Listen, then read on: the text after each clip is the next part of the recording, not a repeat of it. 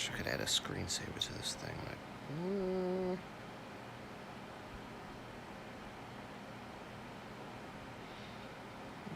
Text for chat.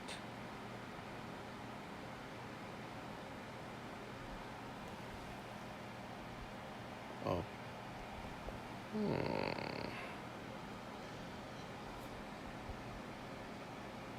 I'm a little late.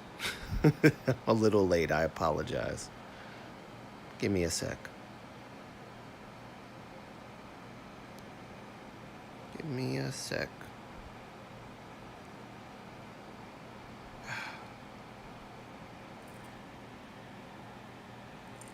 This week has been tough. Tough. Shoot, this past week has been tough.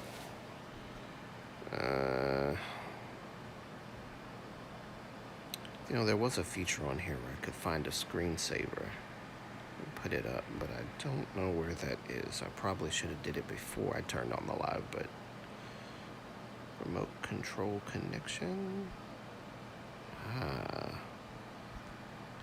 Remote control connection. Connect your mobile phone and use it as a remote control. Huh? For what? Interesting.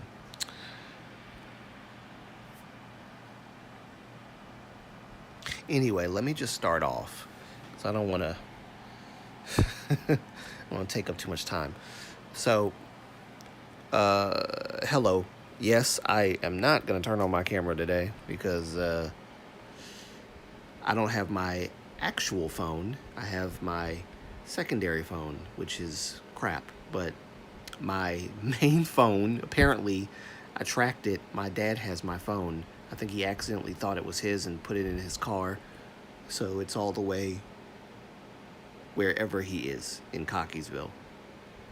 So I will be using this phone. Yeah, I'm a little late because I was looking for the phone the whole time. Amanda, hello, welcome. So yeah, I'm very late. I had a whole thing as to what I was going to talk about today, and I kind of feel like I forgot what I was supposed to be talking about. This past week, honestly, has been one of the worst. I got a cold because my dad gave it to me and my mom. We both got sick. And then come to find out that my cold was actually the flu, or maybe mutated into the flu. So I was dealing with that. It was rough. It was rough. But I'm feeling a little bit better now. I don't have an appetite still.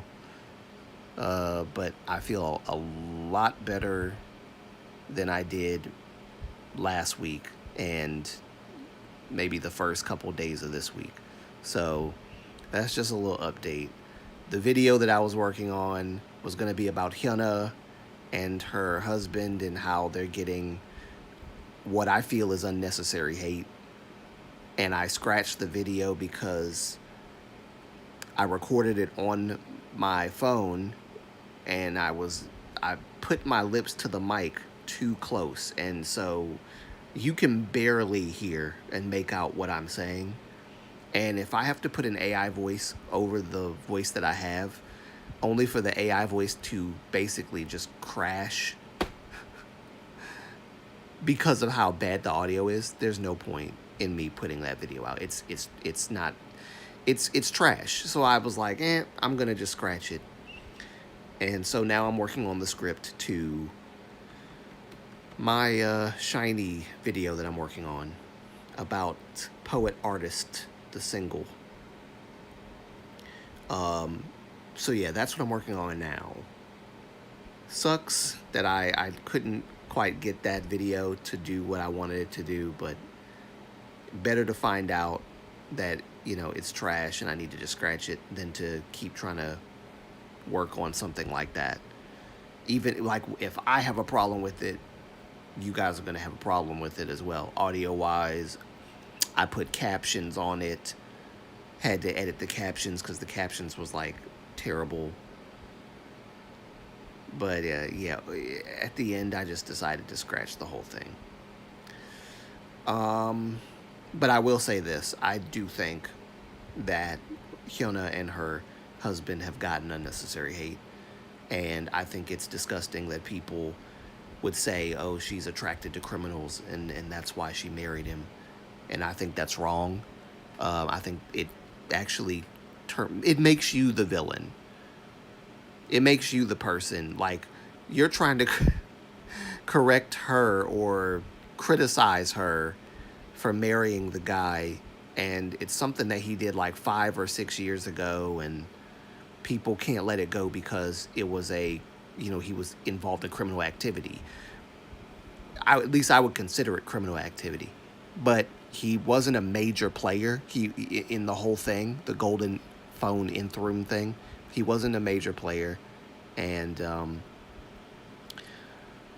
so I just think that people, yes, he did a wrong thing. Okay, I'm not minimizing what he did. He did a wrong thing, but the criticism, like, unless he's showing the same behavior that he showed 5 or 6 years ago,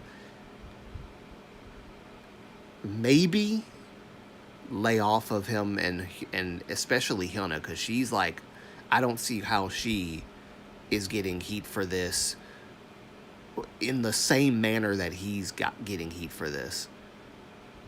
I just don't see, like, I just, yeah, it's a bit off. It's sick, honestly, when people say stuff like that. Jongtae, hello, welcome. Hey, good morning here in Canada. Hope everyone is doing well. Yes, I'm doing much better than I was last week. I'll tell you that. Actually, it's noon here. It's afternoon in the USA as well. For me, at least, yes, it's definitely the afternoon here. 12 o'clock or 12:40 p.m. I meant to start at 12 on the dot. That didn't happen because I was looking for my phone, and I'm using the phone that I didn't really want to use, but I'm using it. Let me turn this fan down just a little bit. There we go. So you guys could hear me a little bit clearer now. That fan is very loud.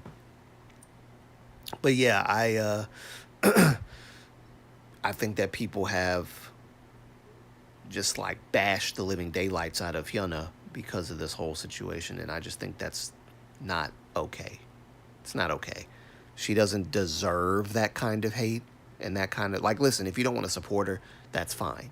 I'm not telling you that you have to support her or that you should support her. That's your choice. I'm not going to, impose that on anybody.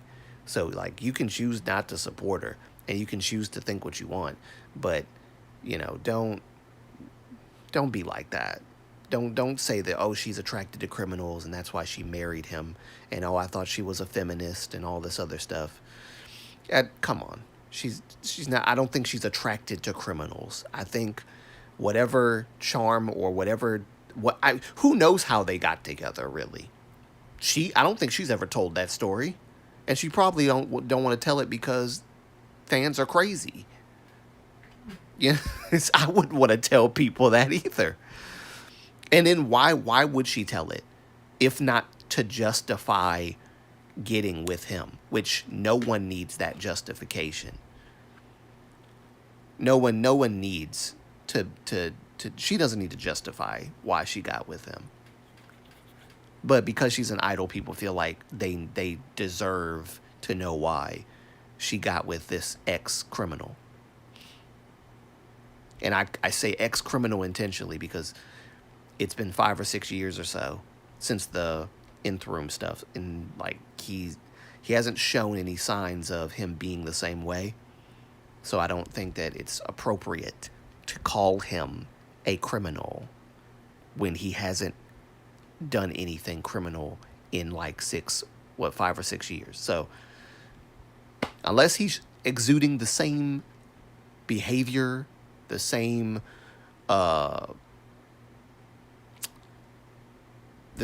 characteristics that he had 5 or 6 years ago in the nth rooms situation, unless he's exuding that same behavior, I think it is wrong to pass that kind of criticism on to him. It's actually not really criticism.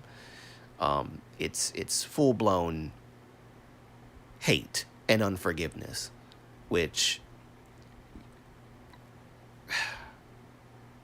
I again, like I said, I was gonna make a video about this. I'm still planning on making one, just not right now because literally just messed up the whole freaking video. Actually, I have the video still. I didn't delete it. I uploaded the audio, and I'm going to take some notes on what I said so that I can record my actual voice. Plus, this video was recorded, by the way, before I got sick. So I was very, very much okay when I recorded it. The day after that is when I got all sick and messed up. Rain says, you heard about the Karina situation. Thoughts?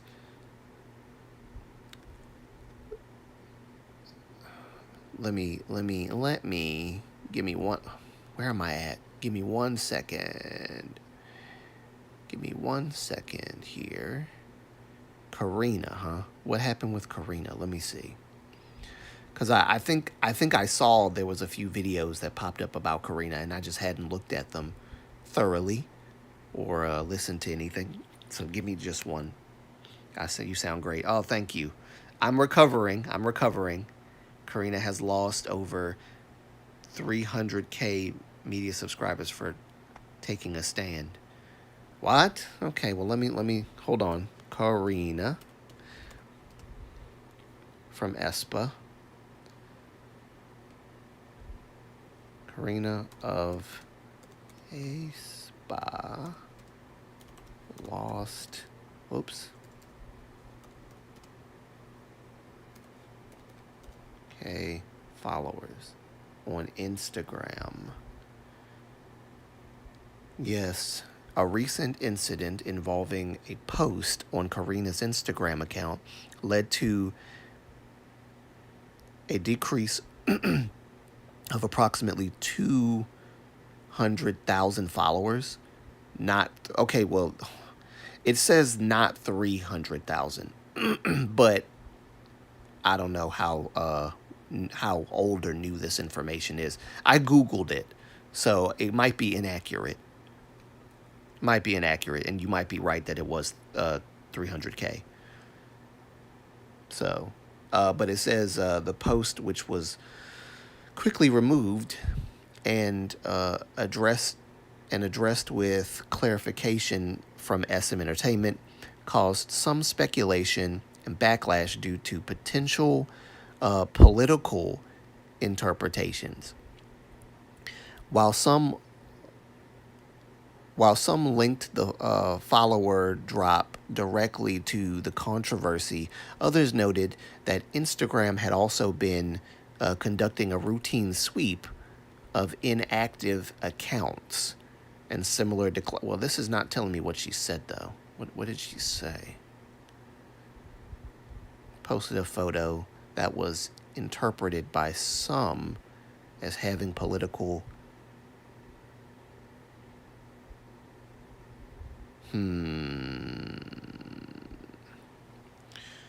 She wrote, oh, sorry. I got into a heated debate on Classy Korea with some. Excuse me. The cough is still here, by the way. I apologize if the cough is bad. But Jungtae said, I got into a heated debate on Classy Korea with some commenters, sorry, can't read, that told international fans to shut up and not to voice opinions about South Korea.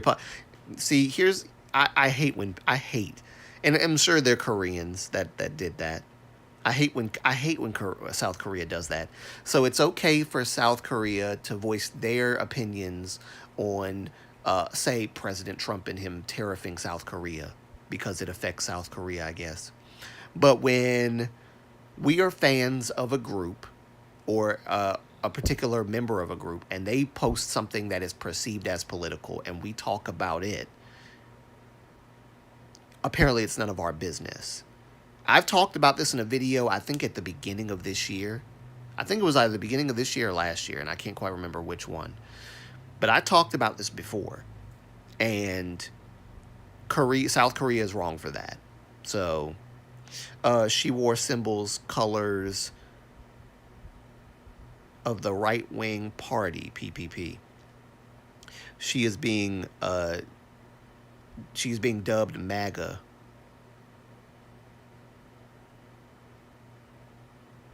Eh, that's MAGA arena, huh?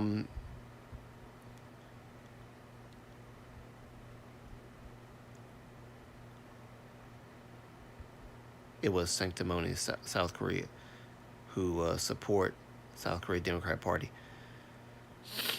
See, and I don't know enough about Korean politics to know if the Democratic Party is the same as the Democratic Party in the West or in America specifically, or and if the Republican Party is the same as the Republican Party in America. I'm not sure.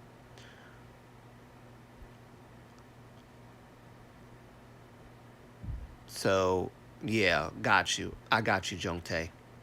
So they're a part of the people you were debating with are like South Korean Democrats, basically.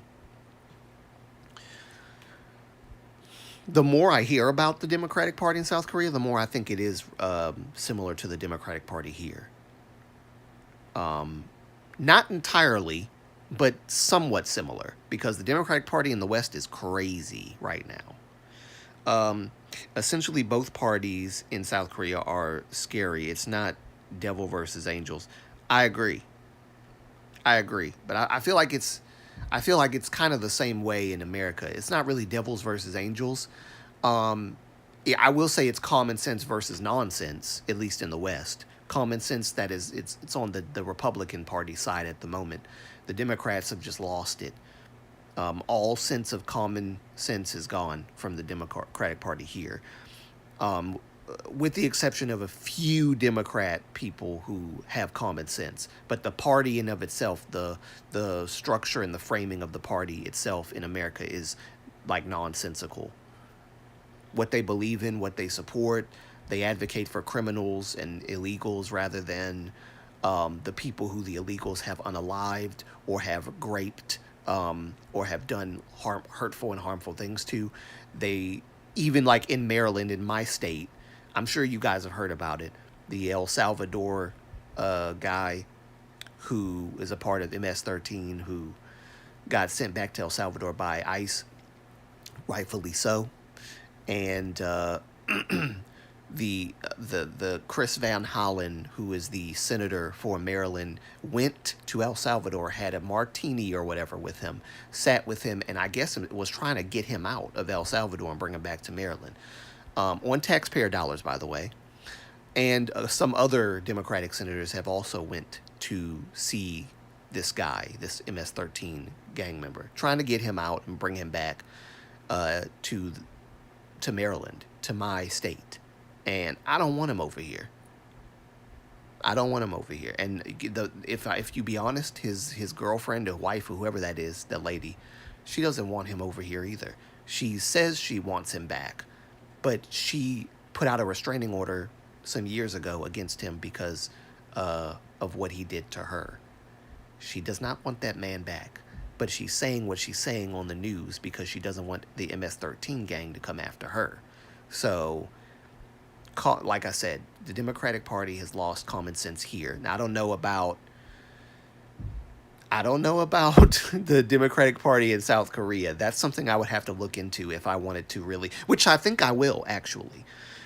I think I will, because I've heard a lot of people say, oh, keep your mouth off of the politics here in South Korea, especially if you're a foreigner or whatever the case. When people tell me not to look at something and try to give like lame excuses as to why I shouldn't look into it, makes me want to look into it even more. It doesn't deter me. It draws me and lures me in. That's the kind of person I am. Don't touch the red button. Well, now I want to touch the red button. I want to press the red button and see what it does. So I'm going to press the red button. And whatever happens, happens. But I'm going to look at the Democratic Party in South Korea, and I'm gonna see what it is that's so dangerous about speaking about. And honestly, it's funny because I don't think that the Republican Party of South Korea acts that way. I think the Democratic Party of South Korea are the ones that are the one saying, "Hey, don't talk about politics in South Korea. Like, shut up about politics. I don't want to hear about politics." None of I've not seen. I'm not saying this hasn't happened. I've not seen Republicans in South Korea say things like that. I've only seen this from the Democratic side. So maybe there's some skeletons there that I want to dig up and see. Perhaps. And I'm not doing this to be a drama person. It's raining again. I'm not doing this to be a drama person. I don't give a crap about drama. I hate drama.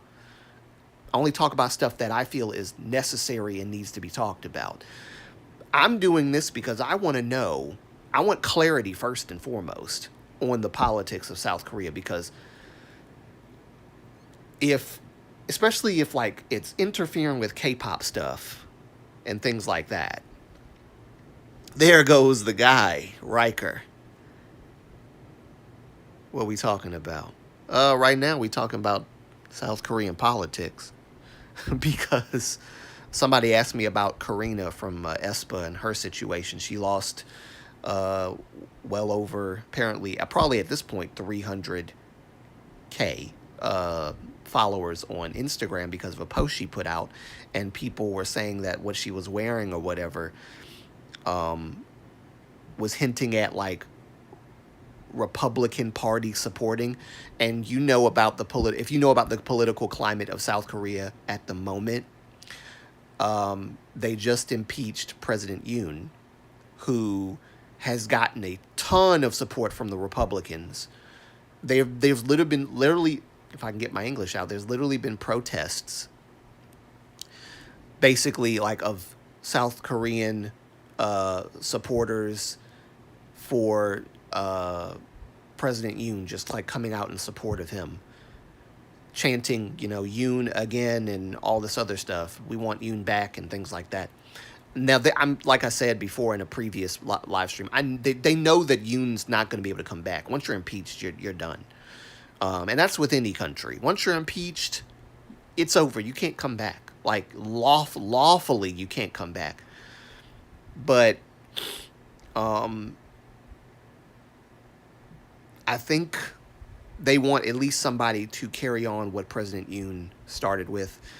They're worried about, more so, not so much President Yoon being impeached, but who might come after him, especially someone who's of the Democratic Party, because they're worried that relations with Japan and Korea and America and Korea will sour. And what will happen in its place, or what will spring up in its place, is better relations with China and North Korea. Because there's a particular Democratic Party member who everybody's been saying might actually become the president of South Korea. And this particular person has expressed their desire to reach out to North Korea and to strengthen relations with China. And I don't think they like America, and I don't think they like Japan too much. So you'll see protesters, and they're probably still doing it, I don't know. You'll see protesters in South Korea holding up flags, Japan flag, American flags, and South Korea flags. Basically saying that we should not break ties with our two ally countries, because yes, America is an ally, a great ally to South Korea. We've been, and regardless of the tariffs, which the tariffs are good and bad at the same time. Like, they're good for America in the long term, but in the short term right now, they're not doing so hot right now, which he talked about. But anyway, I don't want to get too deep into the weeds about the tariffs. But the point is that regardless of that, America and Japan have been strong allies of South Korea for a time, a long time. And the Republican Party are worried about what the Democratic Party is going to do. All of this ties into, I'm sure, what Karina is dealing with now. So, you know, there's that too. Oh, yes, the Karina controversy. The people are pretending that the liberal leader is an angel when he's not. Yes, exactly. The liberal leader is not an angel. Everybody wants this guy in power. Not everybody. There's a group of Korea, a section of Korea that wants this guy in power.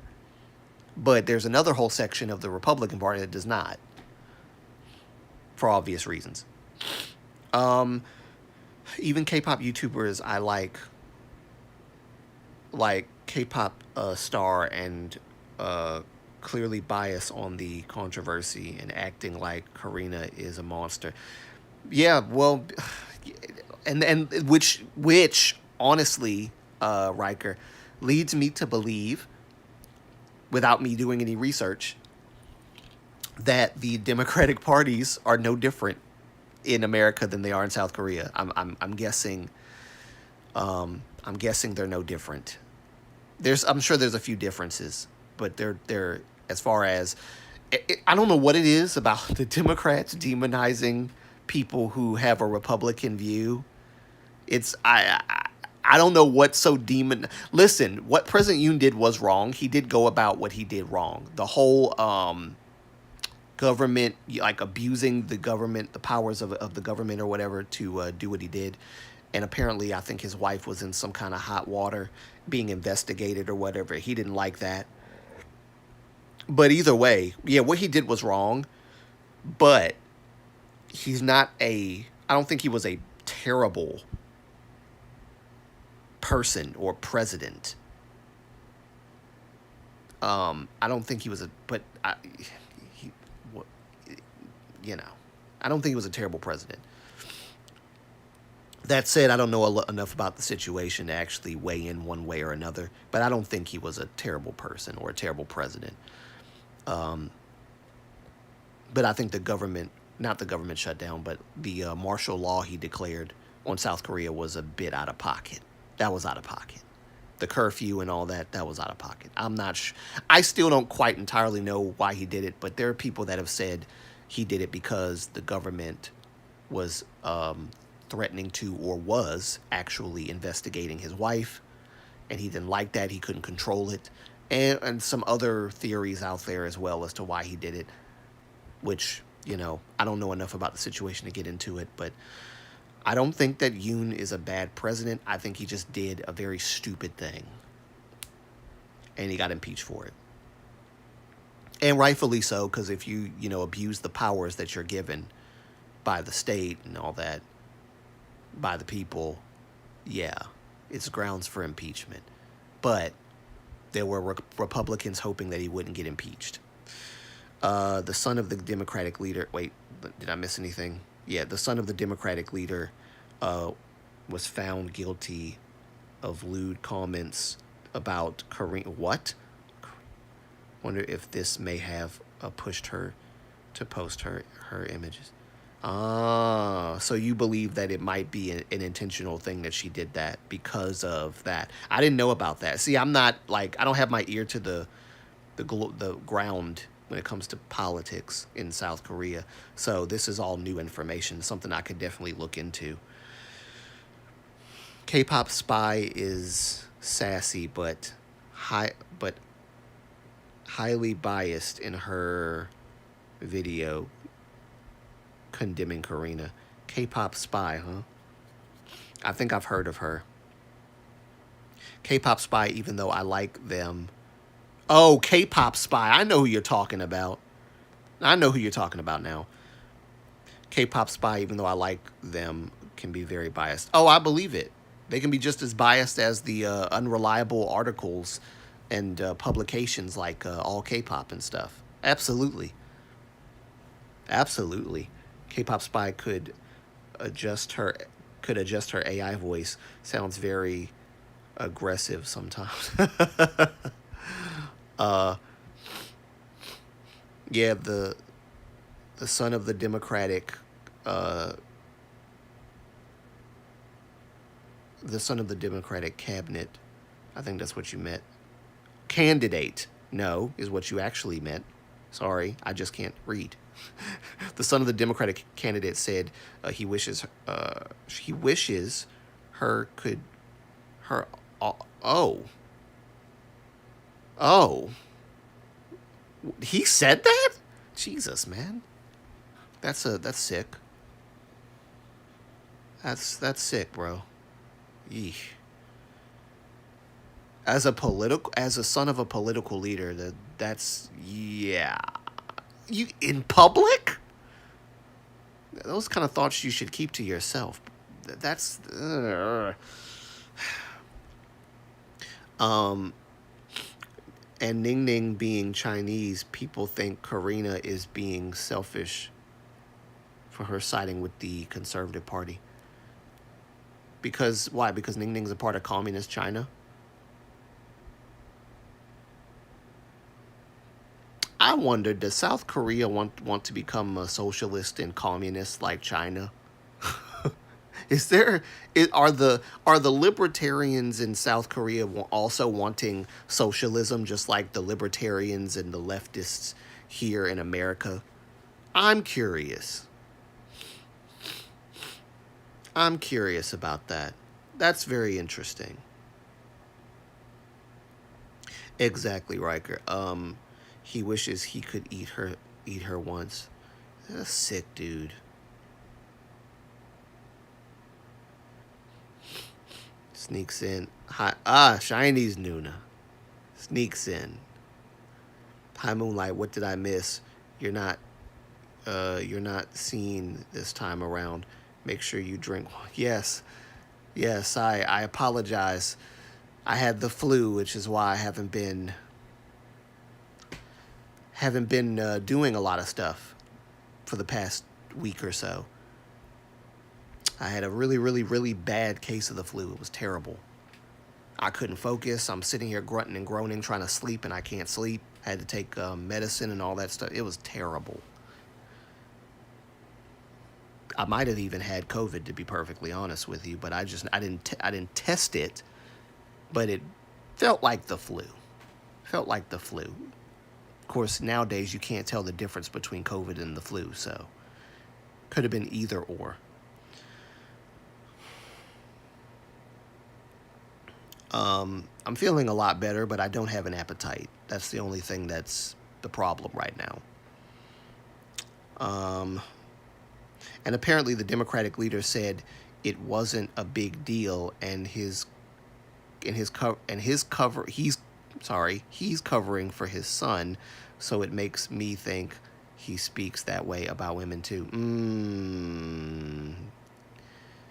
And you know what's funny about that? Aren't the liberals and the Democrats the ones who try to like virtue signal about being misogynistic and saying things like sexual about women and um, sexually, what's the word? Uh, Not exploiting, sexually objectifying women. Like, isn't that the party that always talks about that?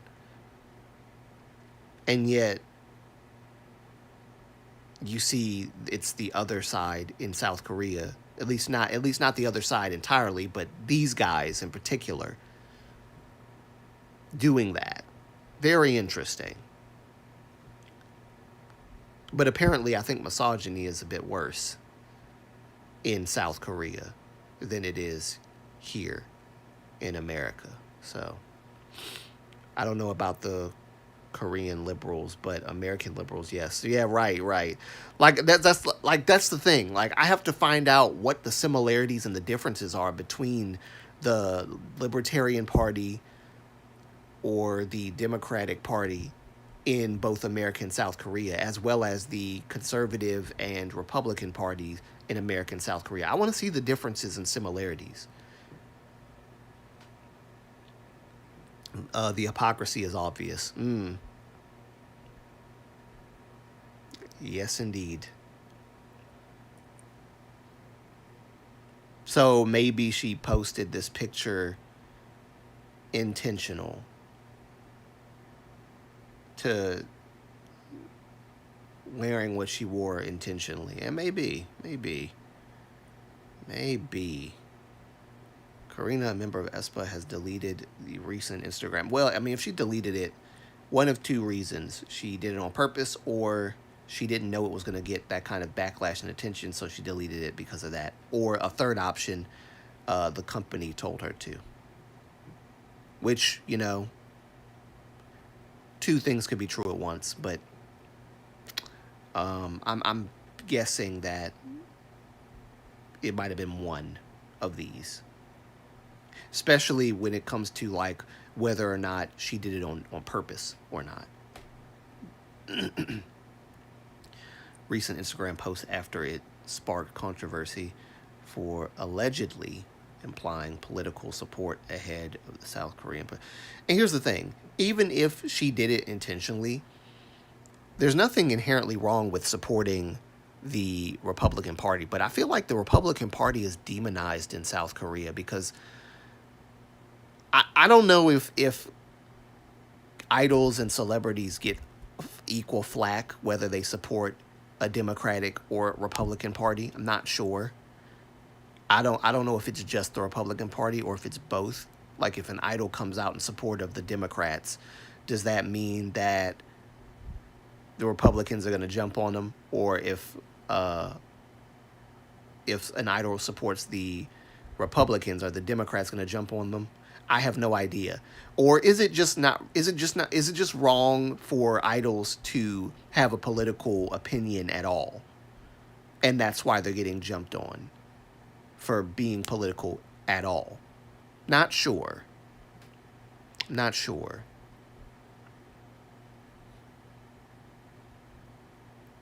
I mean, personally, I think politics should probably stay out of entertainment. But in this sense, she's not really being an entertainer at this point. She's being, at least at the time of this picture and everything, she's being a human being who possibly has a political affiliation, a political preference, which I think is fine. But I feel like more backlash would come to her if she was a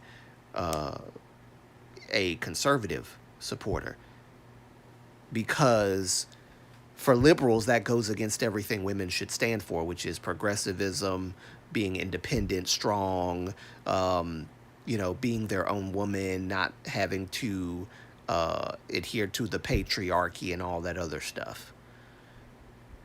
And so I think in South Korea, this is my personal, feeling about this, that I think Republicans, especially women Republicans, get more heat than, especially young women Republicans. They get more heat than if they were liberals in South Korea. But that's my personal opinion. I could be wrong, but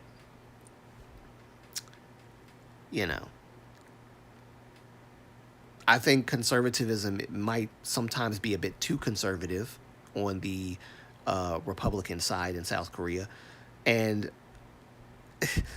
vice versa. I think the liberal side might be a little too extreme when it comes to,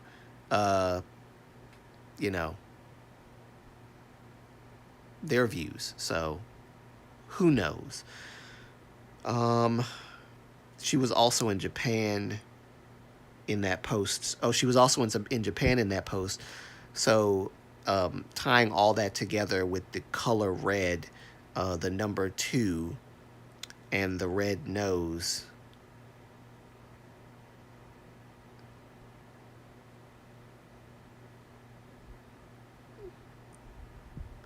MAGA. Why call her MAGA? Why is she MAGA, though?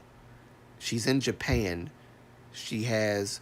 Oh, why? Because two meaning what? Second term? For what? For who? Trump? What does the 2 mean? Is that what it means? Is that what people are reading into it? That it means like second term for Trump? And that's why they're calling her MAGA-Arena? And here's the thing. So what if she is MAGA? You know what? So what if she is MAGA? I'm borderline MAGA myself because I believe in making America great again. I do. So, I mean, I'm not an idol, so I guess it has a different. If I were an idol, if I were a celebrity, even in America, if I were a celebrity, I'd probably be ostracized from Hollywood because I said that I'm a MAGA supporter. So, you know, but I don't think I would have gotten. You know what? No, I can't say that. Then again, maybe I wouldn't have gotten treated as bad. South Korea, I feel like it's a little worse. Well, I'm still not keen on President Yoon, especially President Yoon specifically, rather. But YouTubers acting like everything in the PPP are extreme or dumb. Yeah, see, I would like to see someone who gives like unbiased critiques on both parties so that I can see what party is doing things that are, as they say, dumb or like extreme. I've heard that there's extreme conservatism, but I don't think that's entirely true, considering how many people support President Yoon specifically. I don't think that it's extreme. Um, I think I think things are overblown sometimes. And I've never been to Korea. You know, I've never really talked to Korean friend, my one Korean friend about the politics of South Korea, and I don't think he's keen on talking about it anyway because he probably doesn't care himself, perhaps. But um, from what I gather from watching because I've watched a reporter who is, I think he's Korean anyway. I'm pretty sure he is. He speaks fluent Japanese. He's Korean, and he has been in several of these. What do you say? What do you call them? Protests. He's been in several of these protests, and he's on the side of hashtag Yoon again. He's on the conservative side. He makes that very clear. He chants with them. Funny enough, a lot of Japanese people are also on the Yoon again team, not specifically for President Yoon being brought back, but for the idea of strengthening the relationship between South Korea and Japan.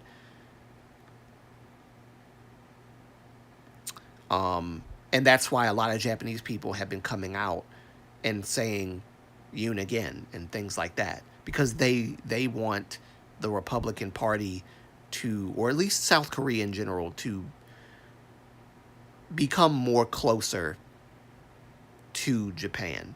And America also apparently is being supported by conservative Korea, sorry.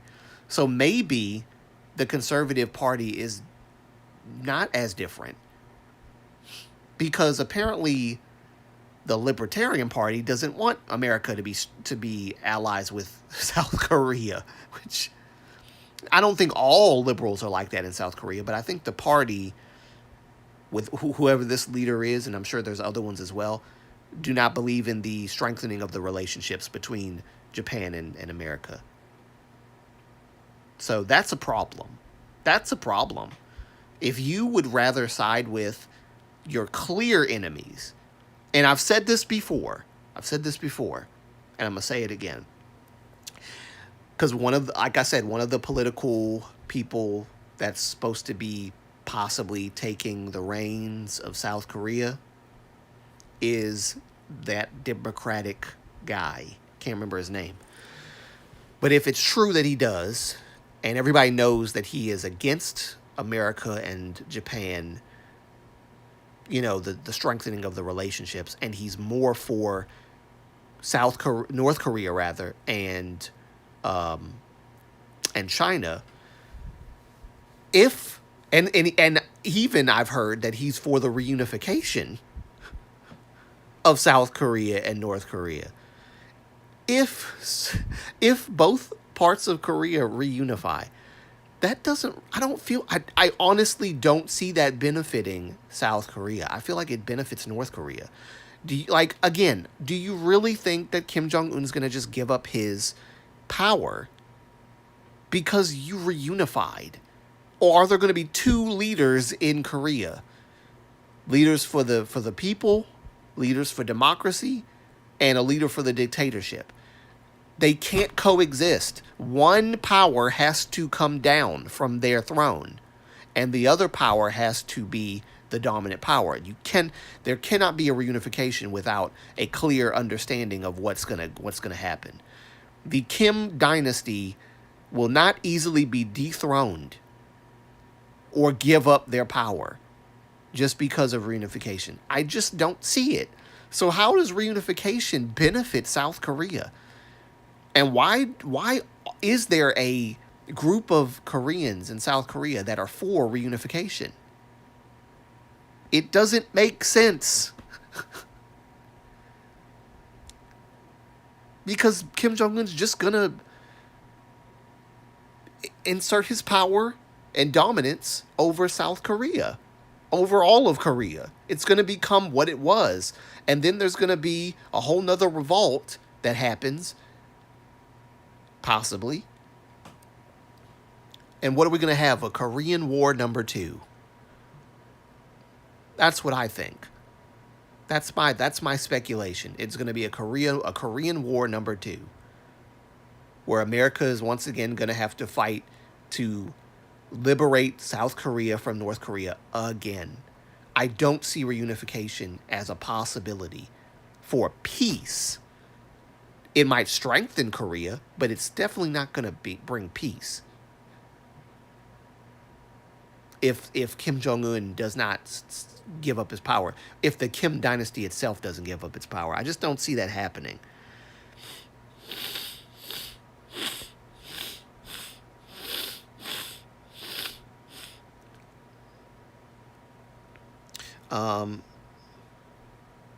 My girlfriend is from South Korea, and she's a liberal.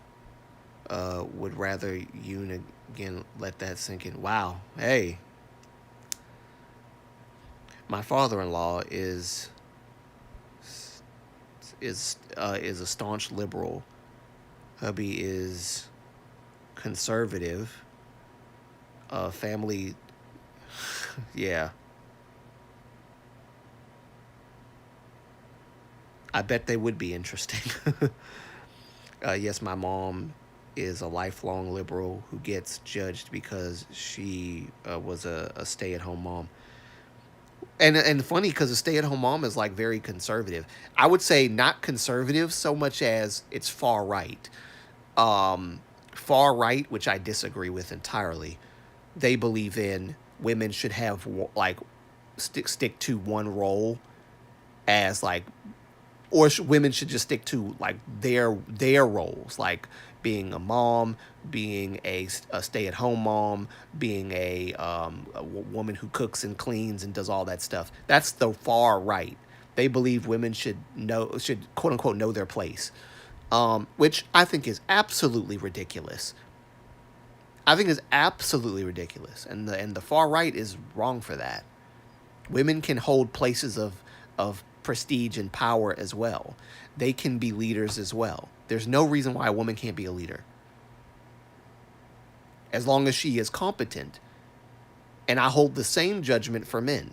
As long as men are competent and they can do the job. I don't care that you're a man. Can you do the job?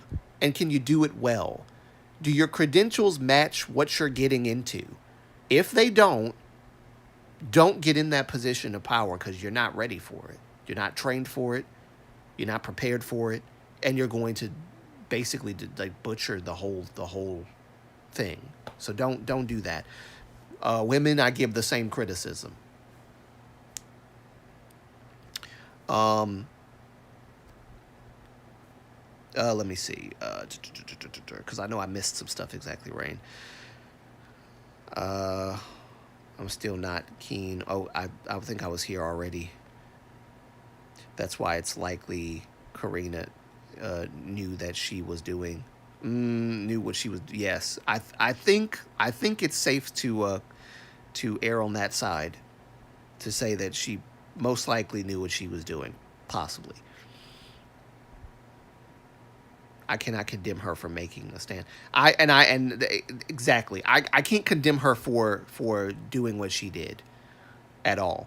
But anybody who would condemn her are very, they believe that there's only one side that is right, and that there can be no other belief system, which is like how some Democrats act and even some Republicans act, that, you know, you can either be Democrat or Republican. You can't choose and pick and choose sides or whatever.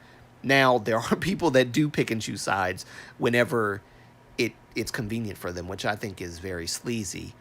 But as far as them, like, people believing that, like, right and right and truth is on one particular side and not the other, I think is wrong. Now, again, like I said, in America, Republican Party seems to actually have more common sense and seem to be more right on on a lot of the issues in America, whereas the Democratic Party is just completely disheveled right now, and they just have TDS because they just don't like the guy, even though he's doing good things. And I will still say that the Democratic Party not standing and clapping for the boy that was fighting the brain, I think it was the brain cancer or something like that, who got celebrated and rewarded for him, like, just not standing up for that, clapping for that, was just evil, in my humble opinion. And it actually shows just how desperate the Democrats are to just not want to celebrate anything that the common people are dealing with. Just because Trump, full stop. That's it. That's the only excuse. Just because Trump. All those 80-something indictments and all that stuff that the basically the weaponization of government was used against Trump, and the raid on Mar-a-Lago and all that other stuff that was done was wrong. Absolutely wrong.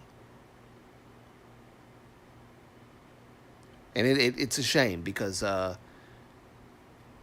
if Trump had did it, people would have had a different outlook on it. But because Biden did it, everybody wants to turn a blind eye to it. Or because it happened under Biden's administration, everybody wants to turn a blind eye to it. But if Trump were to have sent the FBI to raid someone's home because they were a political opponent and he needed to do something to get rid of that political opponent, that would have been seen by everybody on the left, and everybody would have called it out. So I just think that there's hypocrisy there.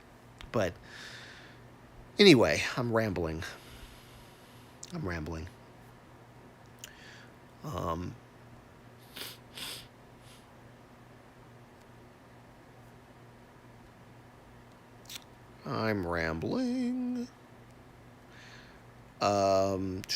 I'm looking at the comments now.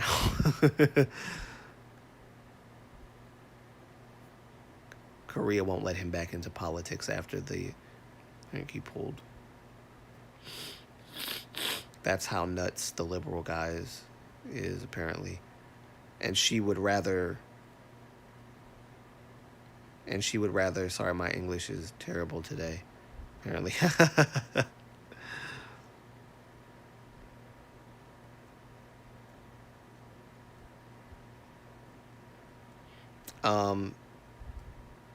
Korea won't. Okay, I think I saw that one. Yeah, I agree, Shiny. LOL. That should just speak to how nuts the liberal guys is. Apparently, I think I read that one too. Yoon's wife controversy did not help either. Yes, I agree. It did not help. which was, like I said, speculation amongst a lot of people is that was one of the reasons why he did the martial law thing, was because he could not control the government looking into and investigating his wife, um, which was a bad idea, President Yoon. Bad idea. I don't know what in the world you were thinking. Most people in high power go mental. They won't give up the high. They won't give up the high it gives them. Yeah, true, true.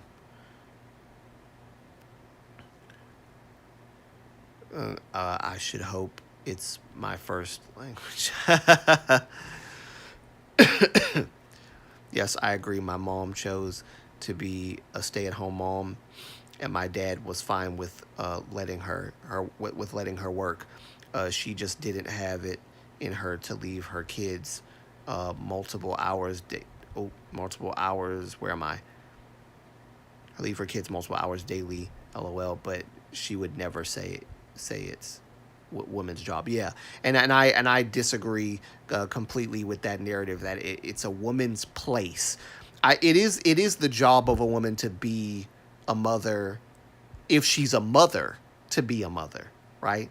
I would never impose motherhood on a woman. I would say that is a beautiful thing to be a mother, because I have an amazing mom myself, and things like that. But I would never impose and say that that's a woman's place and she should become a mother.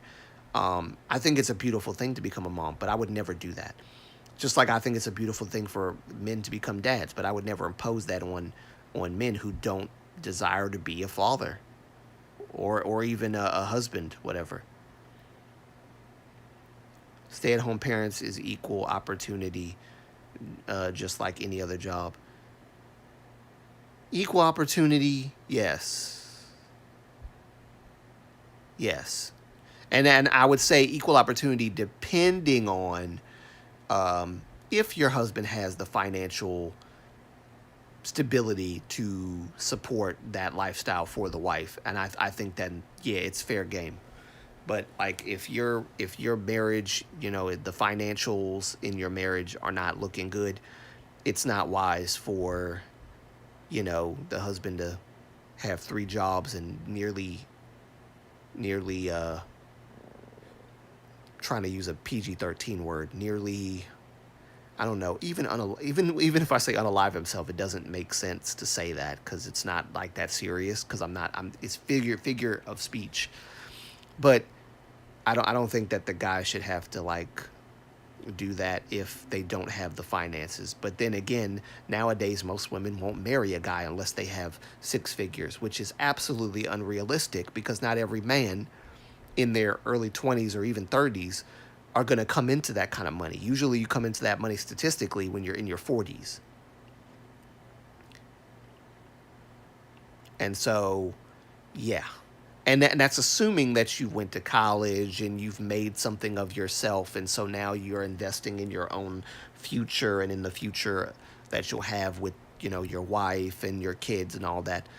It's not always the case for every person. And so women who are trying to look for those criteria, I think it's very unrealistic, but that's a whole nother topic for a whole nother day. Whole nother topic for a whole nother day.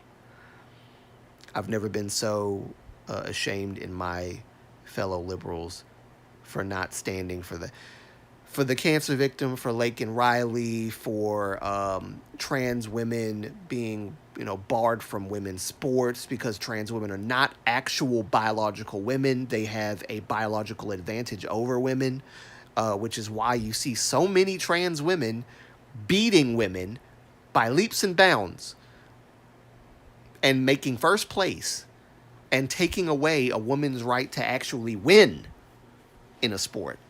And that is also something they did not stand for because they believe in trans women competing in women's sports.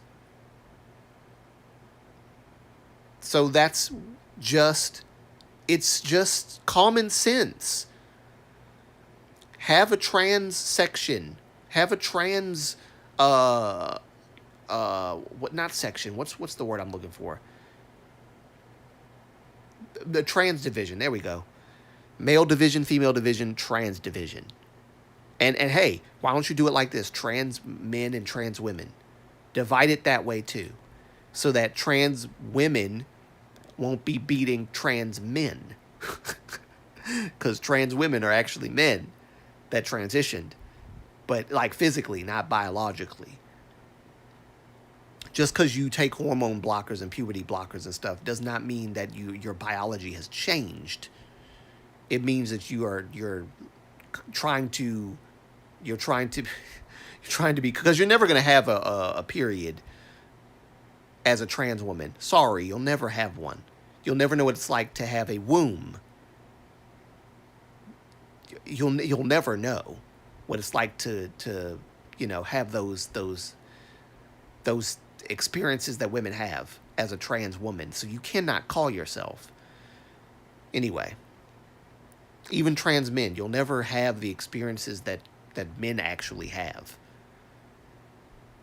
It's just not possible.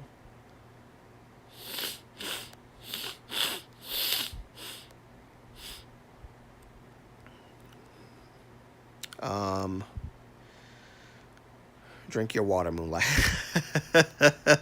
am I doing this too much? Am I tasting myself too much? Do I need to drink my water? I have a software page link for you, Moonlight. I'll send you later on. Okay, cool. Well, your mother is so precious. Oh, thank you. She is precious. My mom is a gift, really.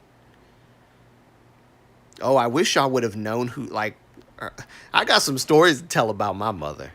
Oh my gosh. She was not the angel that she is now. There was a time, when she first became a mom. It was me and my older brother, and at the time, my sister wasn't born yet. Or at least my mom might have been maybe pregnant with her, which I won't contribute her being pregnant to why she was acting that way. I think she was acting that way because her mother raised her that way. My grandmother raised my mom that way. Old school crazy. Like bat-ish crazy. Here, eat the liver, and if you don't eat it, I'm going to sit right here between the trash can and the steps with a belt. That kind of crazy. She would make us eat liver, even though we expressed many times that that we didn't like it. She didn't care. It was cheap, so she bought it. It was that or Hamburger Helper. We were living on some poor folk. No, not poor. Po folk food. Po folk food. And you eat it or you get beat. Those were the options. Eat it or you get beat. And if you eat a certain amount, then she'll let you throw the rest away. But if you don't eat enough for her liking, she'll make you go back to the table and eat until she's satisfied with the amount of liver that you consumed. That was the life. That was the life. And if she stepped away and you threw it away and she finds out who threw it away, I did it. Okay, meet me upstairs, take your pants down, whooping. That was kind of how it was back then. Woo! Mama, Moonlight, typical Asian tiger mom.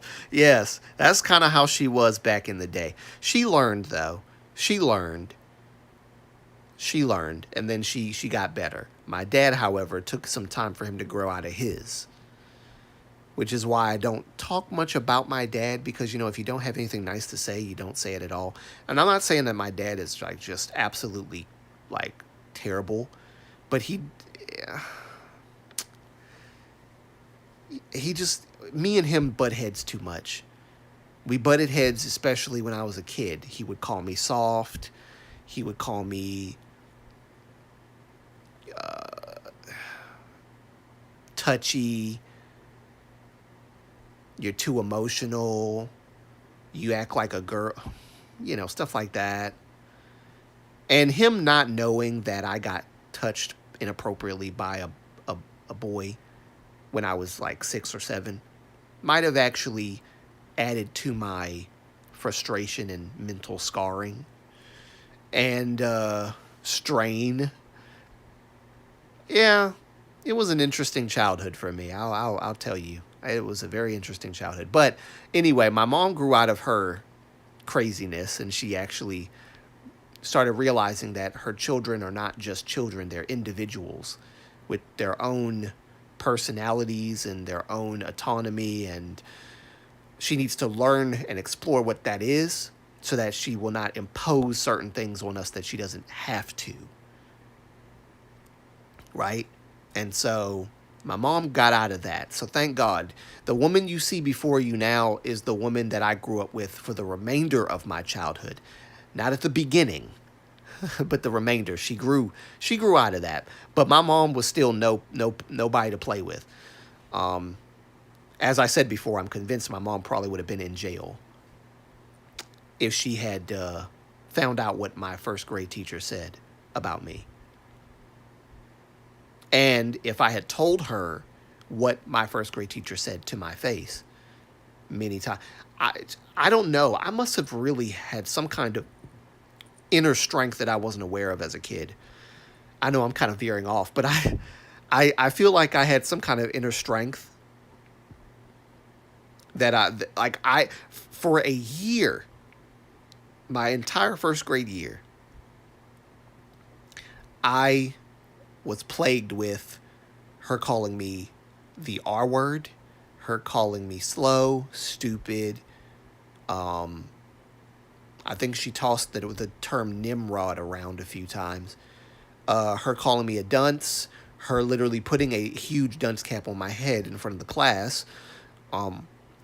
Her telling the class that if anybody needed to go to the bathroom, and back then we called them lavatories. We didn't call them bathrooms. We called them lavatories. This is the 90s, by the way, the late 90s. So she said anybody had to go to the lavatory, raise your hand. I raised my hand. She wouldn't let me go. So I would pee on myself. And then when someone said, "Ooh, like it smells bad over here," like I think Avery peed on himself, she would say, "Well, he should have raised his hand," being like smart aleck. Yeah, I was treated badly, all because I had a hard time reading and comprehending in class. She didn't know what to make of it, so she would just call it the R arted the re-arted word. Um, yeah, not a good time. So if my mom did find out about it, she probably would have had her hands around that woman's throat, and she probably would be in jail for either attempted murder or murder. So I'm glad that she didn't find out, because I know my mother very well. And I'm convinced that my mother would probably have unalived that woman.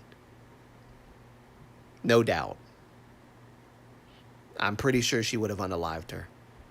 My parents would the same way. The stuff they did would land them in the yes. And you know what I say to that? I say you've got good parents. If they're willing to go to prison to protect their daughter or their child, their son or daughter, then you've got good parents. Although I think I'm glad that's not on the table, because then like you'd have no parents and you'd have to be taken away from them and put in foster care, and that's not something I would want for you. And I think my mom also thought through that, which is why she was like, I thank God that I wasn't there, because she called me re-arted to my father's face, and my father did nothing about it. He probably was stunned out of his mind to even hear a teacher utter such words about his son. But again, my dad had issues with me since I was a kid. And little did I realize that most likely he was projecting. Most likely he was projecting. So a lot of that. Because my dad has childhood trauma too. And the strain on our relationship stemmed, I think, from his childhood trauma he did not get over himself. My dad is he's not the same that he used to be. He's changed a lot, which is great. But there's still certain things that I'm uncertain about with my dad. Um, like, would we still not have Christmases? Because I'm telling you right now, my dad, if it was just my dad and my mom was not in the picture, there would be no Christmases in our house. Probably be no birthdays, um, if it weren't for my uncle. Because my uncle used to take us to Chuck E. Cheese when we were kids. Used to take us to Discovery Zone back when Discovery Zone was a thing. I don't know if you guys remember DZ. DZ, Discovery Zone. Yeah, it was a nice little place. It was like the alternative to Hershey Park if you didn't want to. I mean, not Hershey Park, Chuck E. Cheese. So yeah, that's where we would go sometimes for our birthdays. And there was no pizza like Chuck E. Cheese pizza, I promise you. I don't know. I don't think Chuck E. Cheese pizza is that great anymore. But back in the day, in the 90s, whew, whew. I regret not eating enough of that pizza as a kid. That pizza was freaking good. I mean, so good. The smell of it, like when you walk in Chuck E. Cheese, you smell it. It's so good. The pizza is just to die for. Oh, you'd have to be there, man. You'd have to be there. I wish I could sell it to you. You'd have to be there to understand. But yeah, if it weren't for my uncle, there would be no birthday celebrations. There would be no Christmases. If my mom wasn't in the picture, we would probably just be eating whatever he bought, or we would be not eating for an entire work day until my dad got back. Because my dad's just like that. He'd feed himself before he fed us. But yes, I'm not saying my dad's bad. I don't want to cast a dark shadow on my dad, but he and I have gotten into so many arguments. So many arguments. I've literally said some very harsh things to my dad because I got so frustrated with some of the things he would say to me. I remember telling him that when I grew up and became a father, I don't ever want to be like him. Said that to his face. And I was maybe 13 years old. I don't ever want to be like you. That was hurtful.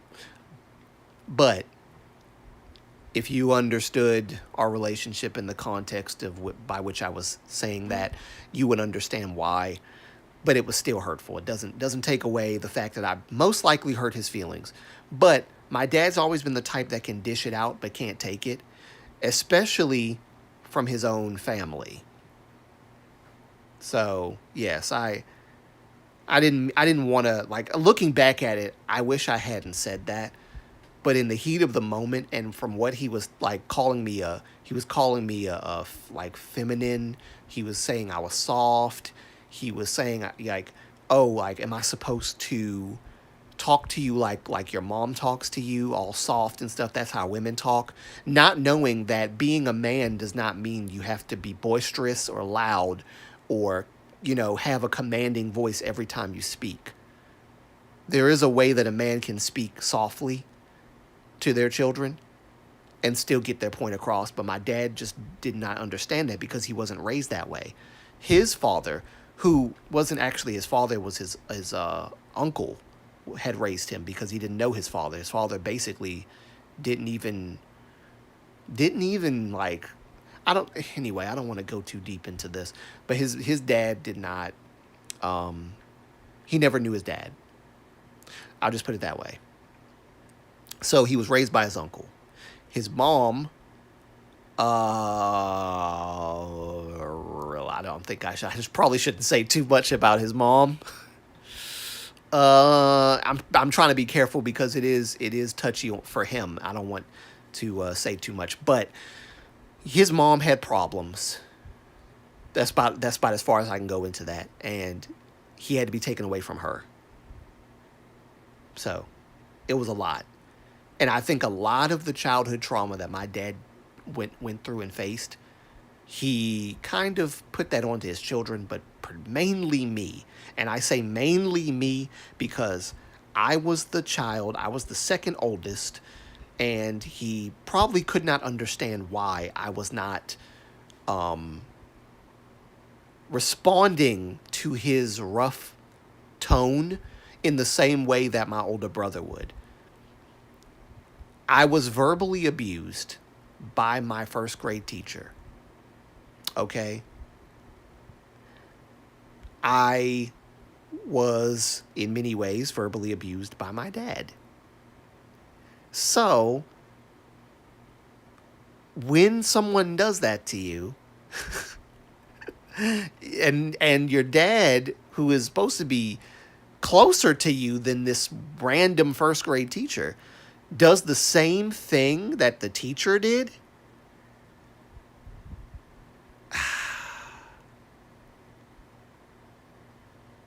yeah. So, no, I didn't respond to it well, and he didn't like it. So he called me soft and all that stuff. I had dealt with a lot of stuff that even to this day I can't tell my dad about, because I don't know how he's going to take it. I don't know how he doesn't process information well. He doesn't take information well. He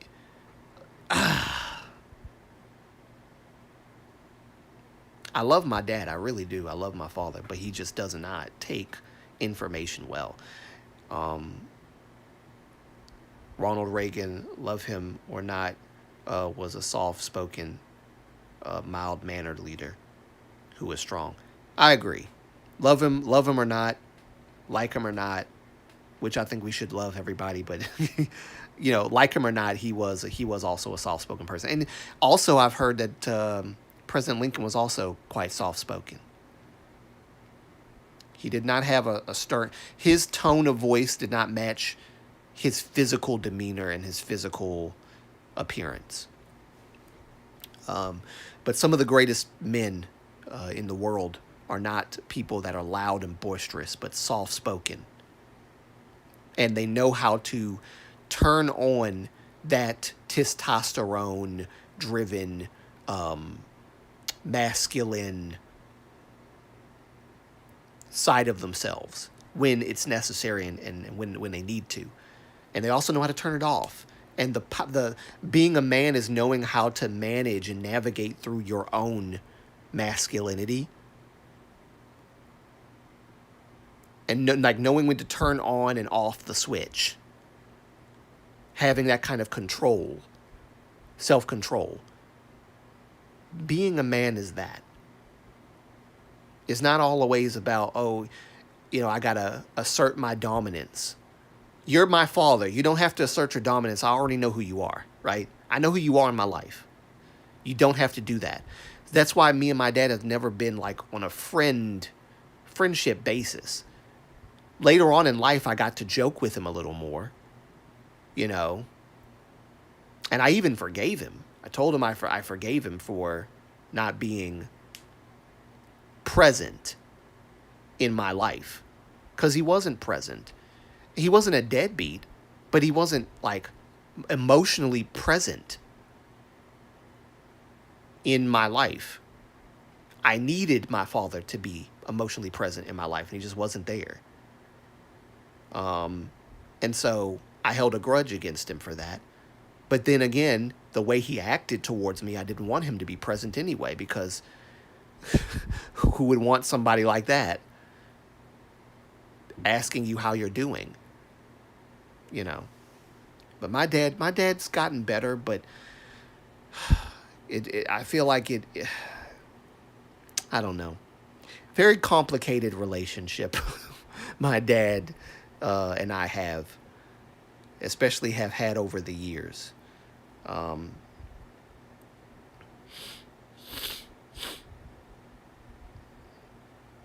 My hubby is an ex minor league hockey, hulky kind of guy. Always has an angry resting face. mild-mannered and soft-spoken, and never loses his temper. That's a good quality to have. She knew never to be around me when there were sharp things around. Oh, I think I missed something. Being the youngest of four, three being the youngest of four, three older sisters, the one above me used to annoy the hell out of me because she wouldn't knock it off. I threw a knife. Oh God, I threw a knife at her that put an end to things. Ooh, I hope it didn't hit her. You're crazy, Chinese Nuna. Even when you were young. Oh my God.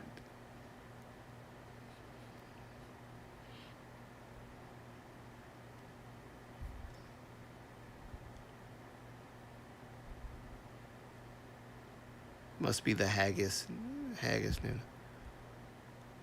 Especially when people hurt others. Be glad you're not Scottish.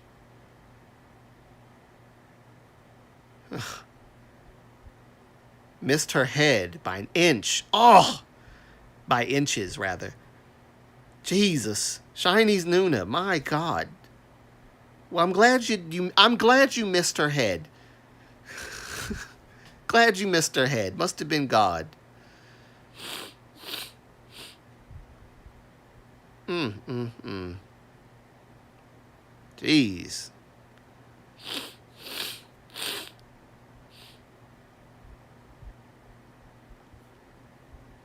Yeah, it was pretty rough for me. Pretty rough for me, Riker. Pretty rough. They told me that only they could let me see. I have a funny story for reference. I'm in a wheelchair, and whenever I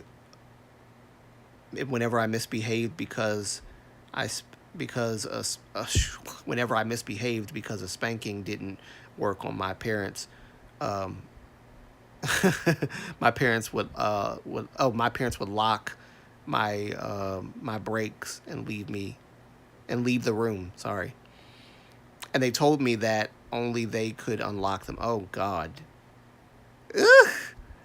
Yeah, that would suck. So like, what happens when they're pissed off at you, and they lock your brakes, and you have to go to the bathroom? Do they just punish you and let you pee yourself?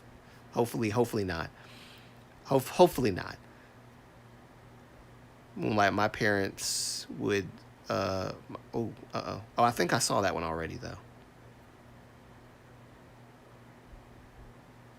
Scottish ninja. Yes, indeed. Scottish ninja. I'm I'm lucky I had a great childhood. Yeah, some people just aren't that fortunate. My childhood was okay, but it wasn't great, and I wouldn't wish anybody inappropriately touching you at 6 or 7 years old. I wouldn't wish that on my worst enemy because it really does mess you up. It really does mess you up.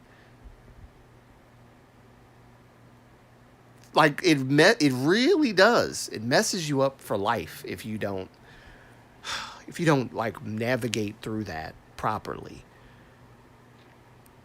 And I had to navigate through it on my own. And funny enough, this is how I know God's real because my mom told me that God told her. I mind you, I did not tell my mom that the boy touched me. She asked me, "Did he touch me?" I said, "No." I lied because I just wanted that thought removed so far out of my mind. But she knew he touched me because she told me God told her I was going to struggle with my sexuality. And I did. I did. I questioned everything. She knew. Not to mention the boy who touched me was gay. And I say boy because he was maybe, I don't know, 15 or 16,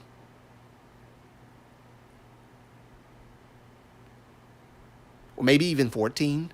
14 or 15. And I say that not being certain of his age because when I started going to high school my freshman year, I saw him. I saw him. So I'm thinking either he flunked, got held back, and was doing, I guess, his junior or senior year all over again. I think it was his senior year. Or, I don't know. Or he's not as old as I thought he was. But either way, I knew that the guy was gay anyway. A lot of people in high school didn't know he was gay, didn't think he was gay. They thought he wore nice clothes. I knew he was gay because I had history with him. And when they asked me how I knew, I did not tell them. Because I don't want people knowing that this dude inappropriately touched me. I don't want that drama coming back.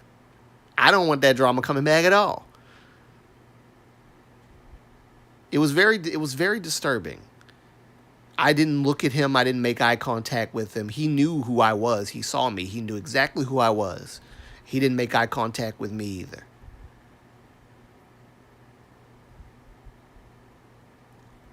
Yeah, my childhood, man, I swear. I pray to God that none of my children have to experience that.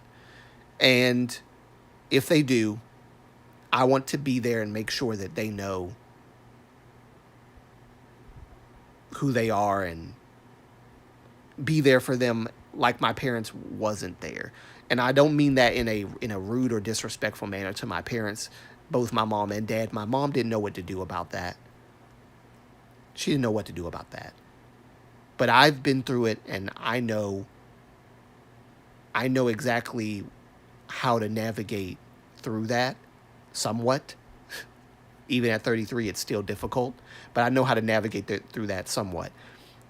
With my kids, I would hope to help them along too and help them navigate through that too. I never misbehaved that bad. No way would I put me in timeout.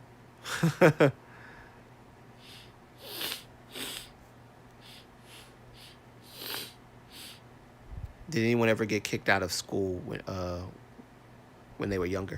Nope, I never got kicked out of school. I was a goody two shoes. That would never happen. I did not like. I liked my reputation too much to be for it to be sullied because I did something. I've been in ISS before. I've been in trouble before. Never liked it. Didn't feel good. But I've never been kicked out of school. Thank God.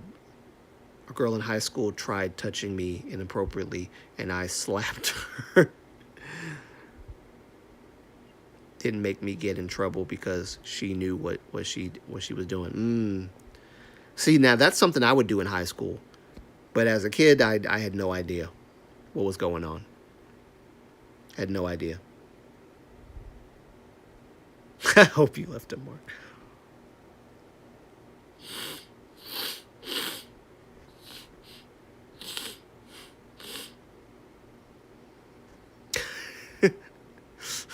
I hope you left a mark, guy.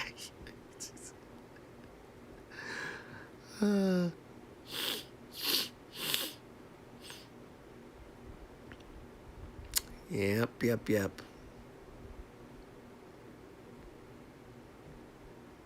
Yeah, I really wish I remembered what I really was supposed to be talking about in this live stream, but I can't remember it. So maybe it'll come back to me and I'll revisit the topic again in another live stream because it was very important. It was K-pop related. But this is much more interesting because I don't talk about my struggles as a child growing up much. I don't do that. I don't normally do that. Even some of my friends who live in Alabama, I've never told them about being inappropriately touched. Pretty sure I never told them that. And probably because I was afraid they would think differently of me. Like, what if he's, because that can happen. unfortunately, but that can happen. Plus, we were all immature, young people back then, so that definitely could happen.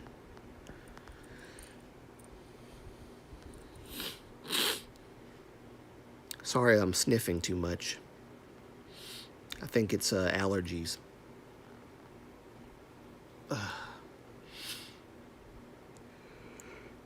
Speaking of K-pop, Taemin got pissed off during their last concert with staff. Really?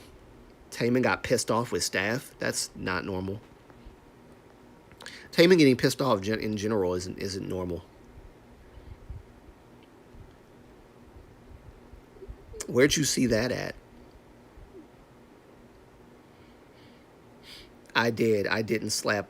I didn't slap women until they put their hands on me. Ah, yeah. And here's the thing, because you people like, oh, you're not a real man if you slap a woman. If women, here's the, I, because I was raised, you're not supposed to hit a woman. Here's the thing. It's one of those f around and find out kind of issues. You don't.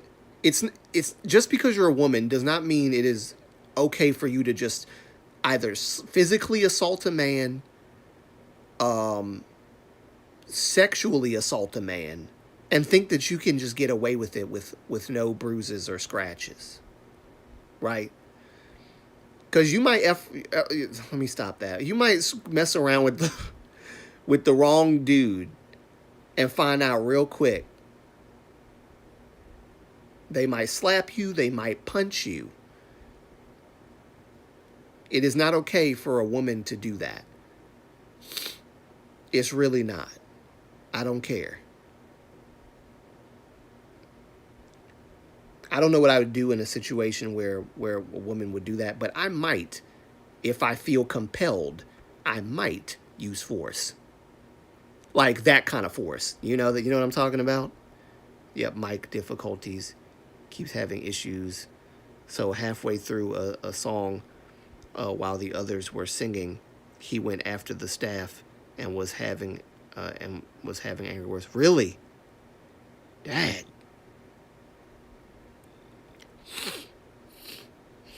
But it's a narrative that's been, going around that, if you're a real man, you're not gonna put your hands on a woman. Yeah, true. True, you're not just gonna put your hands on a woman when they didn't do nothing to you. But if you keep hitting me, if you keep smacking me, take it like a man. No, no, no, no. If you keep hitting me and smacking me and doing all this stuff, don't be surprised. You hit me. Well, yeah, you've been hitting me this whole time. And I'm not even the type of person to do that. But if I groped you and grabbed your butt or whatever, did something inappropriate to you, you would have every right to smack me in my face or hit me in my nuts. You would have every right. No one would fault you for it. But if you do the same thing to me, I'm just supposed to just, what, roll over and take it? Because you're a woman? No, no, no, no, no, no, no, no, no. F around and find out. That's what that is.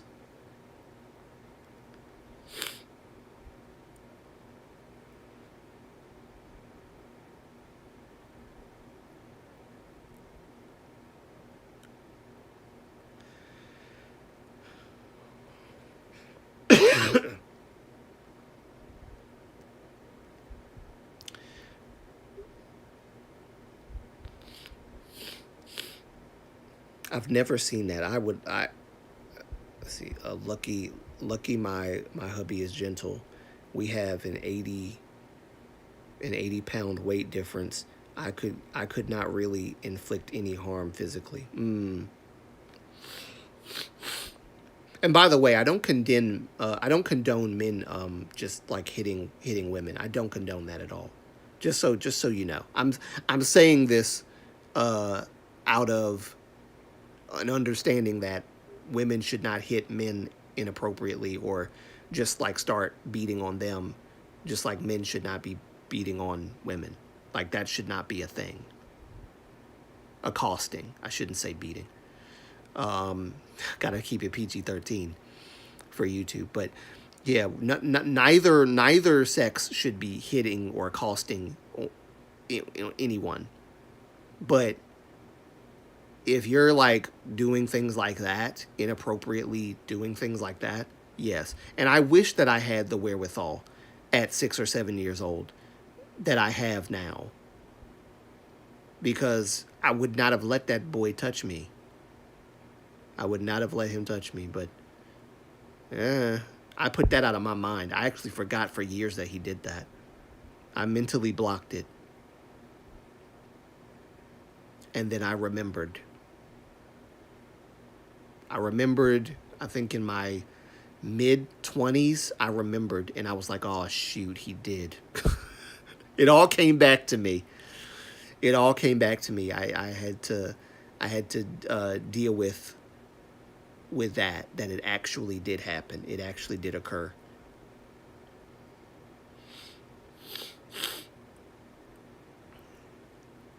Oh, I had that once. And the only reason the guy never ended on his uh, was because I was holding things at the time. He ended up fired for it. Mm-hmm.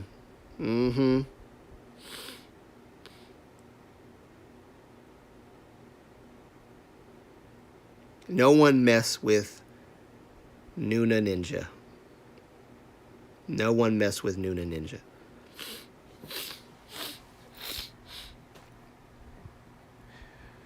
To be honest, I think this live stream was probably going to be about the Hyuna thing.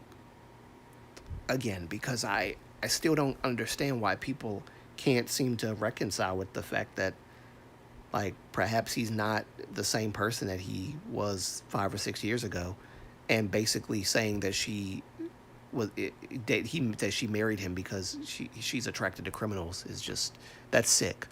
But I can't quite remember if that was actually the real reason why I was gonna make a live stream today. I have no idea. No idea. Yeah, some people don't understand that sick goes both ways. All right, like one person that you're calling out for being sick, I get it, but like after 5 or 6 years and they haven't really exuded any kind of behavior that would allude to them still being the same person, and you're still calling him a criminal, and then you're saying that Hyuna is like attracted to criminals and people like him. That's sick. That's sick. It's sick what he did, but it's also equally sick to call Hyuna attracted to criminals and using that narrative as a justification to hate her. Which, I'm sorry, but nowhere in existence is hatred justified. Even, and I would say this, even well, this might be a little too far for some people. But like, no, I'm not going to say that. I'll save that for another time. I sent you the links, Moonlight. Hope you find them useful. They're in your Instagram inbox. Thank you. Yes, as soon as I get my phone back, I will go to my Instagram and look at them, because my phone magically ended up in my father's car, and I have not had access to my phone all day as a result. My dad has my phone. He probably thought that it was his, and he picked it up and put it in his car and tried to use it and found out that he couldn't access it, only to discover that it's my phone. It's my phone. My phone. So, I'll have to wait for him. By the way, I know it sounds like I'm being very negative about my dad. I just want to clarify something. I love my dad. I do. And he and my relationship, though it has its twists and turns, it has not been that bad as of late. My dad kept dogging on me as to why I didn't get a job after I got fired and all that stuff. And I told him that the reason why I got fired in the first place was because I was calling out a lot due to me having the physical ailments that I have. Maybe he thought I was over exaggerating it. Um, I don't know, but I've told him many times I have two major issues. One of them, which is really major, um, and I'm a handicapped person, essentially. Like I can't do anything when I'm in that kind of pain. So basically, well, this might be a bit TMI, but I've said this before. It's not like you guys don't know this.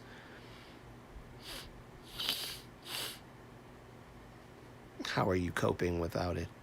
Not well. Not well, Chinese Nuna. Not well. Because I was in panic mode all this morning. All this morning I was in panic mode. I threw over the bed. You want to talk about me breaking things? I almost broke a lot of stuff looking for that phone. Then I wised up and said, hey, why don't I just ask my computer to track my phone? Oh, that was a bright idea. Because my phone and my computer are linked. I can just track the phone. And it tracked it all the way to Cockeysville, Maryland. Nowhere near me. So, and I didn't even know my dad worked today. Today's Saturday. He's supposed to usually be off on Saturdays. So, I'm surprised he's working today.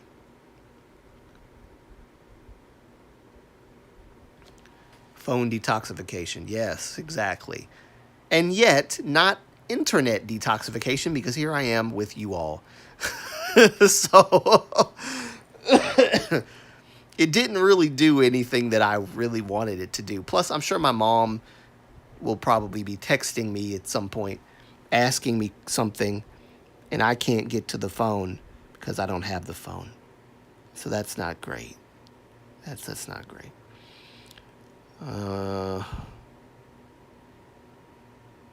That's not great.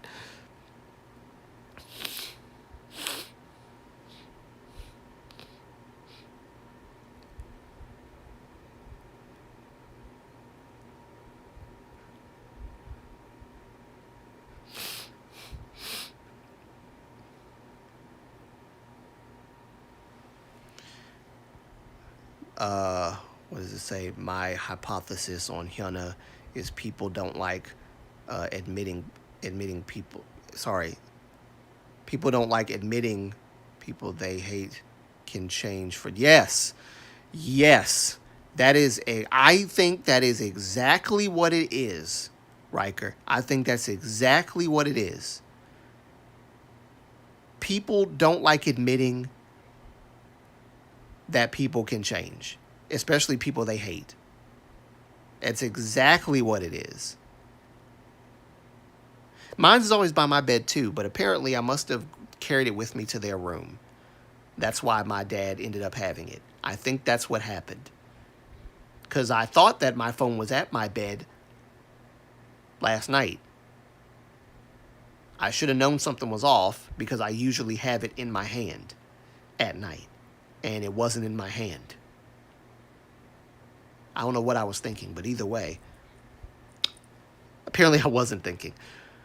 But yeah, I think that's what it is, Riker, definitely, is that people that they hate, they never want to admit that they've changed for the better. They never even want to have that possibility in their mind that the person has changed.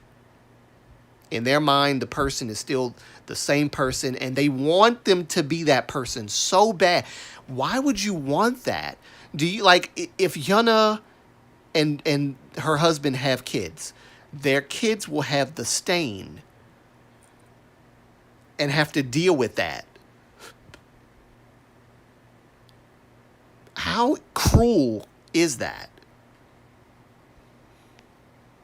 It's a beautiful story of a person who did criminal things, who 5 or 6 years later changed their ways, married the woman of their dreams or whatever in Hyuna, and had kids, and can now be a responsible husband and a father. They don't want that narrative. They don't like it. It doesn't fit their narrative of Once a criminal, always a criminal. They just can't. They can't reconcile with it. That's the thing that bothers me about fandoms, parasocial relationships, and the like. It doesn't give you a chance to actually, and cancel culture, of course, doesn't give you a chance to actually be the person who you are in the present, because the stigma of your past is attached to you. You are not what you did, especially if you're moving past that and being a better person.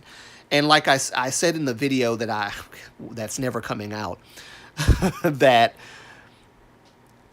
I'm not going to like judge people's judgment of his apology.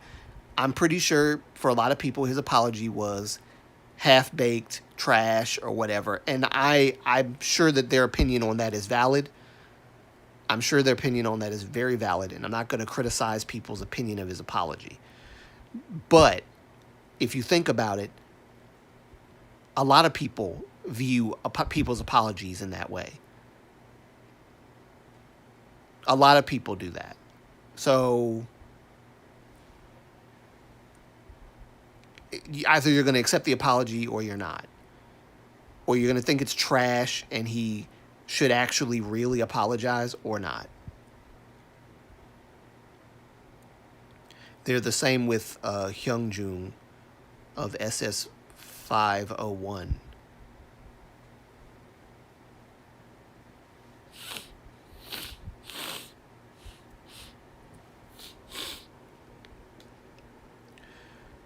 I even it's like Chaeyoung's shirt controversy. People still go to her. People still go to her Instagram and call her. Wow, yeah. That's over the top. That's just like if a Korean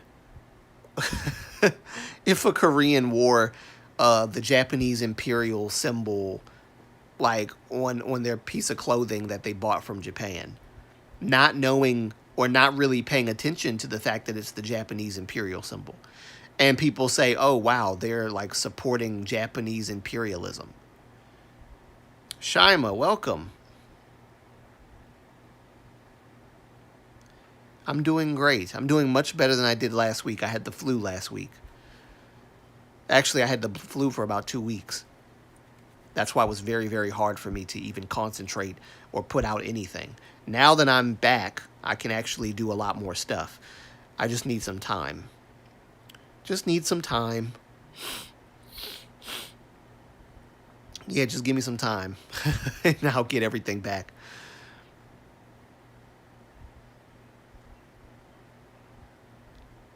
Yes, welcome, Shaima. Good to see you.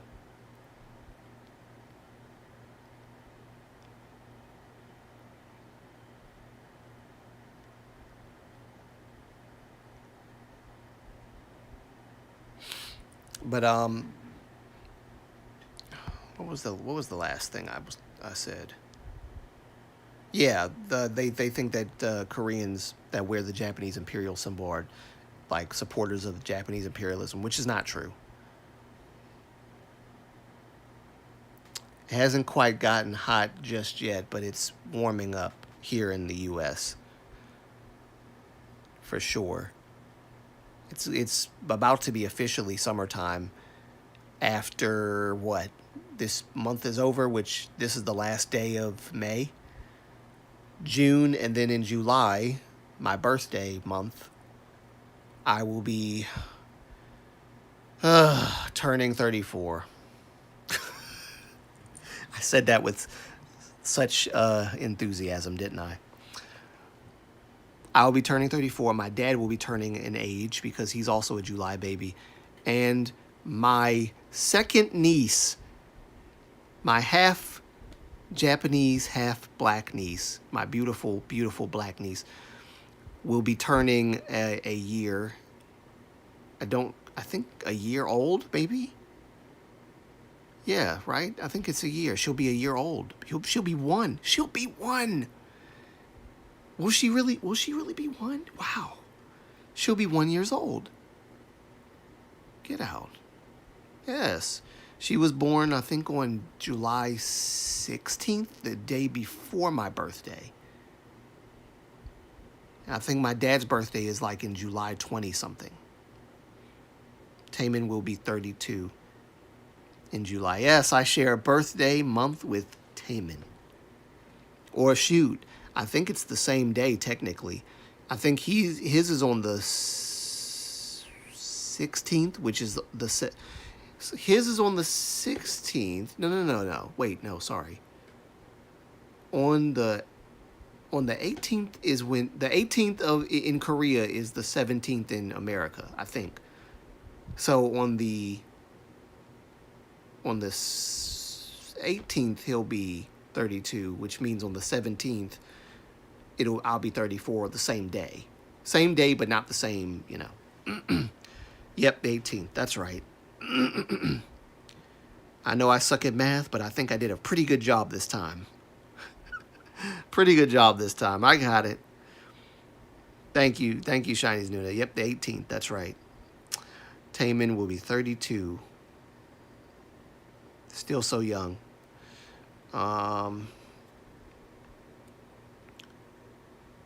Weather in Canada sucks as usual.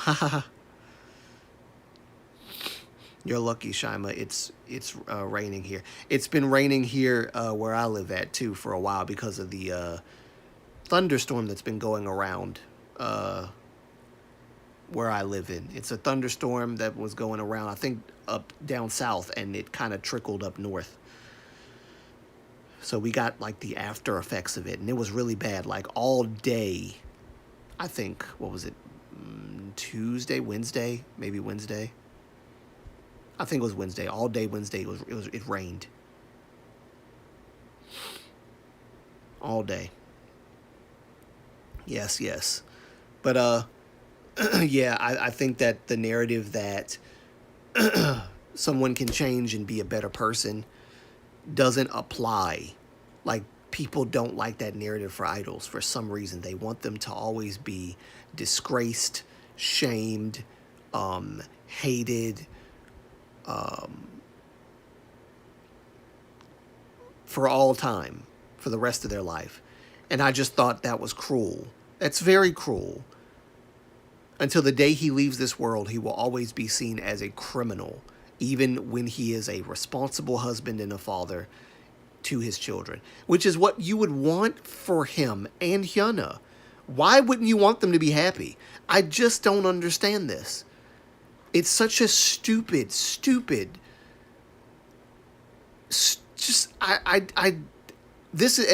is the reason why I made that video. Of course, I'm probably going to, like I said, re-record it again. But it's just so dumb that people feel this way. So dumb. It's evil. All right, now I'll drink my water. I'll drink my water now.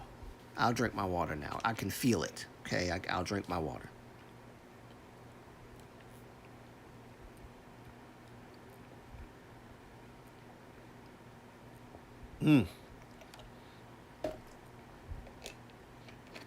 That's some good water. All right. But yeah, I don't even know where I am right now in this conversation. I don't know where I am in this conversation. Let me see if there's anything else interesting that we can talk about, because I'm not prepared. I try to come prepared, but sometimes it just doesn't work out. Anything else that happened? Yes, I am going to make a video, by the way, on the Kiss of Life thing. I am. I'm going to make a video on it.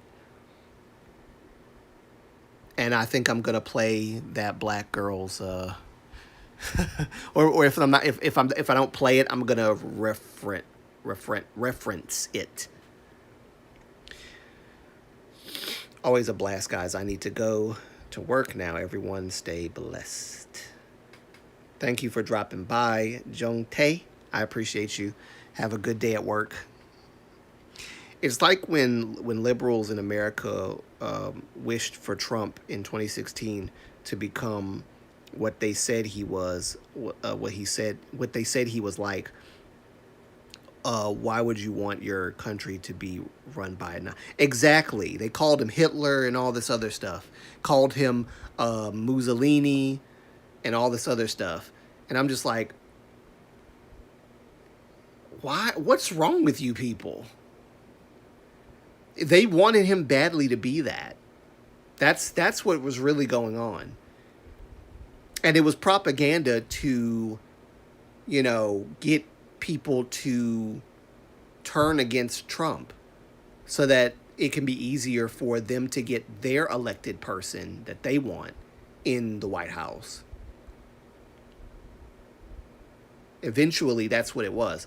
I mean, but even in 2016, they were calling him that, and he was elected president. He was president. So yeah, they brought back all the talking points of 2016 and brought it into 2024, and Trump still won.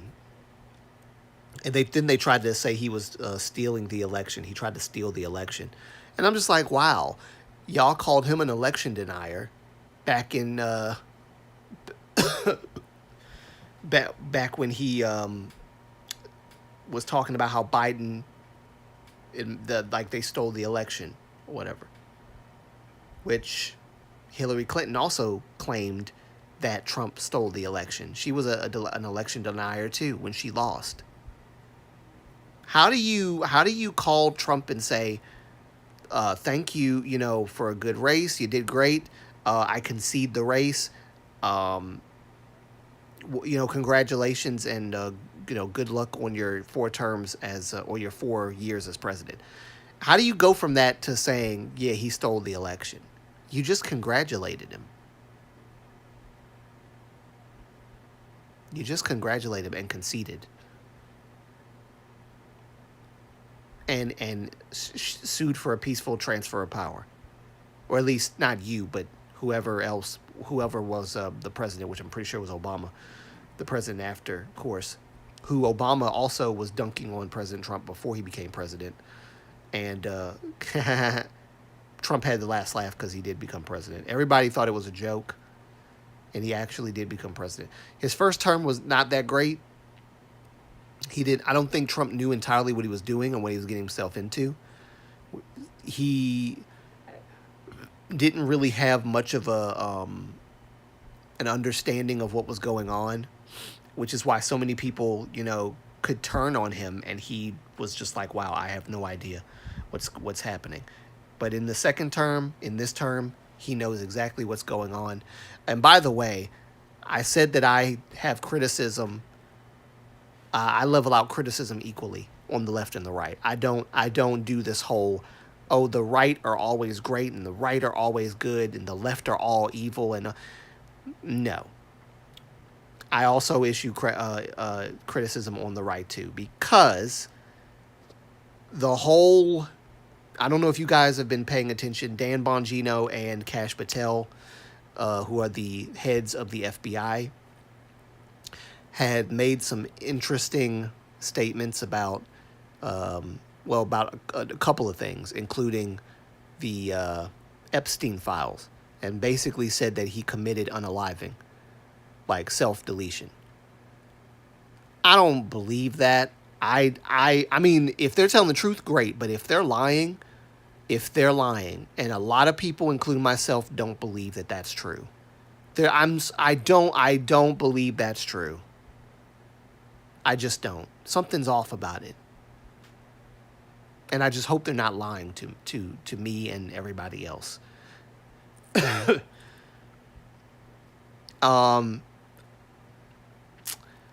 Pam Bondi, she's not really handling her role well, in my opinion. She said that there was some information that was supposed to come out. I can't remember exactly when she said it. She was on like an interview or something, and she said it was, yeah, we've got stuff coming out tomorrow. Now, not literally tomorrow, but she said tomorrow, whatever day she said that, and the next day came by and it did not come out. And then stuff that she said was classified or not classified happens to, be stuff that's never. I don't think that stuff, half the stuff that she said is coming out is coming out. I just don't think she's handling her role well. I don't think she's doing very well in her role. I really don't. So that's just my personal opinion. Some people might actually think that she's doing okay in her role. I don't think that she's doing okay in her role, personally. And I think Cash Patel and Dan Bongino, I like those two guys, but I just feel like they're lying about the whole self-deletion, that Jeffrey Epstein self-deletion. I really do. I really do. Which is a shame if it's true that they are actually lying. And then they're saying that Dan Bongino said on an interview that they're trying to clean up the footage of Jeffrey Epstein and all this stuff. And so it's taking time. How much time does it really take to clean up the footage? How much time does it actually take to clean up footage? It's not like y'all are trying to acquire the footage. You have the footage and have had it apparently for some time. So how is it taking this long to clean up footage? And here's the thing. I like Dan Bongino. From what I've heard of him and how he's, he is a no-nonsense person. I've heard him talk about the FBI and the corruption in the FBI before. I trust that man. And I trust Cash Patel too. What I don't like is when people I trust could possibly be lying about something. Because now my trust in you is shaken. You're lying about, I feel like you're lying about Epstein. I don't know exactly why you would do that. If you just say, I don't know. If you don't know yet, if it's not quite decided yet, you hadn't figured it out, just say that. Don't say, oh, more stuff is coming out, all blah, blah, blah, blah, give us a filibuster, and then produce nothing as a result. And I'm not saying that they don't have their hands full. They have their hands full right now, the FBI. But just don't lie about stuff like the Epstein files. Please, don't do that. Just, if you don't know, say you don't know. I will be okay with that. Don't lie and say, and end up paying Bondi saying, oh yeah, this is coming out tomorrow, and it doesn't come out. And I can't remember exactly, again, I can't remember what it was she said was coming out, but it was very important what she said was coming out. It did not come out the next day. So is there a lack of communication between you and the FBI or whatever was going on? What's happening here? I'm a little confused.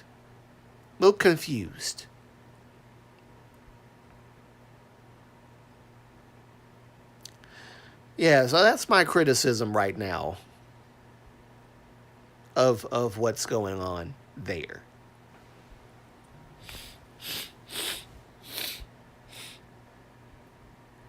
Like y'all gotta get on it. Y'all gotta do better. This is I get it. This is the first, past the first 100 days of the Trump administration, and y'all are still trying to get your bearings in the FBI and all that stuff, but please do a little bit better. Don't make the Federal Bureau of Investigations look this bad. I think it's a minor issue that can be rectified, but there's the issue of lying to the American people, potentially lying to the American people about the Epstein files. That's kind of what gets me a little bit annoyed. And now Trump has ruined the USA, or at least screwed it up.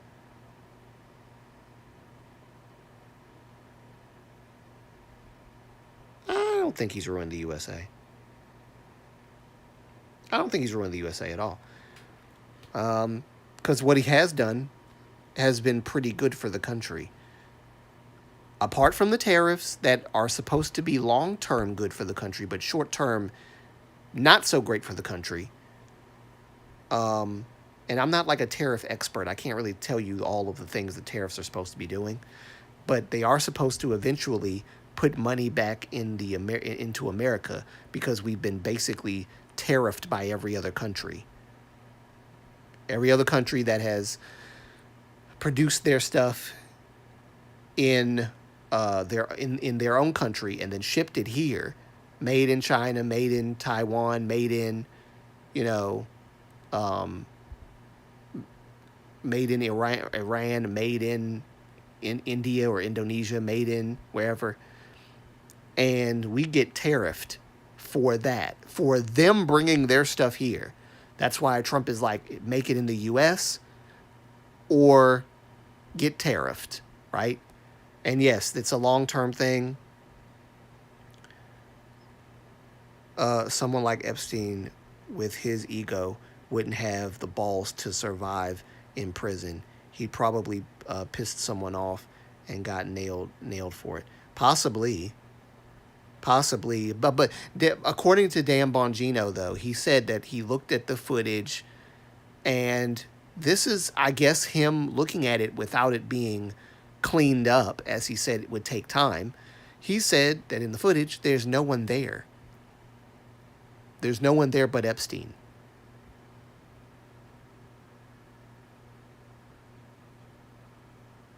But maybe something did happen and someone did get him. I have no idea.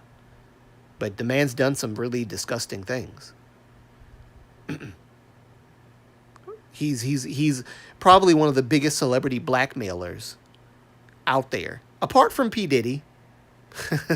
Apart from P. Diddy. So yeah, it's a serious issue, no doubt.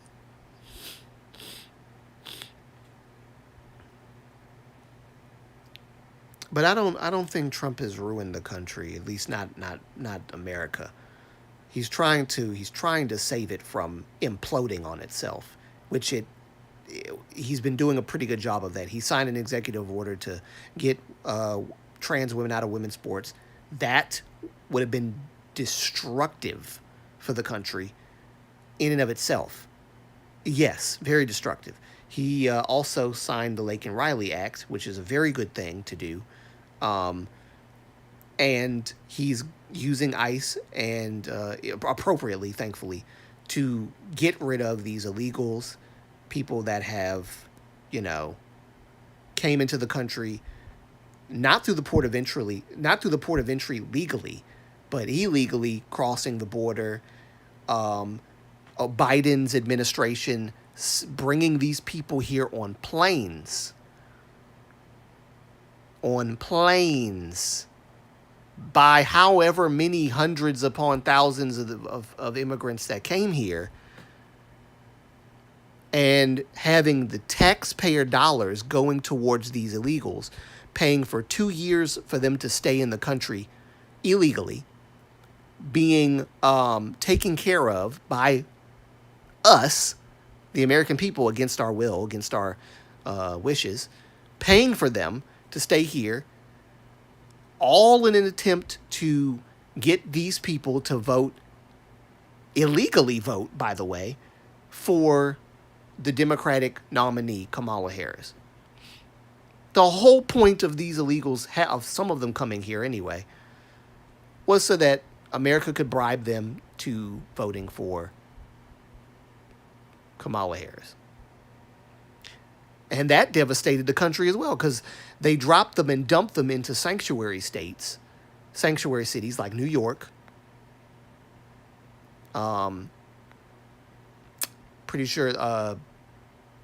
Shoot, I don't even know. I don't know if Maryland or I don't know if Maryland is a sanctuary state, but I wouldn't be surprised if it was, because it's the state that I live in is very, very liberal. Very liberal.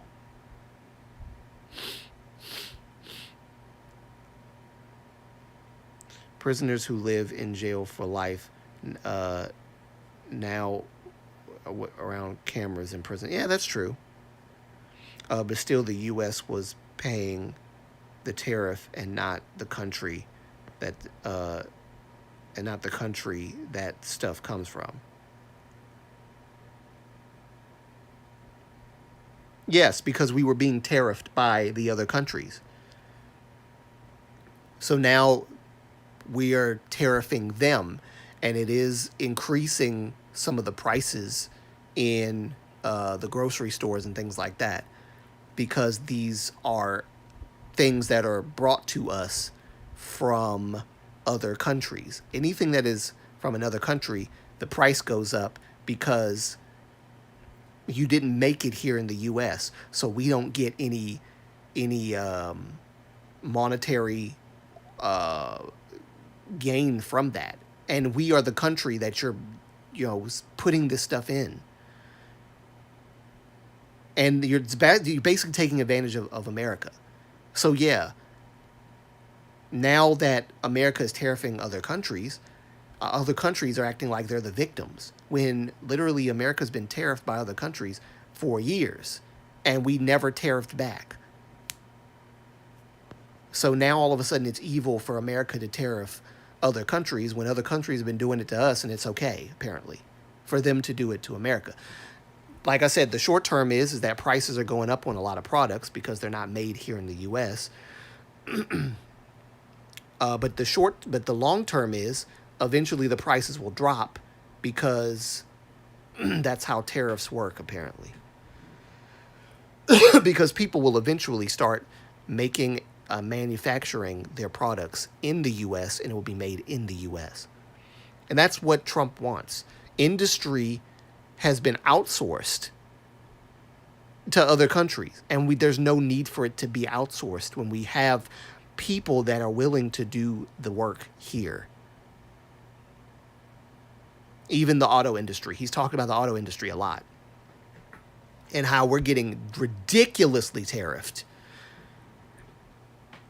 Even the price of Ozempic, I've heard in some countries, pales in comparison to how much money we have to pay for Ozempic in America. Do you know it's like $1,000? It's $1,000 to pay for Ozempic in the U.S. In other countries, it's like $80 something, $300, $200, $100, $70 something for the same freaking product. Why is that? Why? What? Why? That doesn't make sense. So Trump is trying to salvage that debacle, and I appreciate him for doing that. I understand why the tariffs are necessary, but at the same time, I do understand that there are minor issues with it. But they're unavoidable issues because that's what happens when you tariff another country who's been outsourced, or who America has outsourced into making their products for them and then bringing it to America and then having us tariffed for a product that wasn't made here but is being sold here. You know, you get what I mean? So yeah, that's kind of how that is.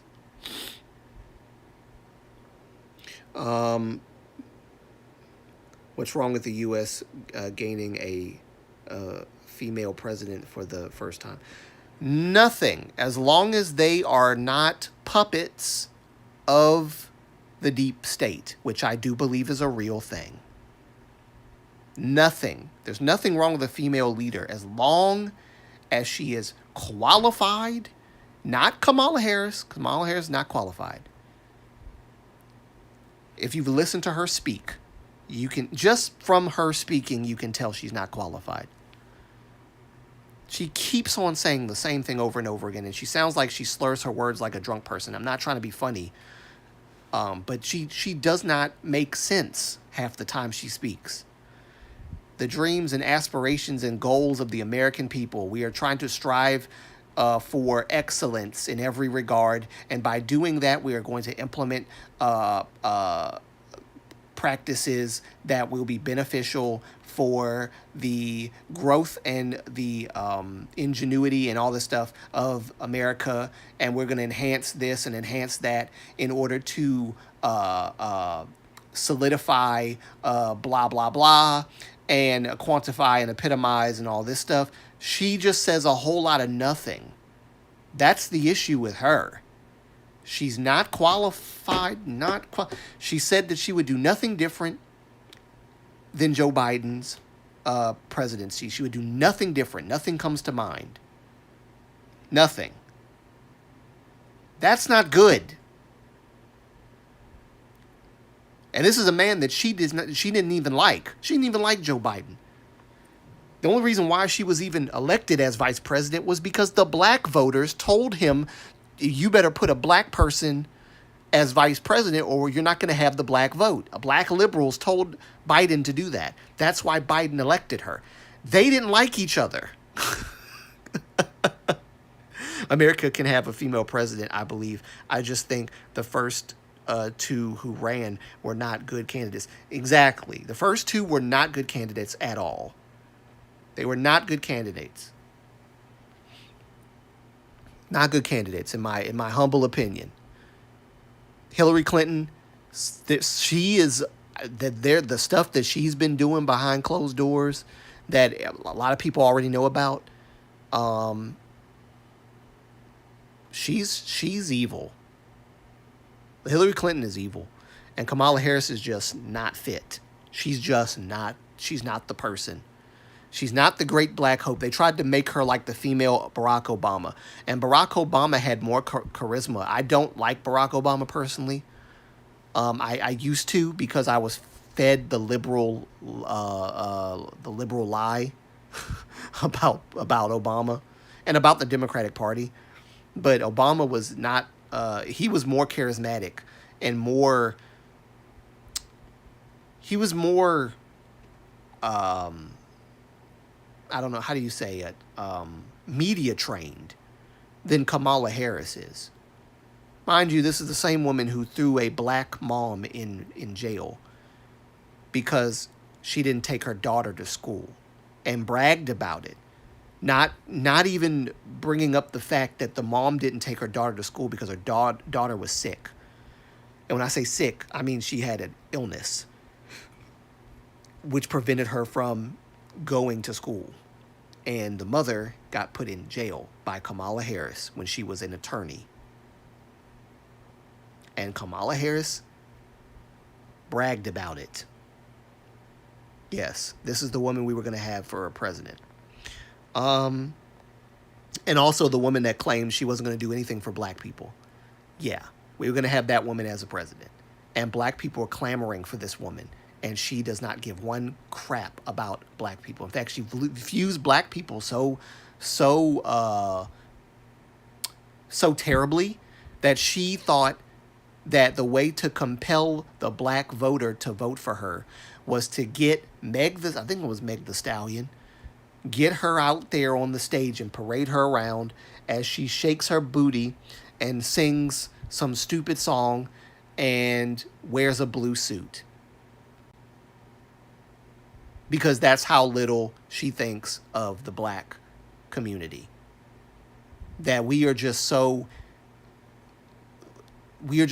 dumb that we're just going to vote for you simply because you brought out Meg the Stallion, because Meg the Stallion represents every black person in America.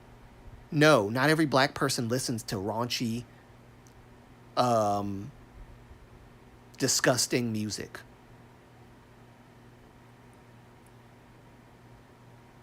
Not every black person listens to that crap. Obama is a shiny fan. Yes, he is a shiny fan, but he's also a bit of a dummy. He's a shiny fan, but he's a bit of a dummy. In fact, I don't even know if he's a real shiny fan. I think maybe his daughters might have been shiny fans. I don't know about him per se. He was saying young people are trying to keep up with the band Shiny. He himself, I don't think he's trying to keep up with the band Shiny. Yeah, Obama is, the thing is, I feel like if I met Obama, I would become friends with Obama because Obama's just a cool dude. And I like Obama in that way. But when he tried to lecture the black men in this country because they didn't vote for Kamala Harris or they weren't showing up to the polls like the Democrats wanted. And so the Democrats sent Obama as like Papa Obama to lecture the black men about not voting for her. And black men were like, no, you're not going to send this man to tell us who to vote for. I'm done with y'all. Yeah, he messed up when he did that. He messed up when he did that. And his wife apparently, ooh, something's off about her. That's a whole nother story. I don't want to get too deep into that.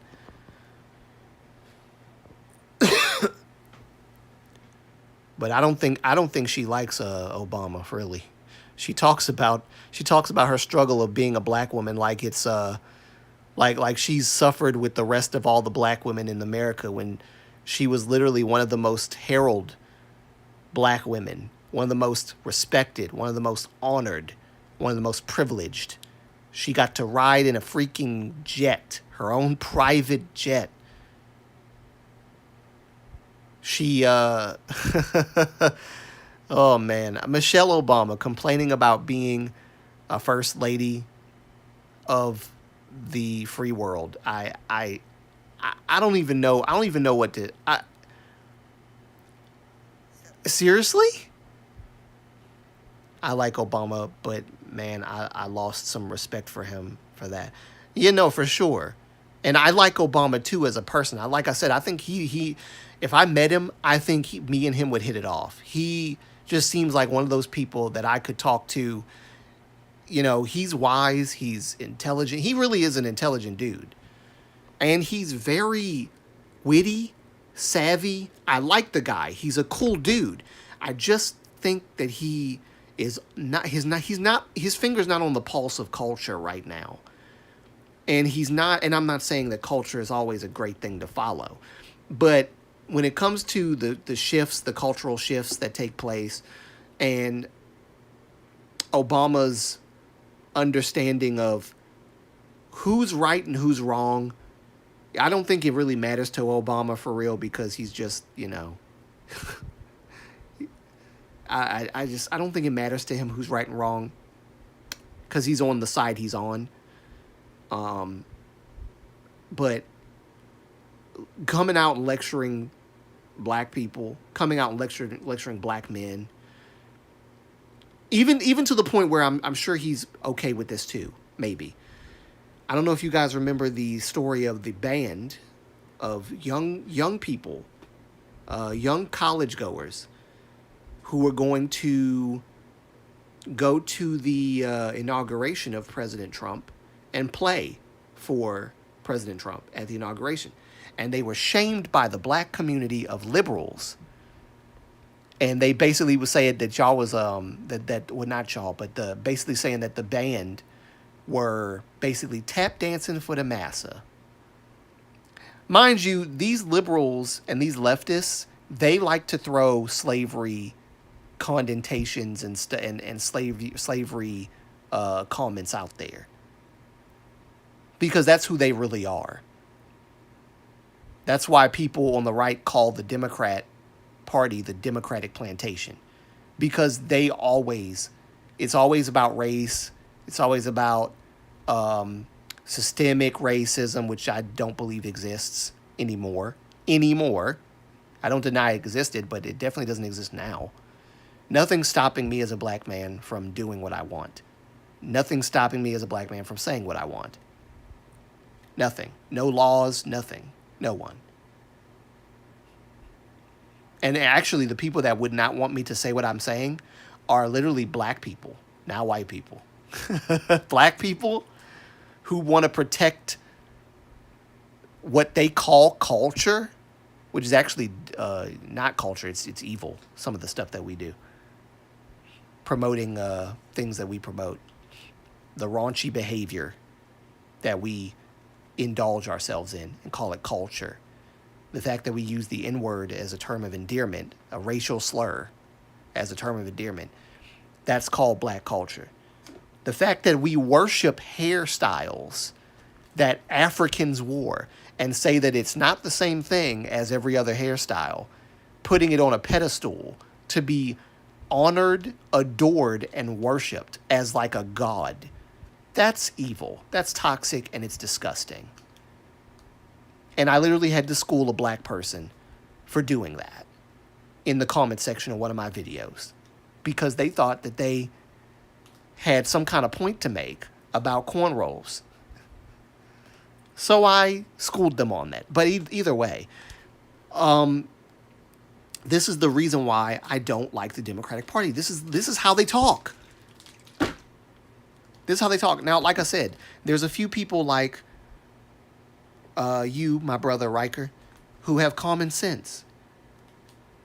Democrat, you got common sense. But not every Democrat's like that, unfortunately. And I could say the same thing about Republicans. And I've said many things in the past about Candace Owens. She is one of the smartest, most intelligent people I have heard.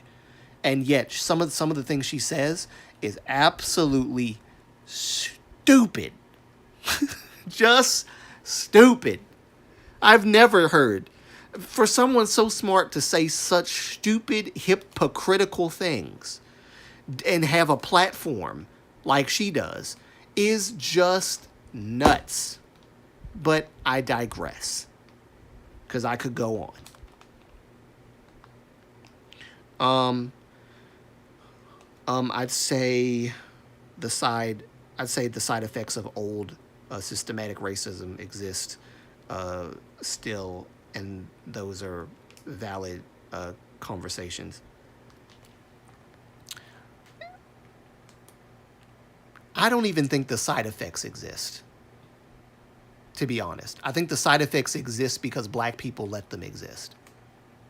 Because black people need someone to... black people need a victim. Or, sorry, black people need a victimizer. They need an oppressor. They're nothing without an oppressor. They need that. That's why the residue of systemic racism exists, because they perpetuate it. They constantly talk about it as if it exists and talk about like little experiences that they've had in the past where it could have just been a racist doing things, a powerful racist person doing things, not systemic, but a powerful racist person doing things.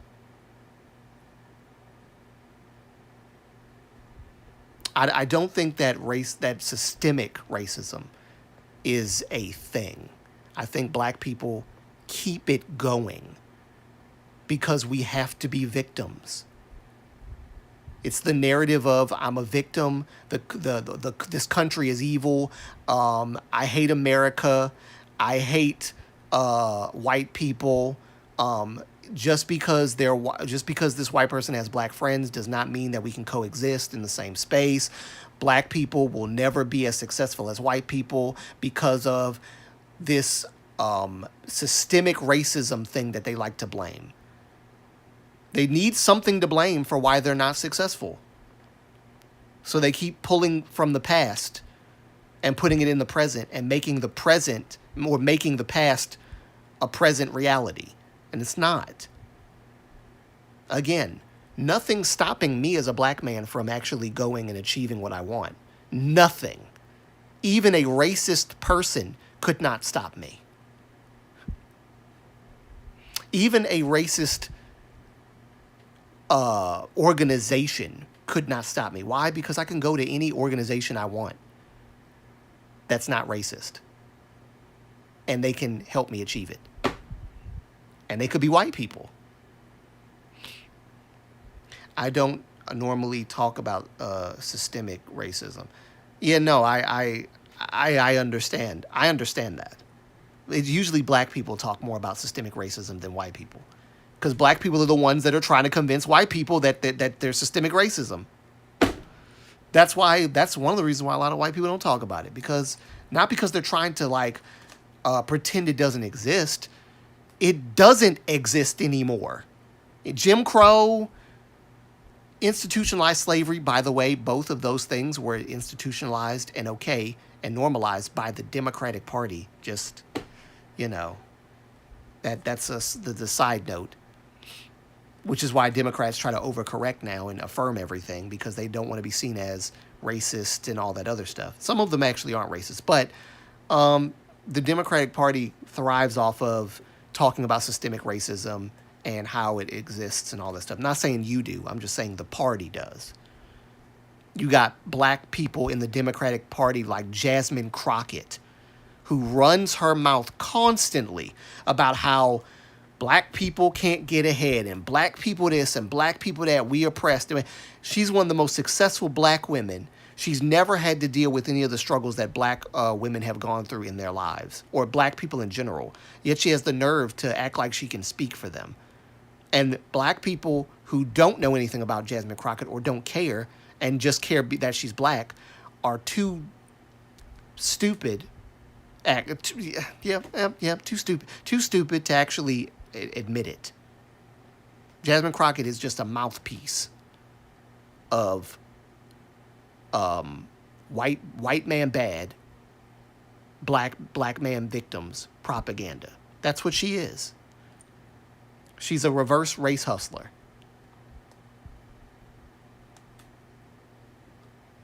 Maxine Waters, that older black lady, that's another black Democrat. She's also a race hustler. They're all race hustlers.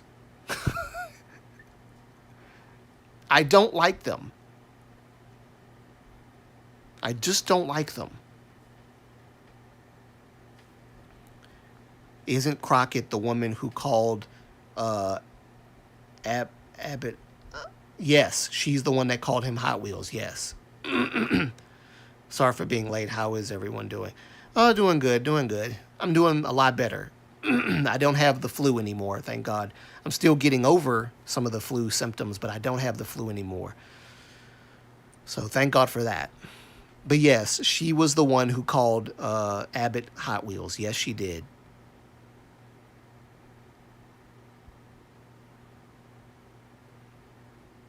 Yes, she did. She's the one that throws hissy fits in the Senate.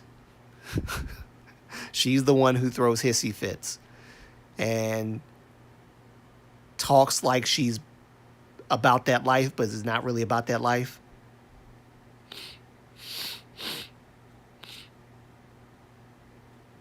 It's enough to send someone nuts. It is enough to send someone nuts. I can't listen to her speak for more than 5 minutes. She's just obnoxious.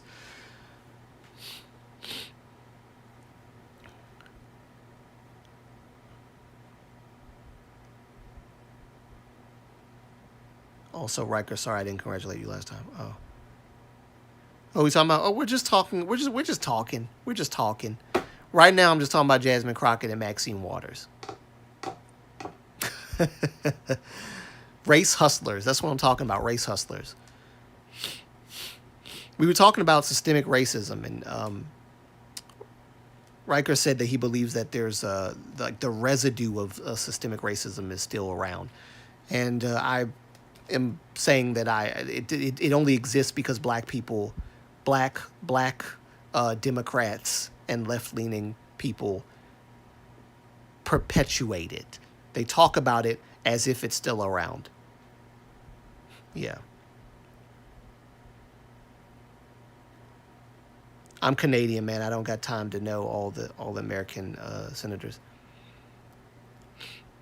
God bless you.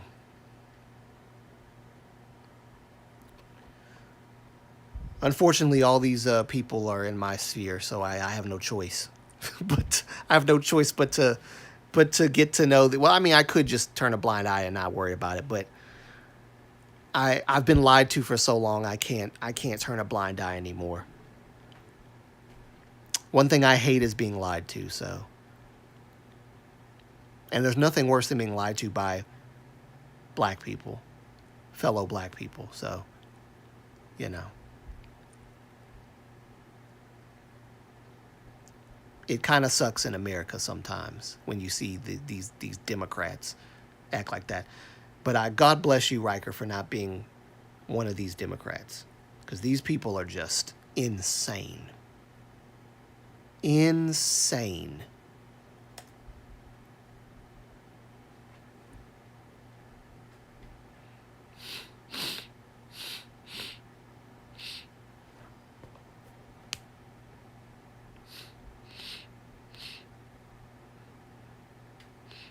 I believe everyone has a little bit of prejudice and bias, but racism is such a strong word that I have to think of these. I have to think of the situation to use that word.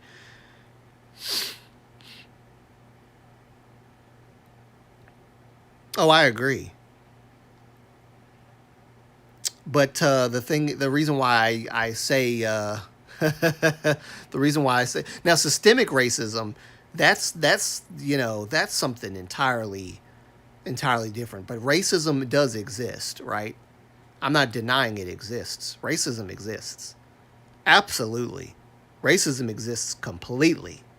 My only argument is, do you think side effects to past terrible events can exist and it still not be and it still not be an excuse to not work hard? Do you think side effects to past terrible events can exist and it still not be an excuse?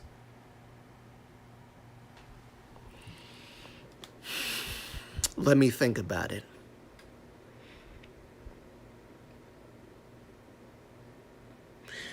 No,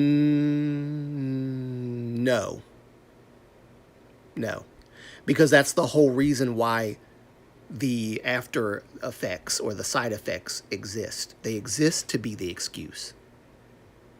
They exist, or they are perpetuated by the people to whom the wrong was done in an attempt to correct the behaviors of people who might not even be racist, but because they are white and they are the descendants of the people who owned slaves, they get the after effects of reverse racism by those whose ancestors were harmed by racism. All it does is perpetuate the cycle of racism. The after effects of the past terrible events, they continue to live on through black people constantly putting race out there, putting racial stuff out there and saying that we can't get ahead. It's all used as an excuse. That's the point. That's the whole point. Because guess what? If those past events, the after effects did not exist, no black people would be talking about this or using it as an excuse. But they keep doing it. I can still get ahead as a black man. The only person stopping me is me. No one's stopping these people. We have freaking what do you call them? Historically black colleges that they can go into. Nothing's stopping these black people. If they want to go to a historically black college, go. That's why HBCUs exist.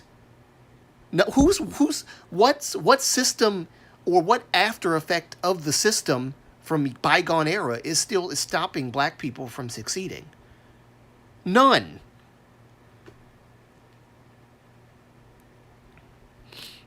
I think black media doesn't showcase the right idea of how the black culture or glorifies the negative parts of black culture. But black people can't be angry when that is what most people have. I think black media doesn't showcase the right idea of how the black culture is or glorifies the negative parts. Yeah, no, it does.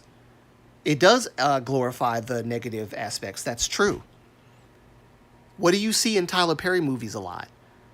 Woman can't keep a man because there's problems in the marriage because the guy cheated on her or something happened.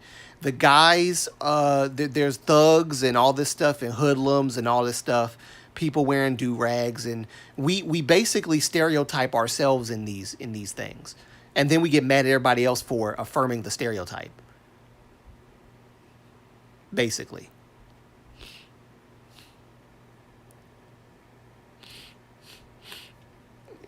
Actually, Riker, your question was a good question though, because I had to really pause and think about it. But yeah, the answer is no.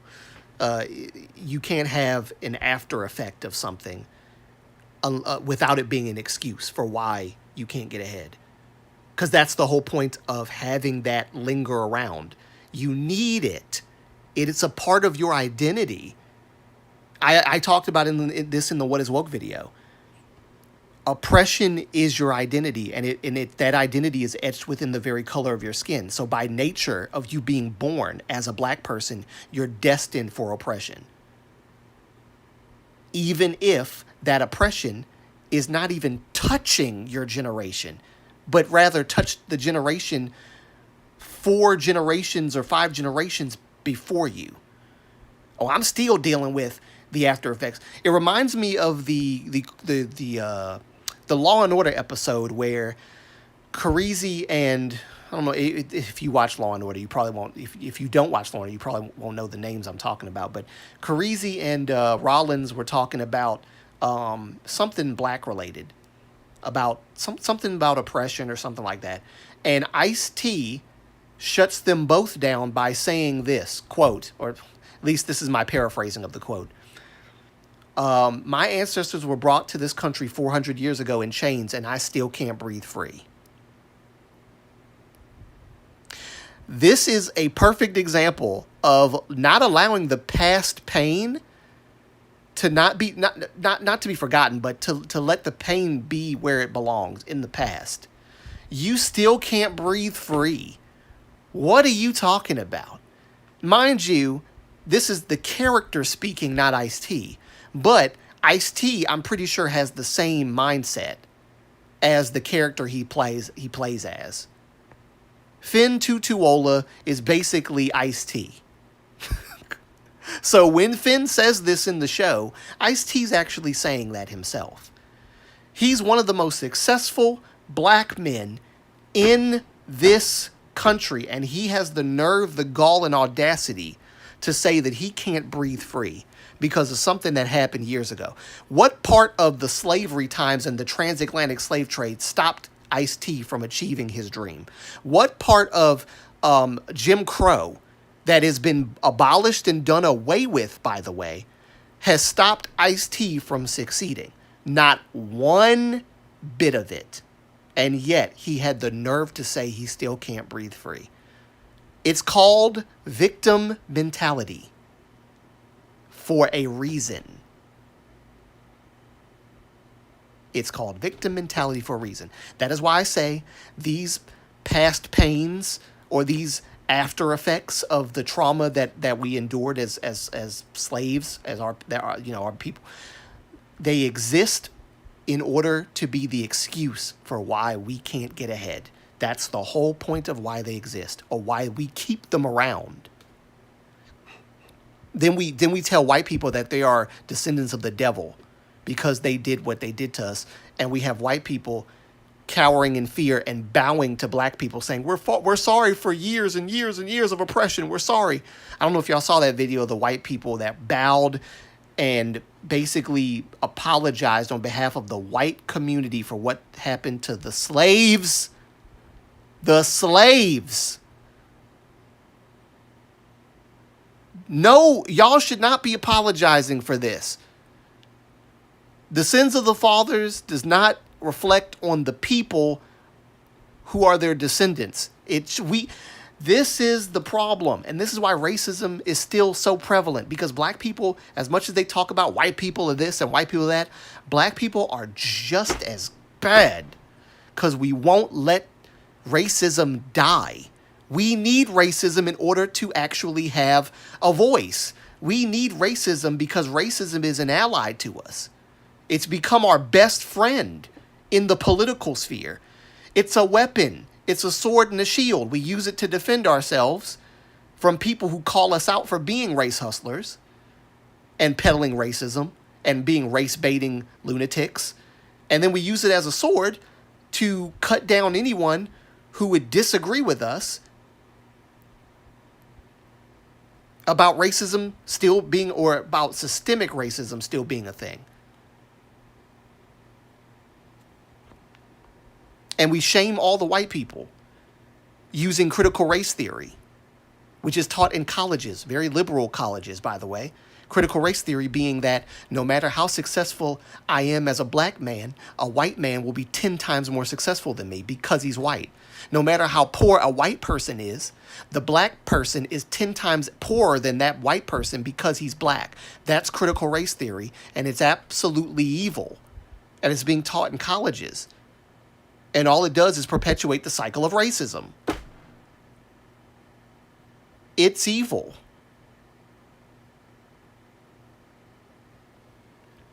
How do I know this? Because I pay attention to this stuff.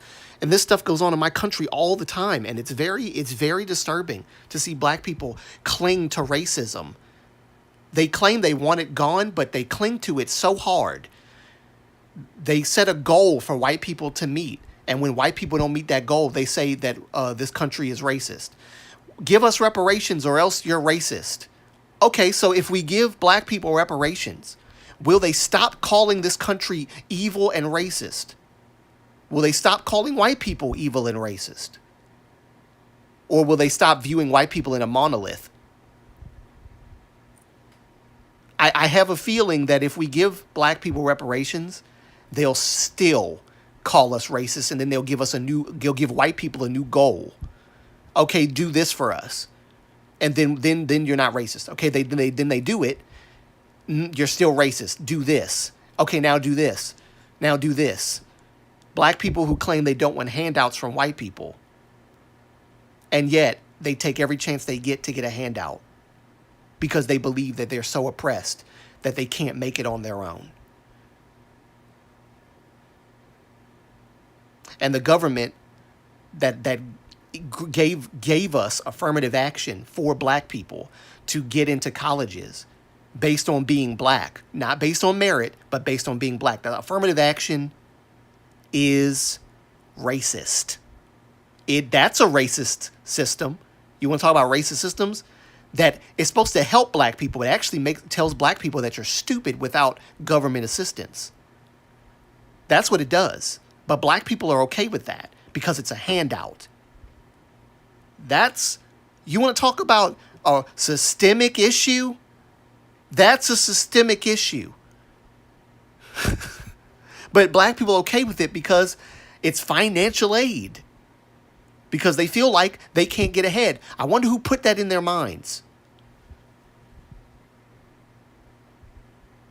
Hypocrites. This is why I'm critical about the black community, especially on the liberal side. This is why. They make no sense. I'm sure if I talked to one, they would put a really good argument, but all their argument would be smothered and smushed and drenched in a coating of white people oppressing me. White people got this. White people got that over black people. I can't get ahead. I can't achieve this. I can't achieve that. I can't go where I want.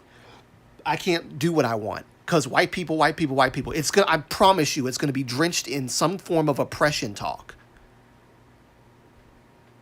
And it's hard to convince black people that they're not oppressed when all their lives they've been told by their parents and their grandparents and their great-grandparents that when you're black, you are destined for oppression. It's hard to beat that out of their heads. It's hard. It's hard to convince them. Thankfully, I wasn't raised by two parents that viewed life that way. Plus, they're Christians. Thank God for that. This is ridiculous. To hear black Christians talk about white people like this, talk about our country like this. This country was not founded on racism. This country surpassed.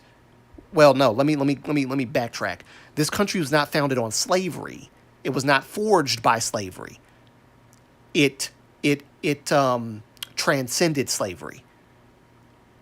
It overcame slavery because there were patriots that took a stand. And America became all the better for it. But no one wants to talk about America like that. No, America, no, the slaves built this country. Slaves, no, they didn't. Slaves did not build this country. I'm sick and tired of hearing people say that. It's not true. Back in 1606 or 1607, somewhere around there, Jamestown was founded. And the first settlers that came to this new world were white British people. They cultivated the land themselves, not black people. When the black people did come, I think in maybe 1607 or somewhere around there, I could be wrong. It's been a minute since I looked up the history. Black people came around and they were indentured servants who had a 7-year contract. And after the 7-year contract, they were free to cultivate their own land and have their own crops and do what all the other people were doing. And they were not ill-treated. They were not slaves that were brought here. That was the transatlantic slave trade. This is not the transatlantic slave trade I'm talking about. This is the founding of America from the beginning of America, which is Jamestown.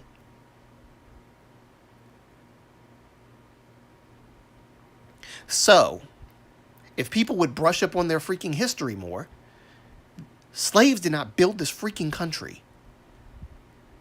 White settlers and black indentured servants who became free people who were not ill-treated during their indentured servitude, but were treated fairly, built this country. And I'm sick and tired of black, democratic, leftist lunatics demonizing my country.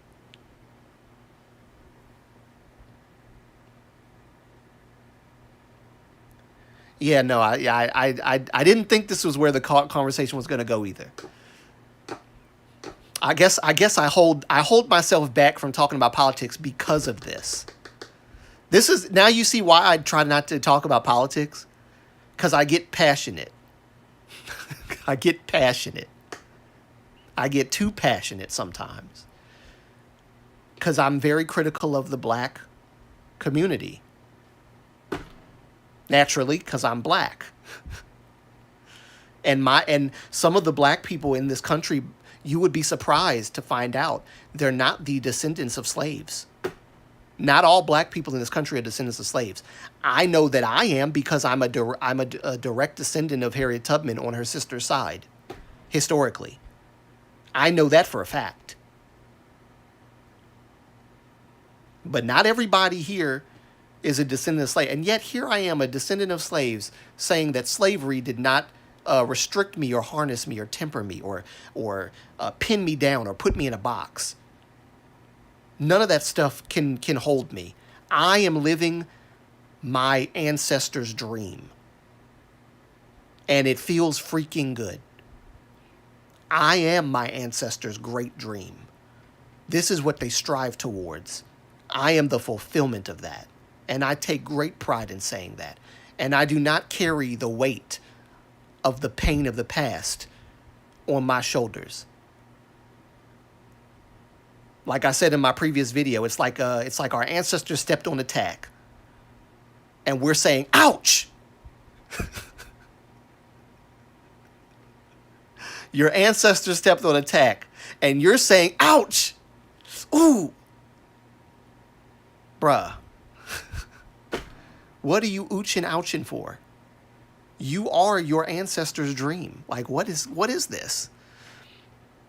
But yeah, that's why I don't believe in systemic racism. Just to bring it home. To bring it home. The English bastards were nothing but the English bastards were nothing but trouble everywhere they went. Yeah, I mean, not necessarily. Not necessarily. And you know, when it comes to slavery, and this is the last point I'll make on it.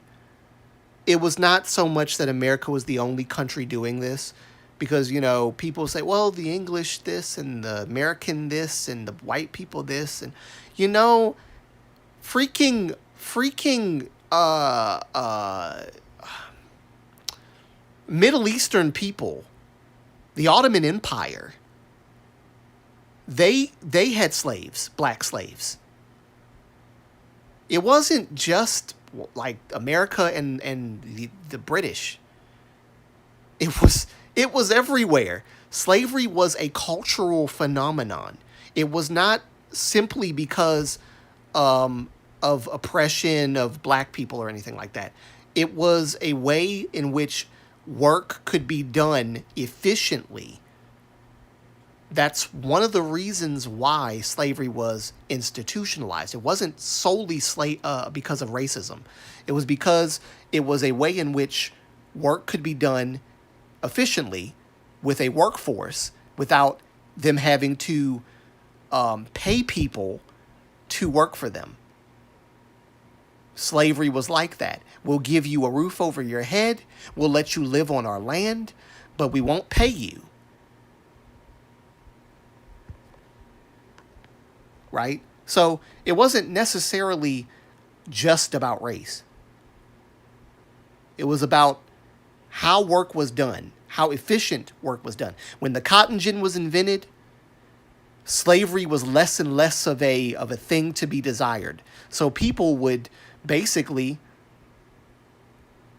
either sell their slaves or, the whole mandate for slavery to be abolished in certain parts of the country would go out, and people would abolish the slavery in their country, in the parts of the United States, and except for the South, who just didn't want to give it up. People would slavery was being abolished, and the cotton gin was basically the new way to get cotton more efficiently, because efficiency was also a big part of slavery. So, looking at it from a historical lens, in the proper context, instead of slavery is racism, because, like I said, people use this as an excuse. They don't want to be real about how things were. It was a norm, slavery was. And it wasn't just America. It was everywhere else. Everywhere else. Even in freaking Africa. The Africans, when they would conquer a kingdom, conquer a land, they would subjugate the land's people. That wasn't really a race thing. That was just a dominance thing. The stronger overtaking the weaker. In other parts of the world, it's the same way. Japan tried to conquer Korea, and they did subjugate them for a time. That was also a form of oppression. They had the what do you call them? The why? What do you call them? Comfort women, Korean comfort women. Misusing Korean women in that way. It was very bad.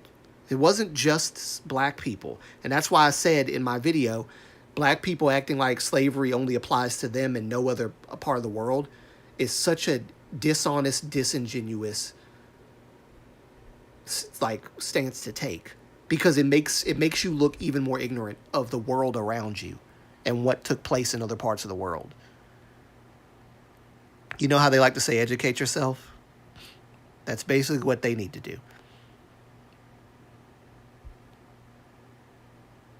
This match grew in less than a century. It's amazing. It's amazing. We still have racism and prejudice, yes, but black people are free and they can work and do business in any establishment. Yes, exactly, Haifa. Exactly. Racism still exists. There are racists, but there is no systemic racism. We have racists. Yes. But we don't have systemic racism. And the only time I've seen systemic racism, in effect, actually, I wouldn't even call it systemic racism even then. It's well, I guess racists in power, in positions of power, that can cause black people to lose property and homes and stuff. I guess that is a systemic thing. But I think it's only systemic if it's happening on a bigger scale. If it's happening to more than just one family member or more than one family, black family, then it's definitely systemic. But if it's happening to like one or two families, not because of the family being black, but because of the land that they own and all that other stuff. Because it was because of the land that they owned. And racism, of course. I'm referring to something that I'll talk about probably in another time. Something that happened in North Carolina. I think it was called what was it called? Golden, the Golden, oh, freak. I can't remember what it was called, guys, but it was, my mom actually I watched it with her. And it was very sad what these racist white people did to this black family. Tried to kick them off of their land. Actually succeeded in a way. They did kick them off of a section of their land. And they threw the black guys who said that they weren't going to, get off their land. They threw them in prison. And they were in prison for years. And they were finally exonerated and released. And it was really, really, that was hard to watch because it shows just how how racism, if it were systemic, this is what would be happening to black people all over the United States. Thankfully, it doesn't happen all over the United States because not every part of the United States you can get away with stuff like that. But systemic racism, no, not doesn't really exist that way. Let me read these comments because I feel like I'm a little behind. I mean, the last Jim Crow law was turned in 1965. The lifetime of your parents or grandparents for a country to grow a lot in the past 60 years is amazing. Yeah, really, it is. Fun fact, by the way, did you know one of the first ever slave owners in America was black? Yes. Yes, absolutely. Abso-freaking-lutely. Oh, by the way, there are Democrats, Riker, who will swear up and down that there was no such thing as a black slave owner in this country. Because the narrative that they're trying to push is only blacks can be slaves and only blacks can be oppressed by white people. But blacks, there were rich blacks that owned black slaves. It wasn't just a race. That brings my point even further. That it wasn't just a race thing. It was if you can afford it and it's efficiency based, do it. Regardless of the moral, insufficiency of it, or the moral questionable, I'm trying to think of the term I'm trying to use. It was morally questionable, right? But during that time, it was the norm. And just because a thing is codified into law does not make it right, but it was law. So people did it. It was efficiency based. So people did it. And the South didn't want to give up their slaves because the South, they were a little bit poorer than the North. The North could give up their slaves and get a cotton gin like nothing.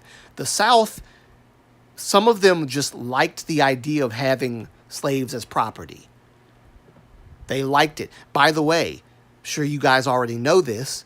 The 13th Amendment? I think it was the 13th Amendment, wasn't it? Life, liberty, and the pursuit of happiness.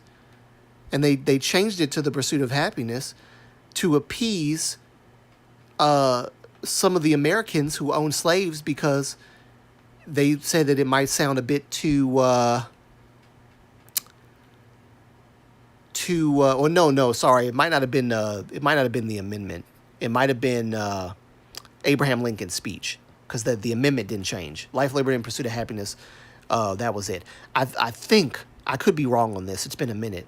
Abraham Lincoln's speech, life, liberty, and property. That was what it originally was supposed to be.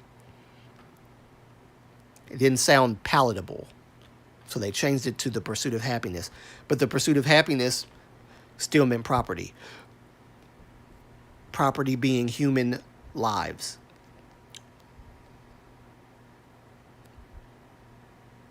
The English couldn't even win against the Scots. Jesus.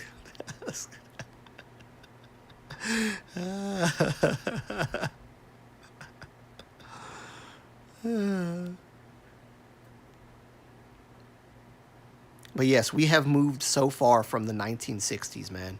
The 1950s and the 1960s were like 2 decades of the worst time period in black history. In American history, honestly. Because I don't really want to segregate the two. We've segregated black history from American history for so long, which is a whole nother thing I could get into of why black people thought it was okay to segregate. Where were you talking about the Rogers family case? I think that's what it was. North Carolina, what was it called? I cannot think, but I know, yeah, the case, I think it's the Rogers family, yes. The Silver Dollar, was it the Silver Dollar Road? Silver Dollar Road, I think that's what it was called. Now that I think it's coming back to me. I think the documentary was called The Silver Dollar Road, which is actually what the patch of land that they owned. And basically, the patch of land that the Rogers family owned was a patch of land that was given to their ancestor after slavery was abolished. And that family had lived on that land ever since. Golden. I think it's the Silver Dollar Road. It might not be the Rogers, though. It might not be the Rogers. Golden. I kept saying golden because I couldn't remember if it was gold or silver. I think it's Silver Dollar Road. I think that's what it was. Might not be the same case. To add to Riker's point, the slave trade was started by the Islamic nation, which includes a lot of black African countries. Yes, Haifa, exactly. It was started by Islam. It was. They started it, and that's where America got it from. They got it from the Ottoman Empire. They got it from the Islamic, lands and everything. They got it from there. They got it from the Middle East. And the Ottoman Empire was very ruthless towards their black slaves. They castrated the men so that nobody could have children. Well, aren't we glad that we weren't slaves in the Ottoman Empire? Whew! I wouldn't have been born.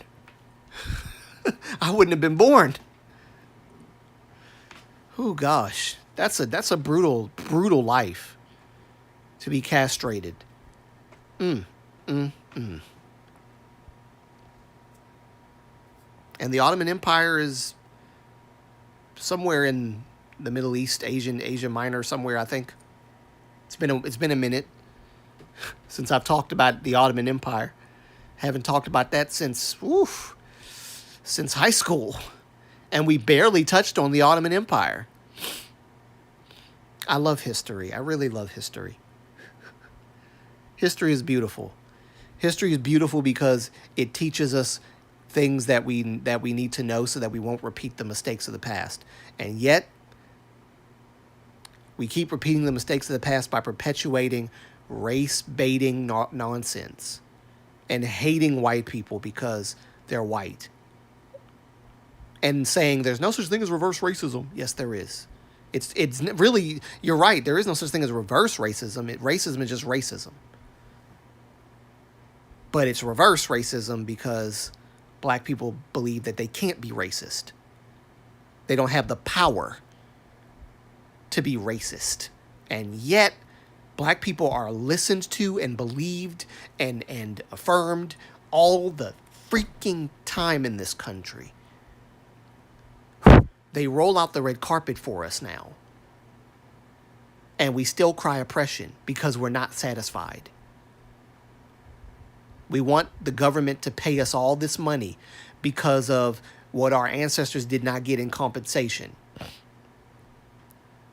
But you did not work hard for that money. They did. So they're not paying your ancestors. They're paying you because you're black. That's stupid. Which is why I think reparations is stupid. And it's just another way of black people saying, yes, I want a handout from white people. Dumb. Anyway.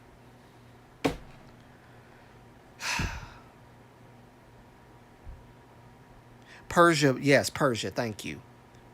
Well, Persia is Asia Minor, right? Persia, Greece, Persia, Greece, Ottoman Empire. It's around the same area, Asia Minor. Not Asia, but Asia Minor, where Rome and Italy and all those other places are. Asia Minor, so yeah. The Ottoman Empire was brutal to Islamic country too. It was bad. But karma is a bee. Ottomans caused their own downfall. Yeah.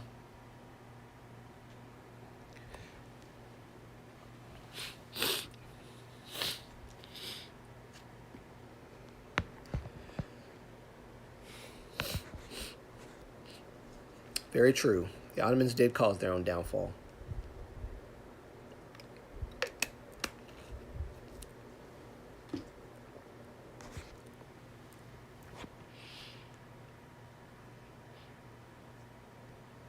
Yeah, Persia and all those places, that is around Asia Minor. Somewhere around there. I know for sure, like, Greece, Rome, that's all Asia Minor.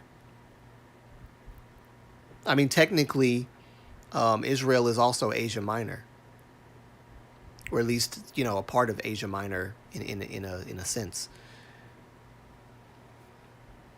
I guess, what do you call it? Yeah, not East Asia. Well, is it East Asia? I guess it's East Asia, right?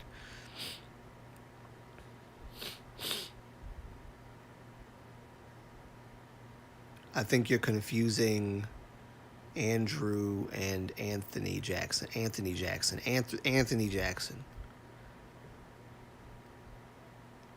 Wait, was that a different Andrew Jackson or the same? Yeah. You're right. That's true. Yeah, and it was Anthony, right?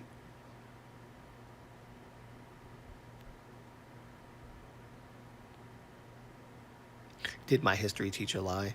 Haifa, wait, what? Different, confused.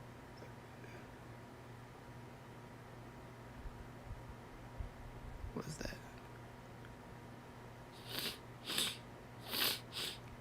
Oh, see, my history teachers never taught us that Andrew Jackson had slaves. Or shoot, our history teachers never even brought up Anthony Jackson at all. Oh no. No. They would never do that. That's a mistake.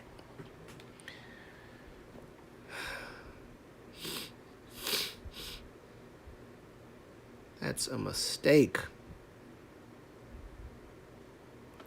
Find my phone.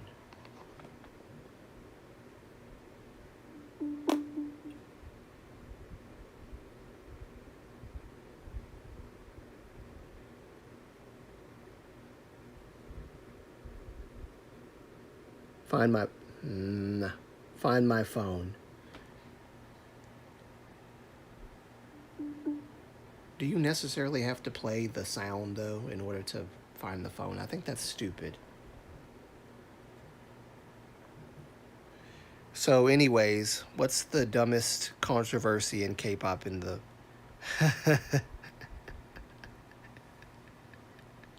Yeah, Middle East, right, right. 4 years in your opinion. What's the dumbest controversy in K-pop in the past 4 years? In the past 4 years? Riker's like, all right, let's switch the topic. Yes, let's switch the topic. Yes, you're right. I've been way too passionate. Been way too passionate. Let's cool down the temperature. The past 4 years. The would you say the dumbest controversy? I don't even know.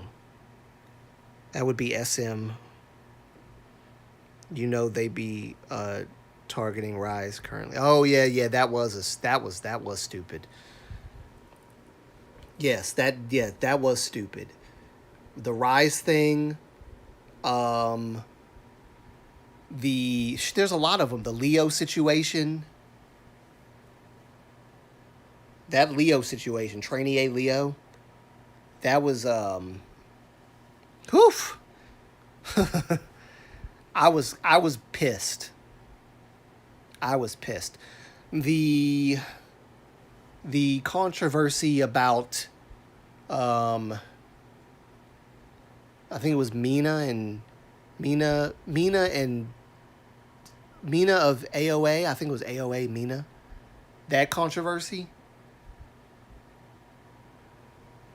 Oh God, actually, I don't even think that was the past 4 years. I think that was like was it is it 4 years? Maybe it was 4 years. I don't know.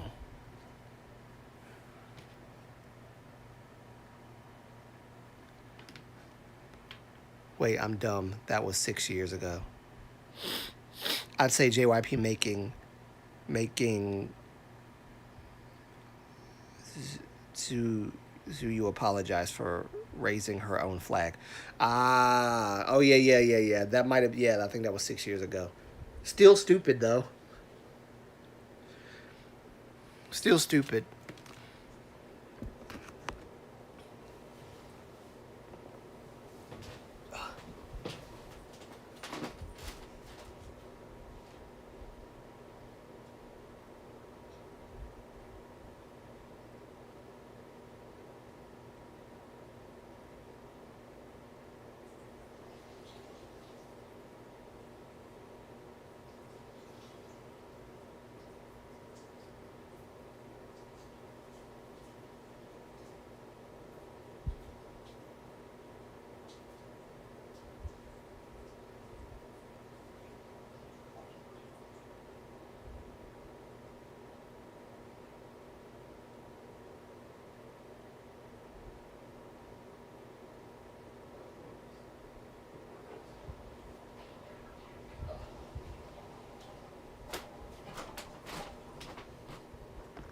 All right, ladies and gents. Sorry about that. I'm back. I'm back.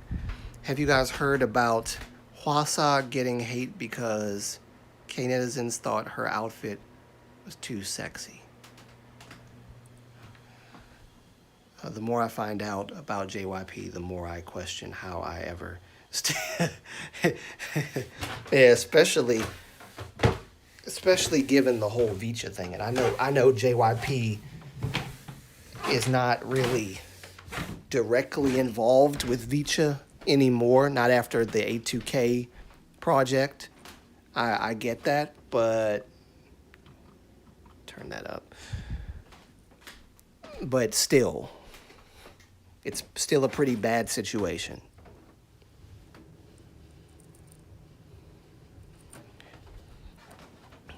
You know what? One of these days, I'm gonna take you guys on a walk. I'm gonna take you guys on a walk and talk to you guys. One day, take you guys on a walk while I'm walking, and we'll have a live stream outside. I think it'd be great. Good air's hard to come by these days. Good fresh air. Well, I'm at the company, not the man. Well, I mean, even so, people act like JYP Entertainment, the company, has nothing to do with JYP USA. So it's basically the same thing. I'm not well, not that the company is the man and the man is the Yeah, no, I guess the man's not the company, even though I want to say he is. Want to say he is.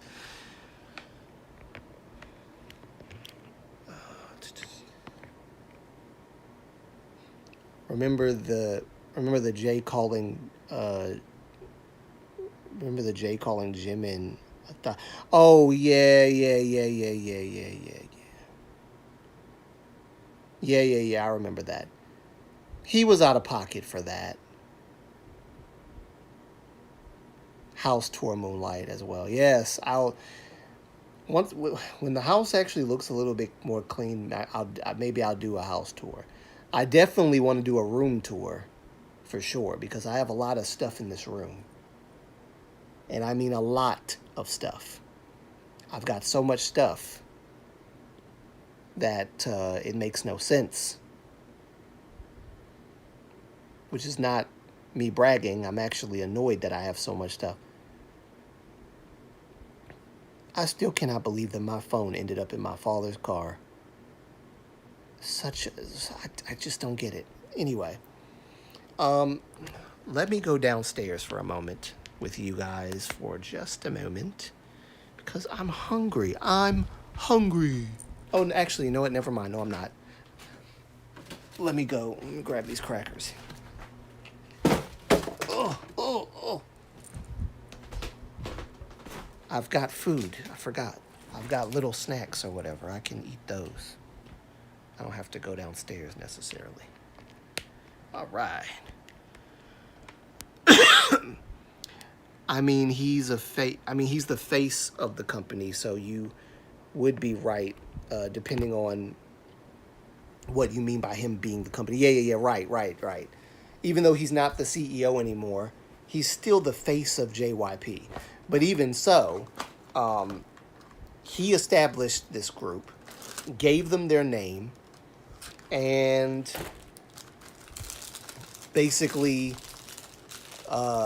gave them over to JYP USA and said, there you go.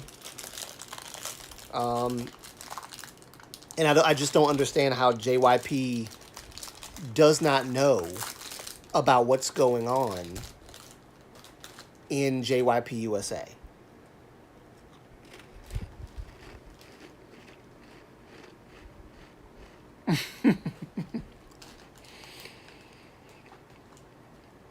I haven't had much of an appetite for anything.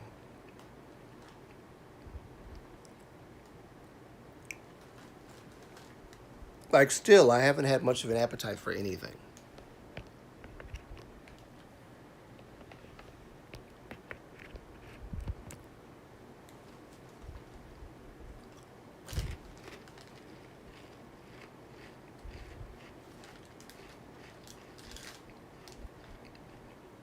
YG apparently are going to debut another girl group.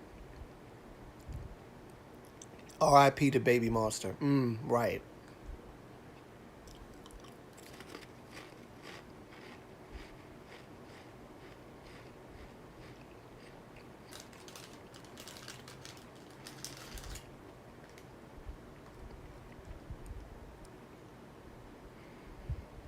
Yeah,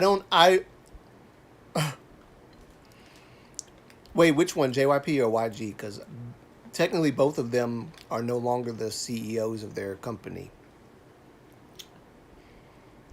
I mean, technically, I don't really like anybody who says that they don't have power anymore either. Because I don't like the narrative because you really think that they could step. I mean, you would feel comfortable stepping down knowing you'd still have power. All they did was step down from the position. JYP. Yeah, all he did was step down from the position of CEO. He still has power. So I don't know why people would even think to say that he doesn't have power still. That man has power. Please.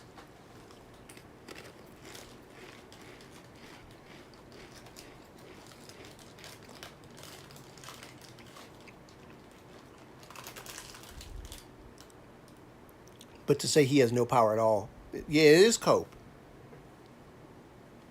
It is cope, which is weird because you'll JY people never meet you. JYP will never meet you. And to shill him so hard.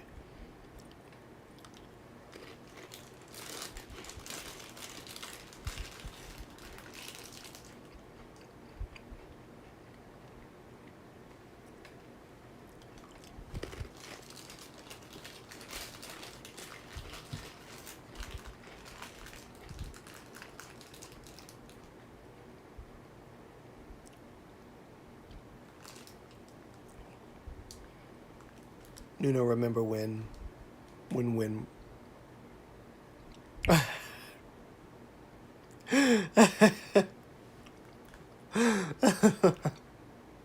I remember that. I actually remember that. All right, hey Ninguk, welcome. Welcome Ninguk. Welcome, welcome.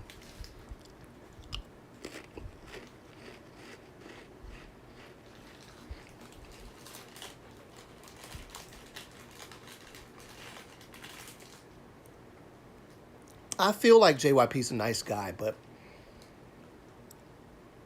there are things that he's done in his company, and there are things that his company does, the people that run the company, that I just don't like. The only good thing I will say is that his was the first company to actually implement.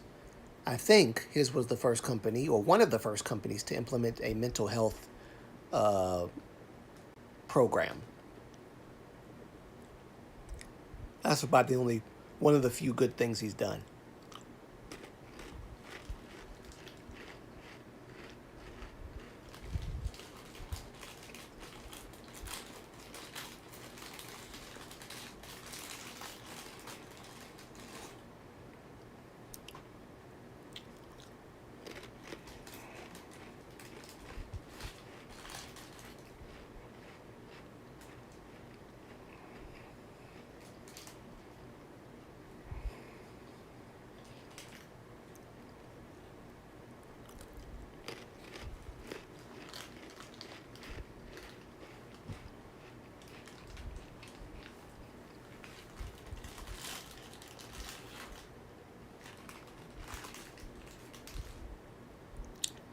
I wish I had.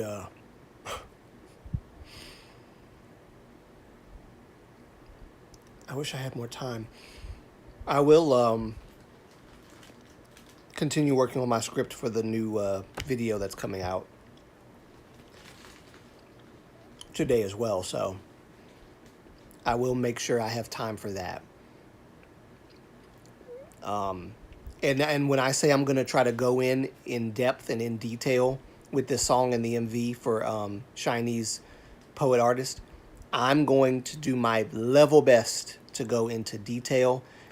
You'll hear some excerpts from the song. You'll hear little parts being played here and there. And it's going to be. I'm going to try to make this an exciting video. I really want this to be, especially considering it's not a reaction video.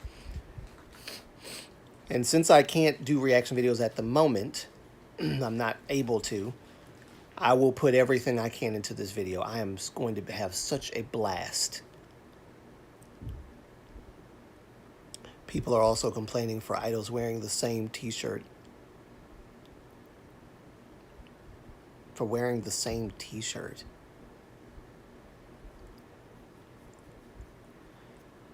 People are also complaining of idols wearing the same t-shirt. What the?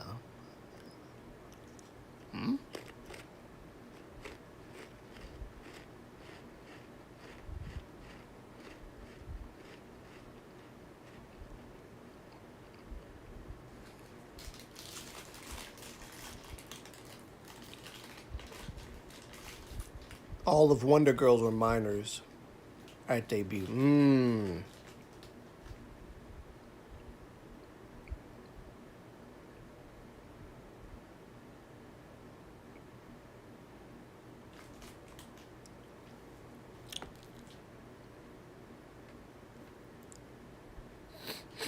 Yes, JYP seems to be fun, but he is the one like YG, and he is the one like YG, and I think also Bong Shi-hyuk, who said that idols should always show fans a smiling face and not their problems.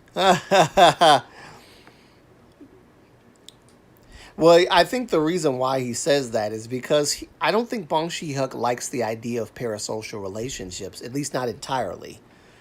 The whole idol, the whole idea of marketing people this way is for parasocial relationships to be forged. But I guess he doesn't want idols to show their problems.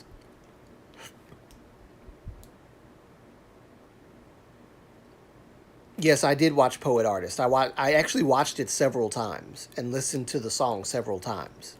And I'm going to listen to it and watch it several more times.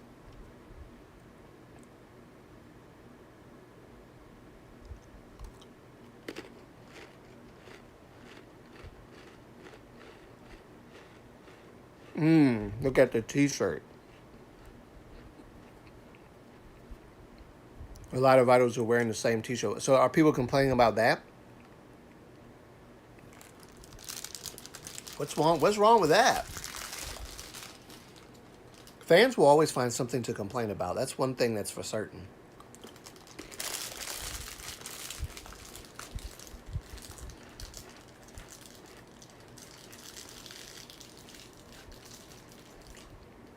JYP is the perfect example of never fully trust a company who gives off a narrative that they are a people.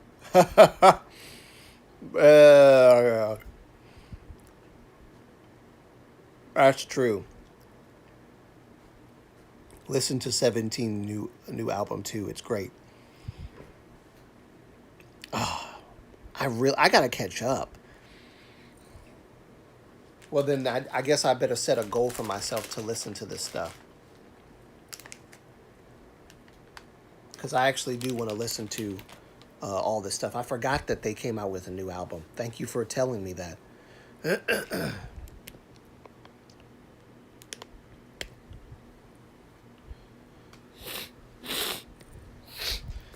I knew that there was something off about JYP, though, when he was criticizing that underage girl who was auditioning for the Japanese female Japanese A2K thing, basically saying that her, what are you eating? Oh, crackers. I'm eating crackers.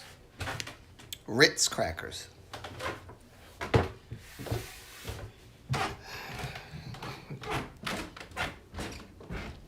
But yeah, I knew something was off about JYP when he told that girl that he doesn't think that she's taking being an idol seriously because she's in his words, she's a little chubby or something like that. Mind you, this is a young girl who probably has baby fat, and he's calling her chubby. How do you think that makes her feel? And mind you, JYP has like what, a daughter or two? Or no, does he have one child? A daughter? Is it a daughter? Something like that. And you got the nerve to say that this underage girl is chubby and doesn't take K-pop seriously. Just stuff like that I pay attention to. And as a father, to talk to, and I get it, it's business, but as a grown adult who has a child, you should know not to talk to children that way. I don't care if they're auditioning to be an idol or not.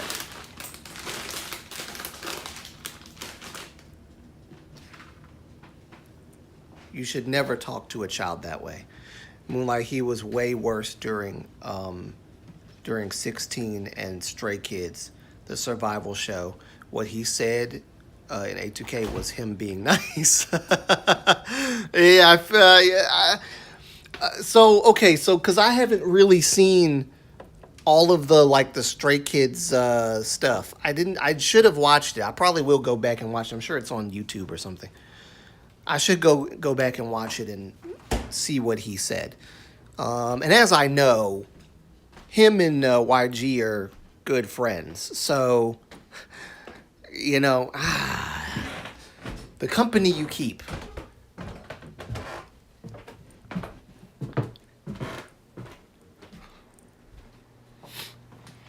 But yeah, maybe I should go back and watch it because I haven't really watched it.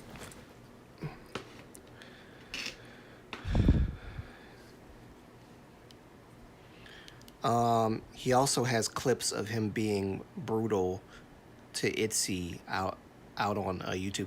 I did see a clip of him basically getting mad at this girl group, and that probably might have been Itzy when they were in the studio. He was getting mad at them because this doesn't sound right. Oh, that's not right. Oh, this is not right. And they were like they were, being in a studio for a long time, and your boss is constantly, this is not right, that's not right. That'll emotionally drain you. That will emotionally drain you.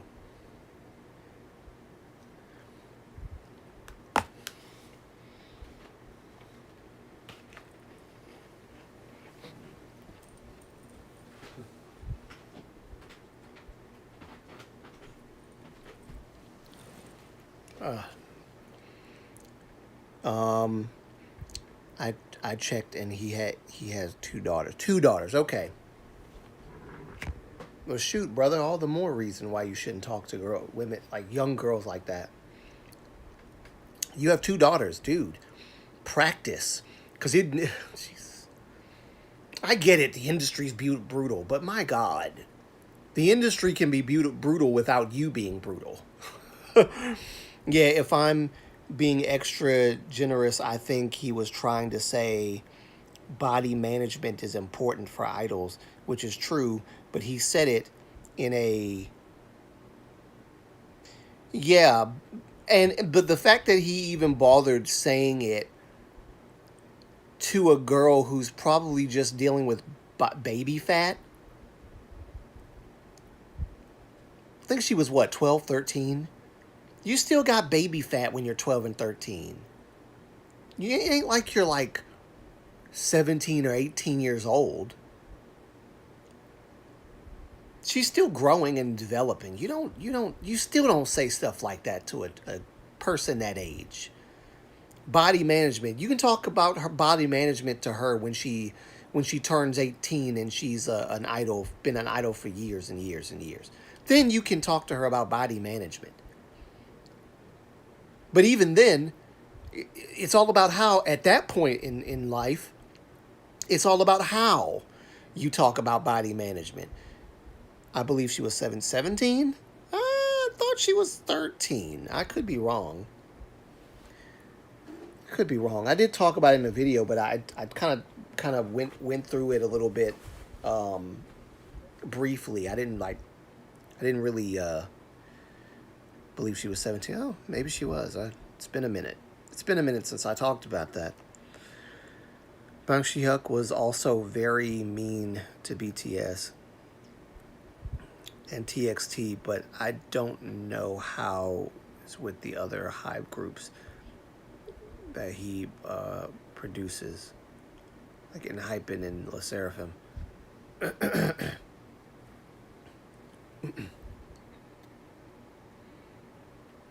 By the way, JYP and Bang Si-hyuk are friends. That makes sense.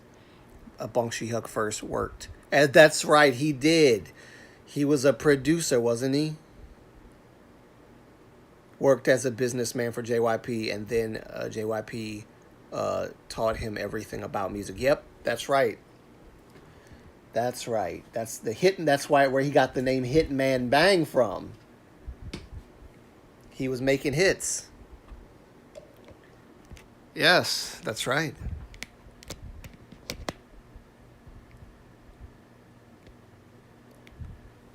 That is right. Dang it, I gotta go back downstairs, don't I? Shoot.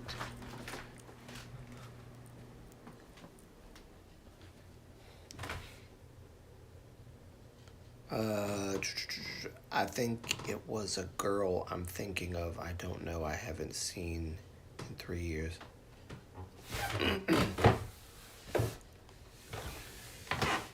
think it was the girl I'm thinking of. It might have been, but again, I don't even. 3 years? No, it couldn't have been the same girl because the A2K program that I'm talking about came out a year, like last year.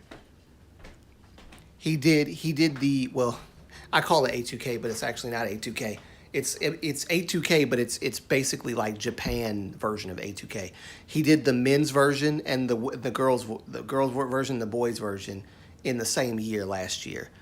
So it might not be the same. It might not. I don't know if it might not be the same girl, but I'm pretty sure that was last year because I watched all that stuff last year, and it came out last year, so it might not be the same girl. Might not be. It's a possibility it might not be. I don't know. Maybe it was. If he said the same thing like body management and stuff, I don't know. Maybe. But it was definitely last year for sure. I think. God, could I be wrong about the year too? Jesus. Because I mean, I have to gauge it based on when I put out my video. I have to gauge it based on that. But I don't even remember what video I put that information in.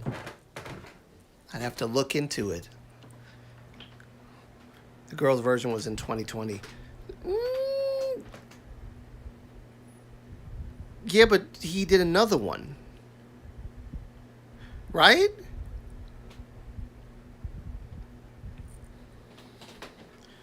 He did another one. He did another A2K project with the girls, right? I could have swore he did another A2K. Like last year or so. 'Cause that wasn't the only one. I think he's done one with the guys and one with the girls before. And then he did a second one last year with the guys and with the girls. And I could have swore.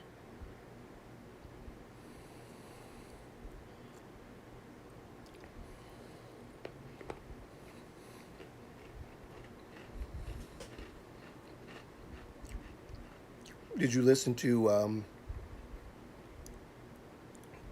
Canary by Cat's Eye? Yes.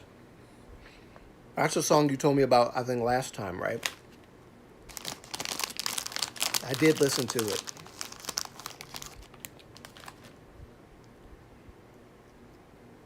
I liked it. Nope, he's done 2 Nizzy projects, one boy and one girl.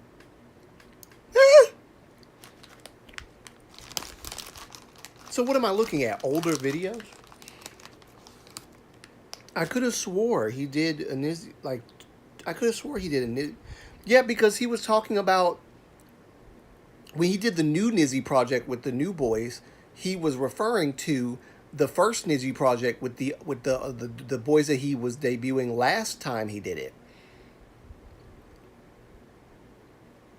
So he's done 2 Nizzy projects with two different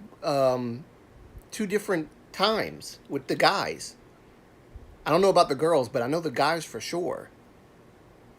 That doesn't make sense. That doesn't make any sense because he's literally talking to the new kids about the older kids that he was auditioning and all that stuff back when he was doing the Nizzy project some whatever years ago when he first did it with the first group of boys. So that's weird that it's coming up that he's only had 1 year with the guys and 1 with the girls. Something's off about that. I could have sworn.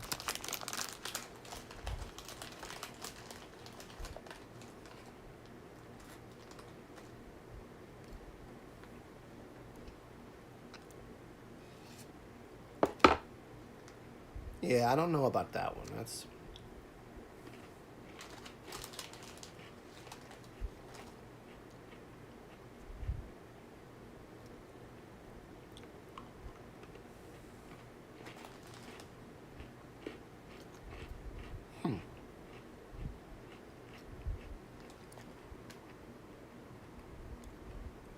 Okay, I'm signing off for the night. It is that time, isn't it? Thank you for coming, Shinies Nuna. I appreciate it. And I will check out your links as soon as I get my phone. Thank you for coming. Thank you, as always.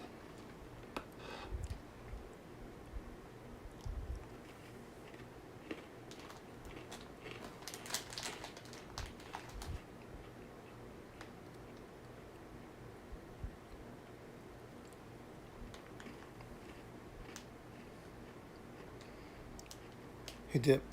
Wait, I know your confusion. He did a show with Psy, and that group just debuted because of the pandemic reasons.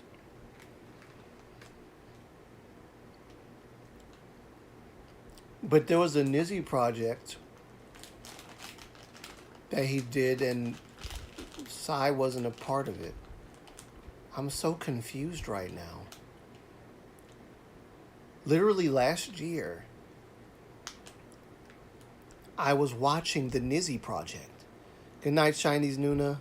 Thank you for coming, and as always, you're an incredible moderator. Thank you always.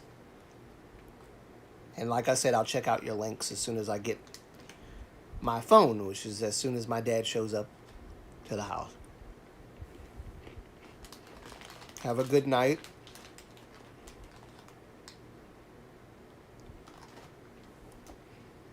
Yeah, I don't know. I could have swore. Anyway, have two meanings, positive and a negative one. As a native English speaker can tell me which meaning the word.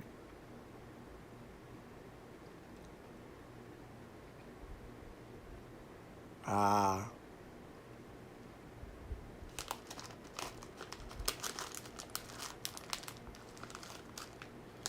The one from last year about the group Nexts. That might have been it. Really? Now I gotta look this up.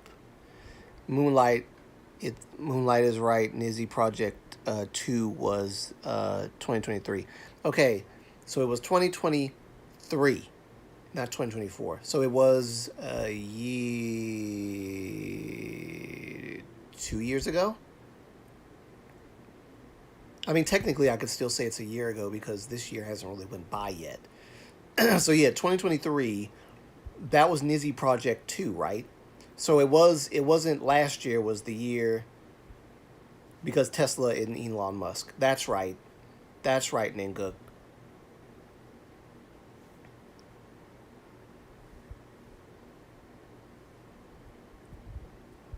I'm so confused. Yeah. That's right. It was 2023, I think, is when I was watching it, not last year. It just feels like last year. But it was 2023. I was watching the Nizzy Project. Yes. I watched the Nizzy Project literally after the Vicha A2K thing happened. Yep, A2K aired at the same year. Yes. That's exactly right. That's right, Haifa. That's right. A2K did at the same year it aired, and then he did the Nizzy Project 2 in the same year as the A2K.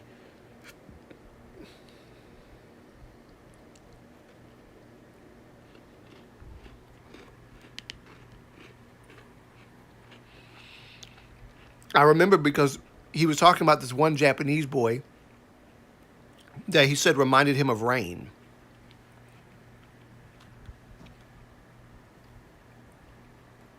That was like what? That was 2023.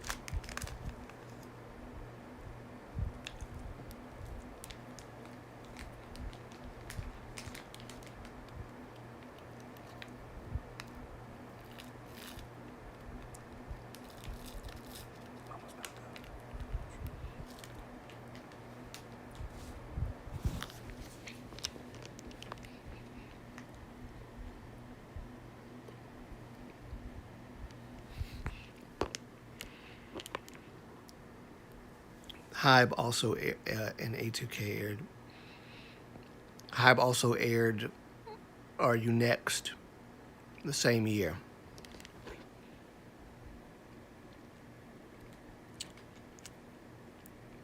So I wonder if the song praised or criticized him, because I feel that the song used both meanings.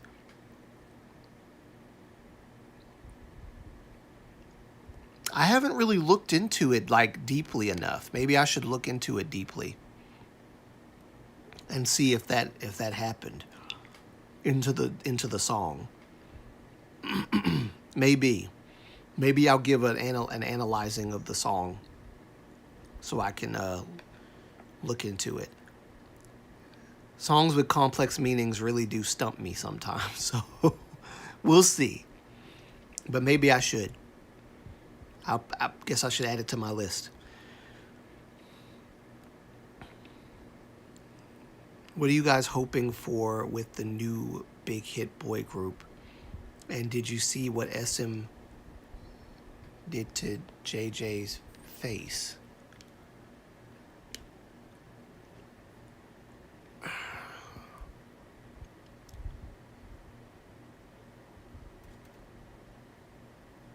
No, I didn't see what they did to JJ's face. What'd they do?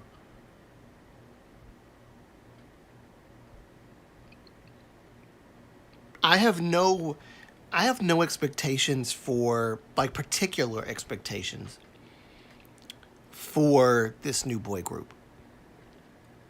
Because SM does whatever the freak they want to do. I have no idea what to expect, what to look for. I hope that I hope that these guys are really good at singing. Hope that they're really good at dancing. Hope that they're really good at rapping.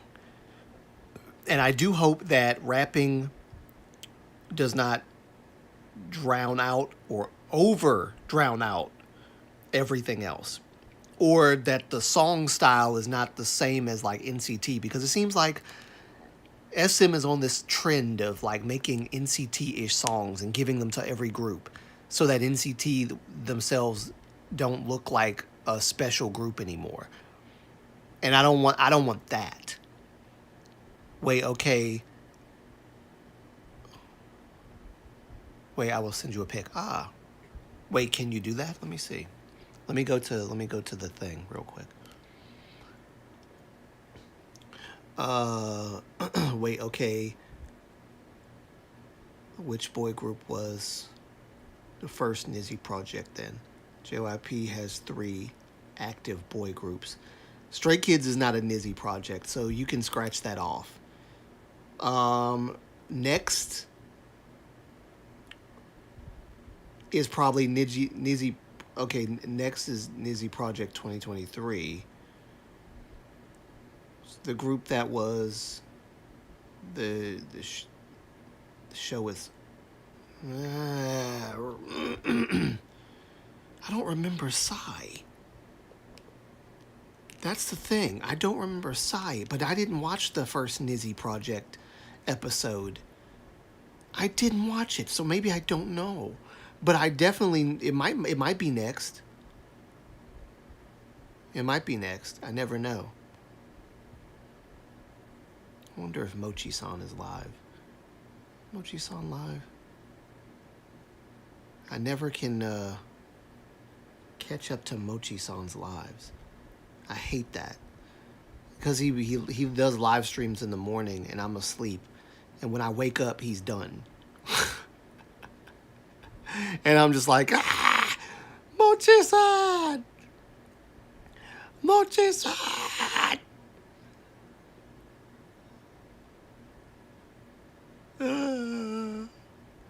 So, I had to binge watch Mochi's live stream. Still not finished watching it, but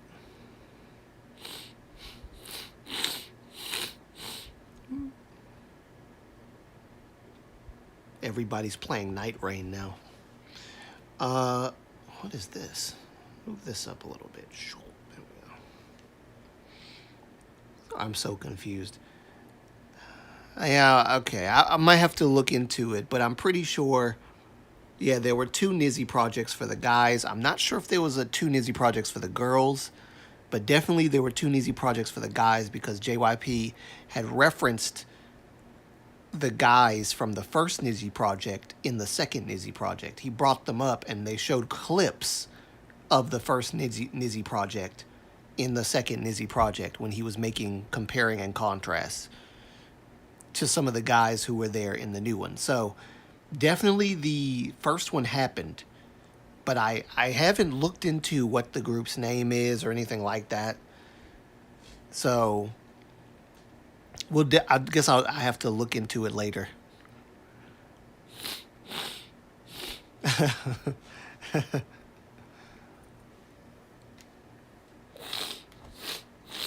Oh, my nose.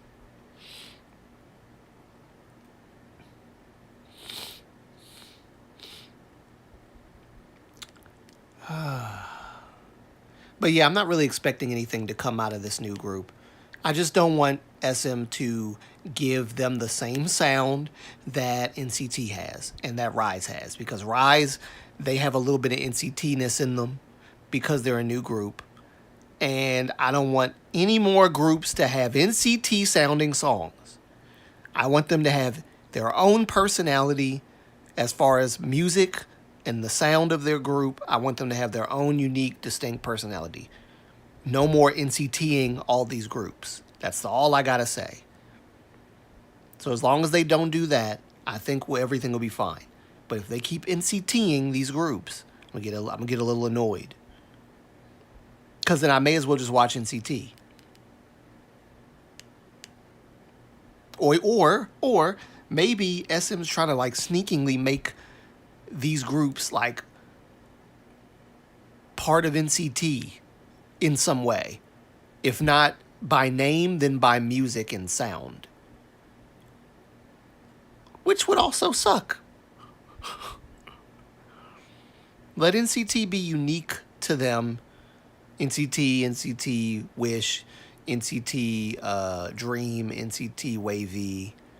Let them all be unique to NCT. NCT 127, I think I might have mentioned that one.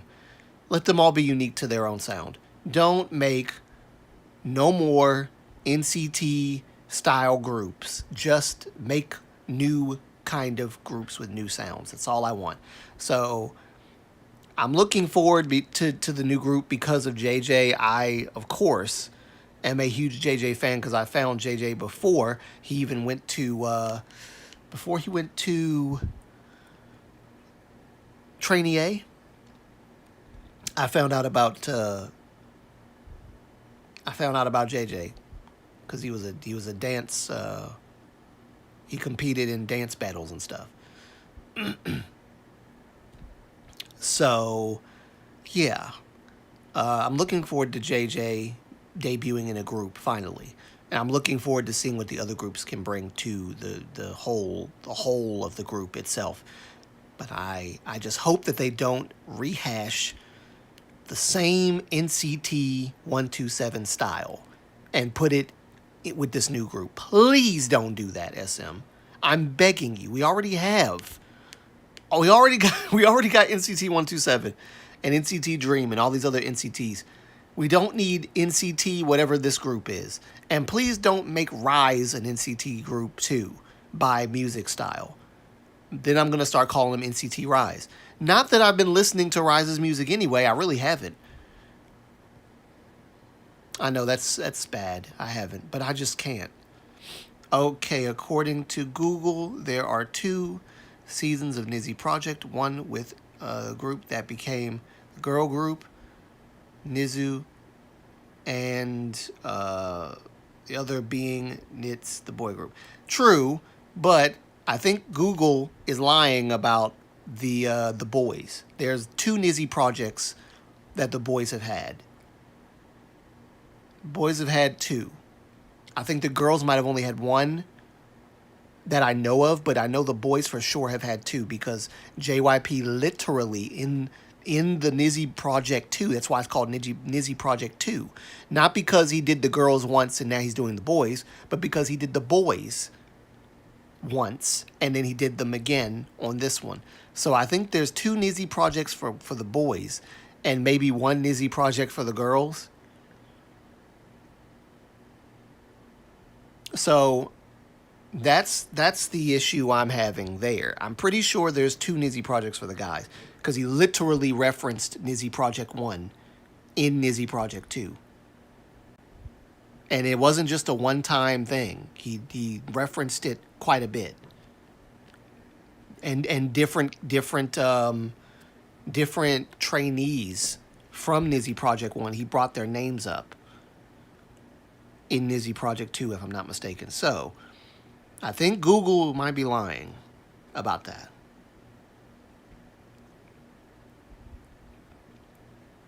Been a minute since I watched the Nizzy Project 2, so maybe I need to go back and watch it, but I heard him reference and I saw clips of the older Nizzy project, so I don't know. Knowing SM, they will give them a rejected NCT song for their I really hope they don't do that. I really hope they don't do Nizzy Project 1. Wait, Nizzy Project 1 is the girls' season. Really? I'm going to have, you know what? I'm going to have to look at it then. I'm going to have to look at it because I could have swore he was referencing Nizzy Project 1 with the guys. There was one Nizzy Project. I have to look at it. I have to look at it. Certainly not a hill to die on, but I have to look at it. Moonlight, I think you're thinking of him in season 2 of referencing Ayaka Rima. Another one which members of girl. I don't think that's it. I don't think that's the one. I don't think that's it. I don't think that's it. But I'll have to look at it again because it's been a minute. It's been a minute. So I didn't even look at the last parts of the show, to be honest. It's been a minute. I gotta go look at it and check it out. So maybe I'll do that.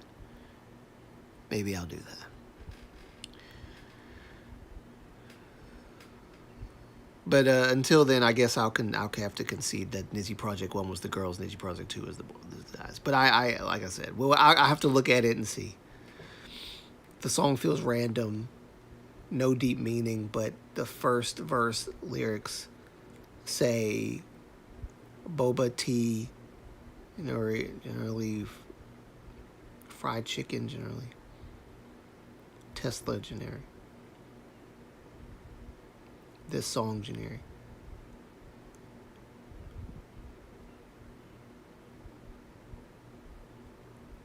If it supports Elon Musk, I can't appreciate it.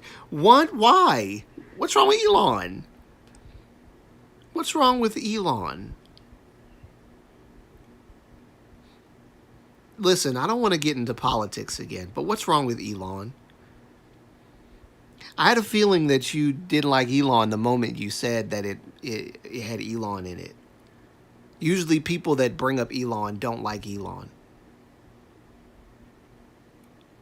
So what is it about Elon that you don't like?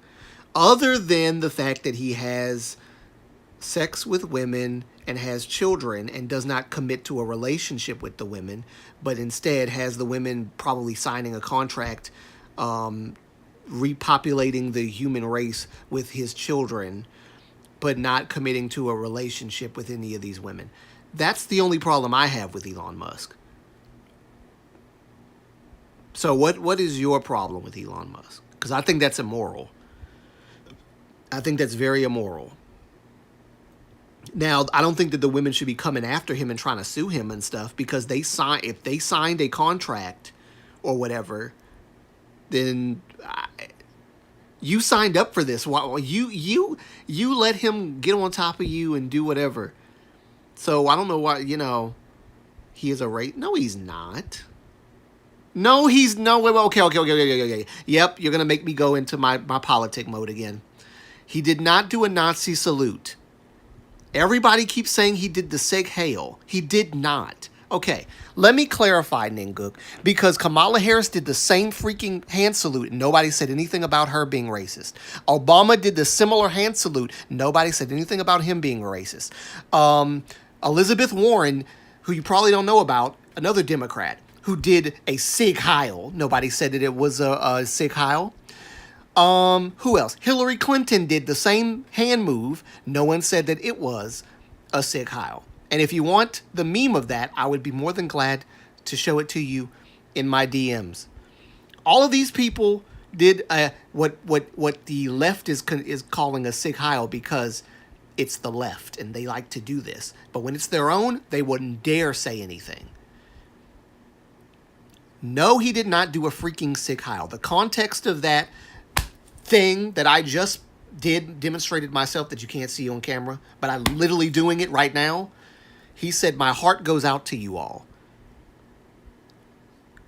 So let's not read things into what a person did and saying it's a Sig Heil. You know, my pastor also said he did a Sig Heil, and I wanted to come up on the stage and grab the mic from him and tell him to have a seat.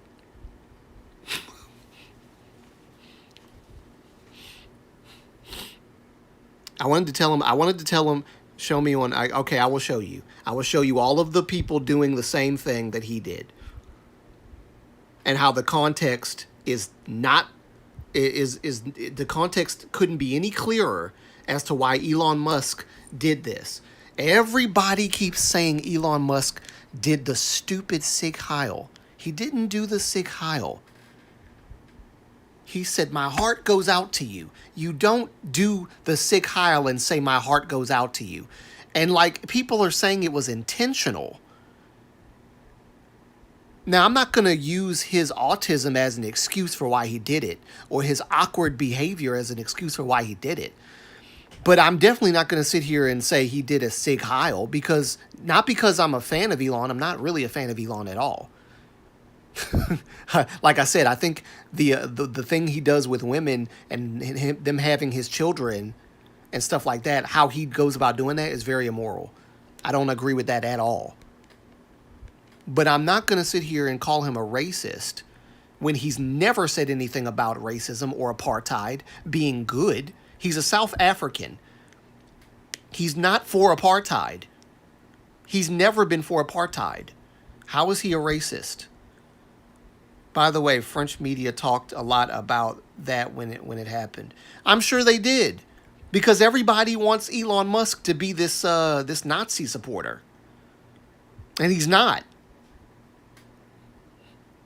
This is called the media being the media, and y'all know not to trust the freaking media.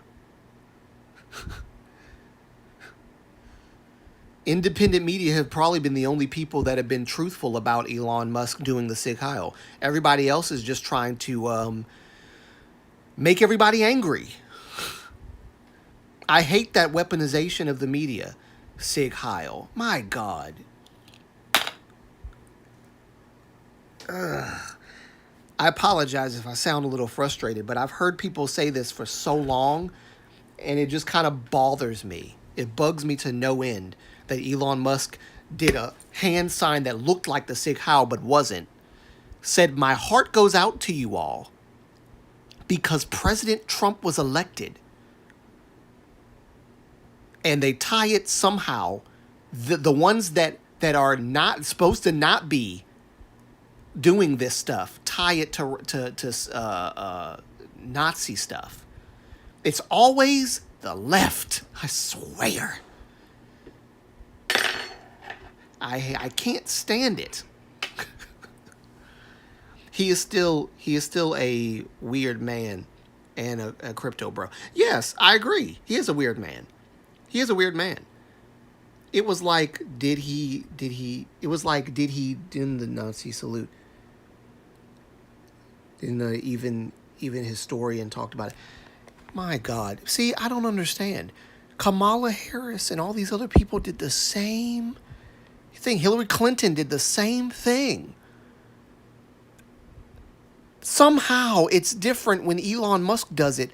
If Elon Musk was a liberal, no one would say this. I promise you, if I had money, I'd bet you no one would talk about Elon Musk if he was still on the liberal side and he said, "My heart goes out to you," and did that. No one. But because he's a Trump supporter, they tie it to Nazi stuff. This is sick. This is sick. I hate that. I hate that for him, that people misrepresent him like that. Context always matters. If he said, "My heart goes out to you," and he did this, yes, he's an awkward person and he expressed himself in a weird manner. And he probably should have watched what he did. But guess what? I've seen people raise their hands in church and their hands, where the way their hand is positioned, looks like they're Sig Heiling. They're hailing Hitler. That's what it looks like sometimes in church. Do I say it's a Sig Heil? No, because I know the context is they're lifting their hands in worship to God. So if he's lifting his hand in a Sig Heil motion, as people say, but he's saying, "My heart goes out to you, and he's literally saying it. How then do people get this wrong? I'm not mad at you, Ninguk. I'm just annoyed with the Sig Heil stuff.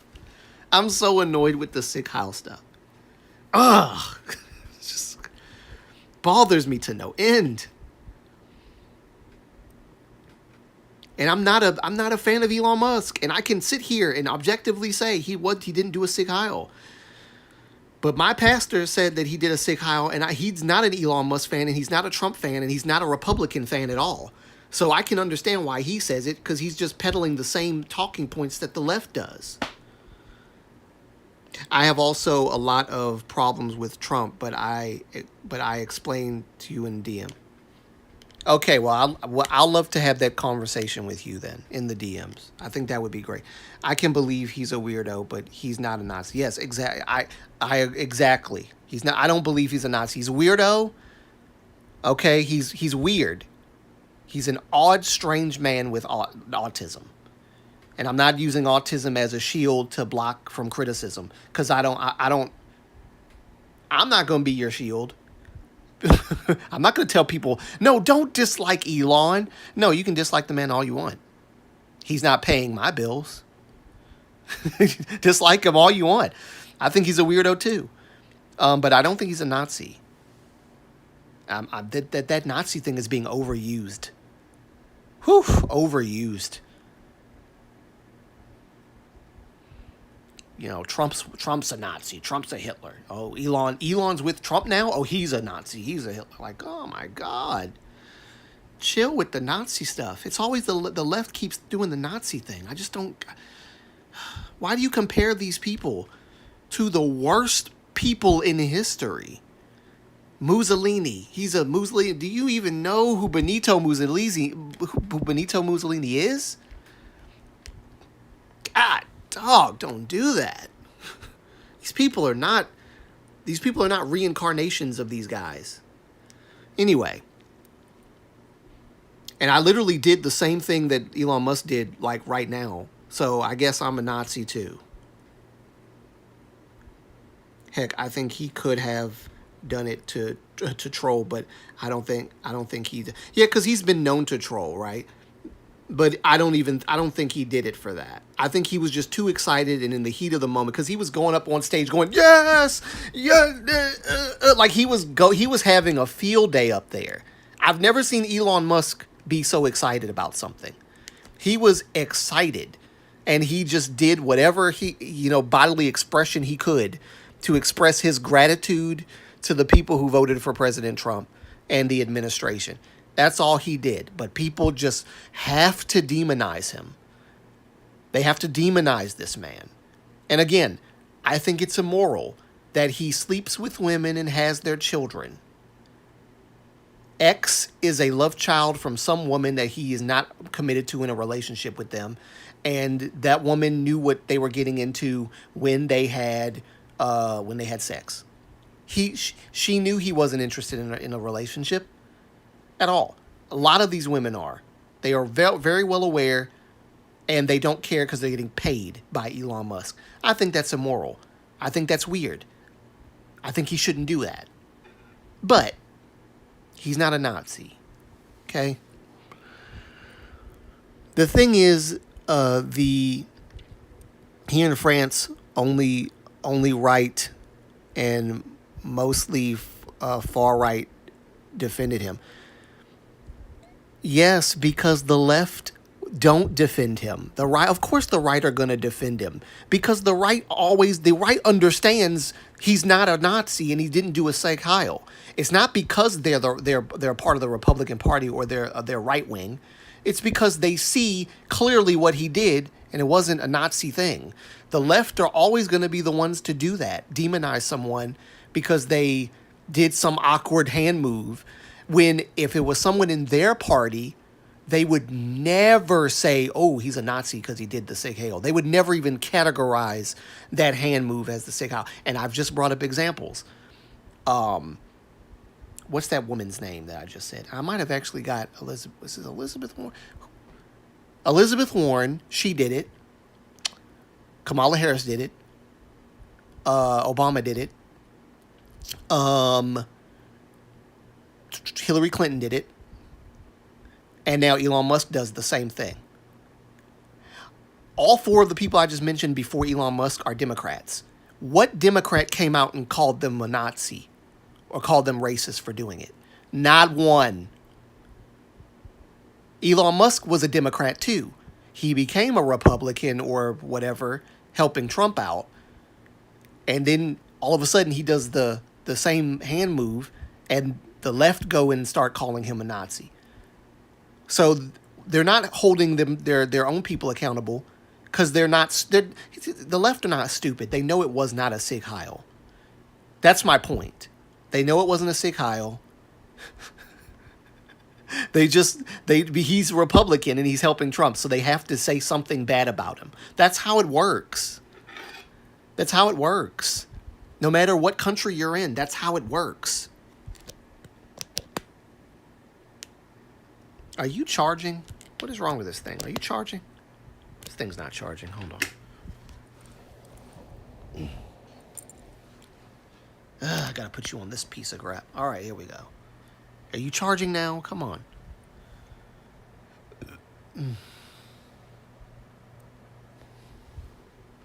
Also, Tesla aren't good cars and had a lot of problems with the computer within cars. Well, I don't own a Tesla, so I don't know much about the Teslas.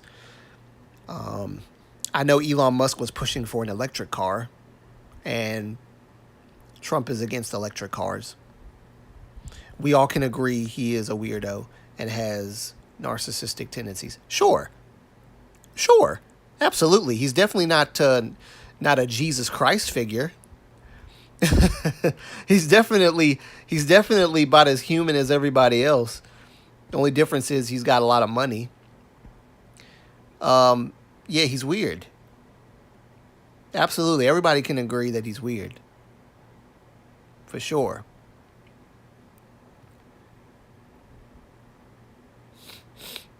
But I don't think he's a Nazi. I think that's, and one of the reasons why I don't think he's a Nazi is because Democrats use that term for anybody who is for Trump. It's a loose term for the Democrats. They love calling people on the other side Nazis. It's fun for them. It's fun.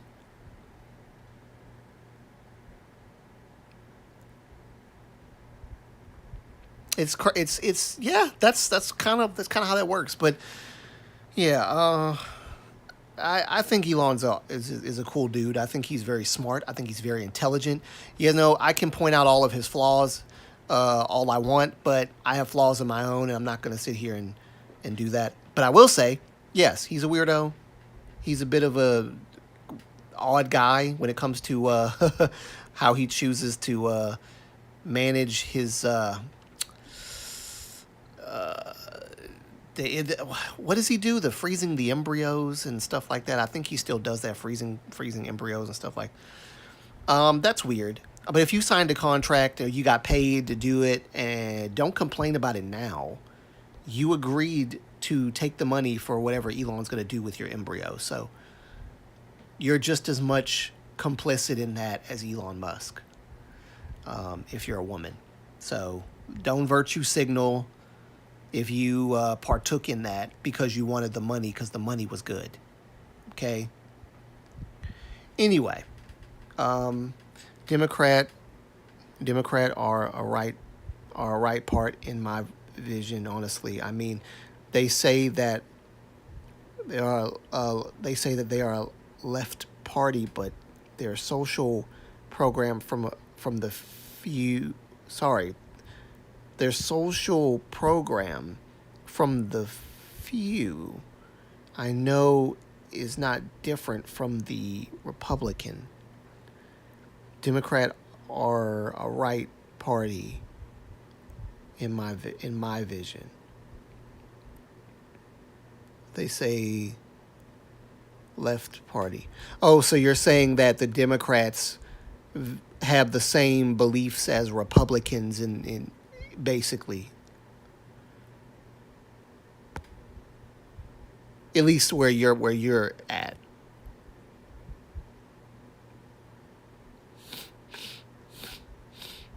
Well, apparently they don't believe entirely how the Republican Party here believes because they sitting there calling Elon Musk a Nazi.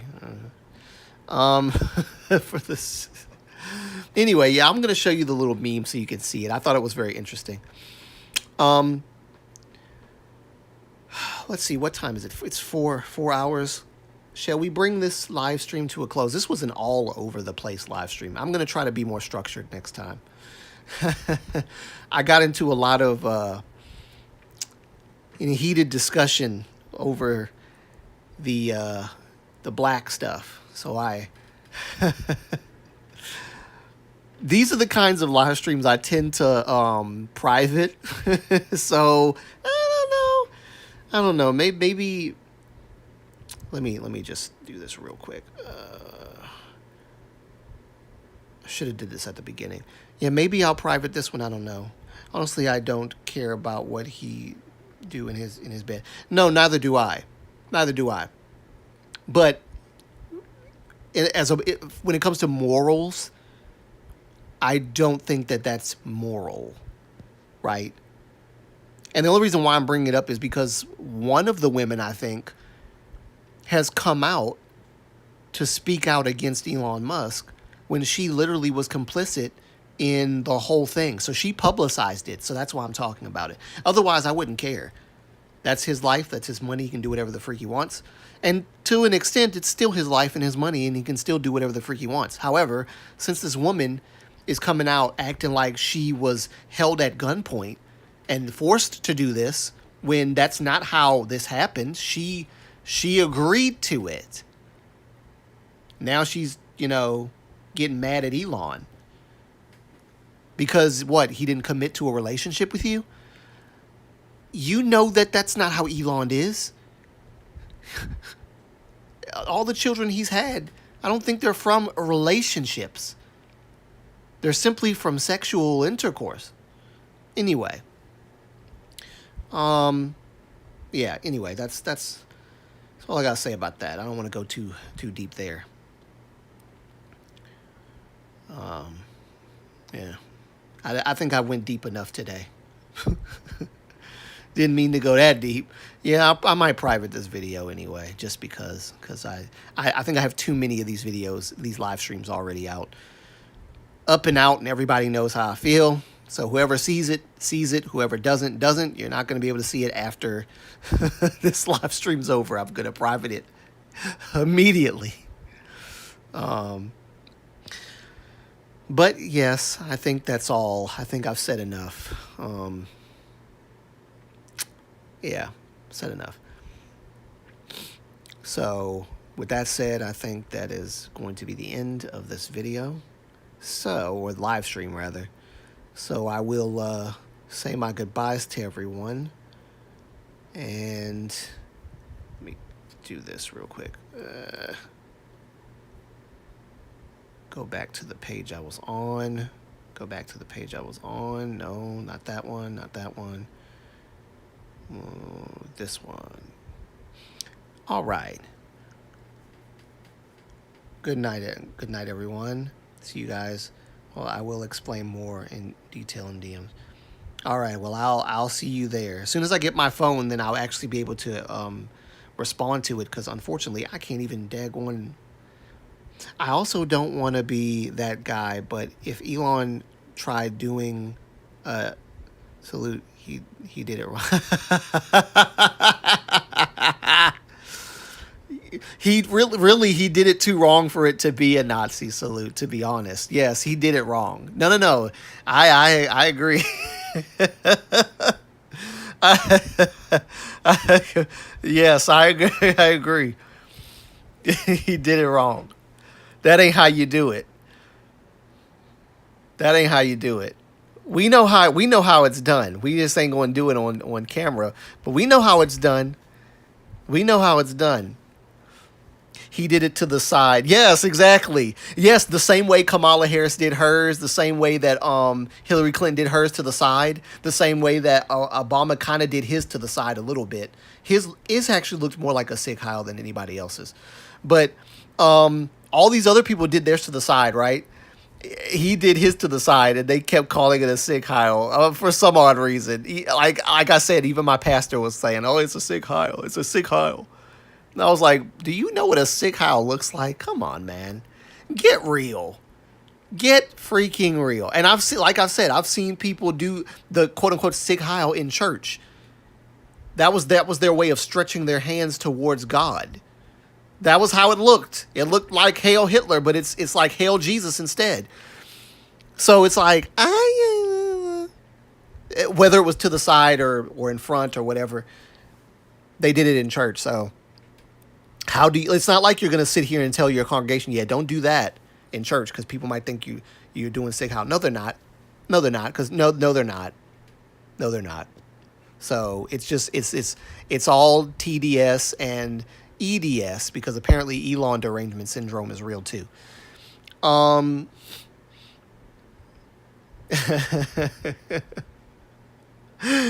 It's supposed to be straightforward. It is. I needed that laugh. That was that was good. That was good, Riker. Yes. No. Be that guy. Be that guy for me, please. I appreciate that. That was good. He did it to the side. It wasn't supposed to be done to the side. Even see, we know. All right. Let me stop clowning. All right. Thank you guys for coming. Thank you, Riker. Thank you for being a great mod. Ninguk, thank you for being an awesome mod as well. Hey, and listen, the thing that I love about the Moon Base is that we can have these conversations.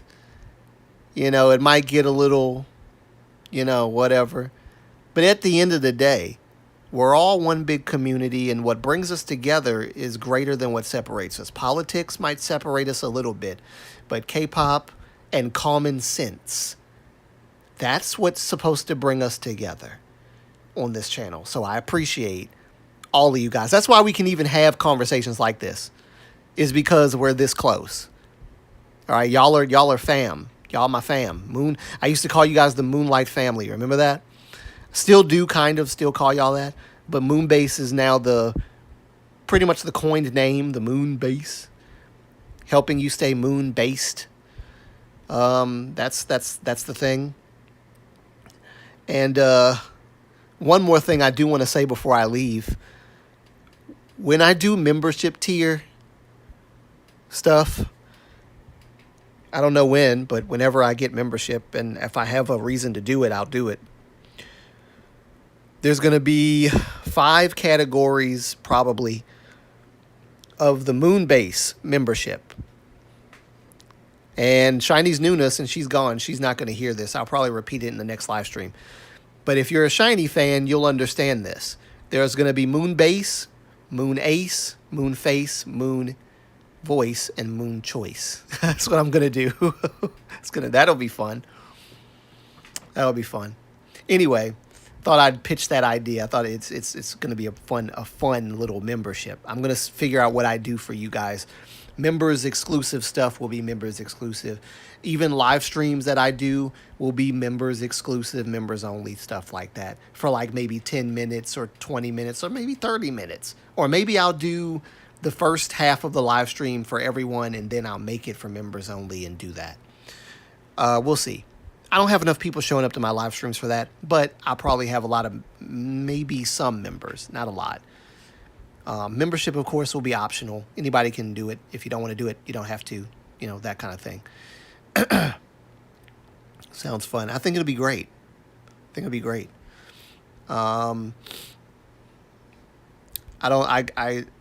$2, it'll probably be $2 or so for like the first membership, which everybody will probably be choosing that more, which is fine. I don't care. I have membership tiers and it'll be fun. I think it'll be fun. It'll be nice little interaction and engagement. I'm going to try to do special things for members and stuff like that. I need to get my channel back off the ground because it's been on the ground for a minute because I've been sick with the flu. And working on that video that I scratched, like, yesterday or a day before? Even I don't get the reference. Oh, come on. Really? You don't get the reference? Shiny. Okay, so Jonghyun is the bass of Shiny. That's why his album was called Bass. His first album, Bass. Taemin is the ace of Shiny. So Taemin came out with an album. The first album was Ace.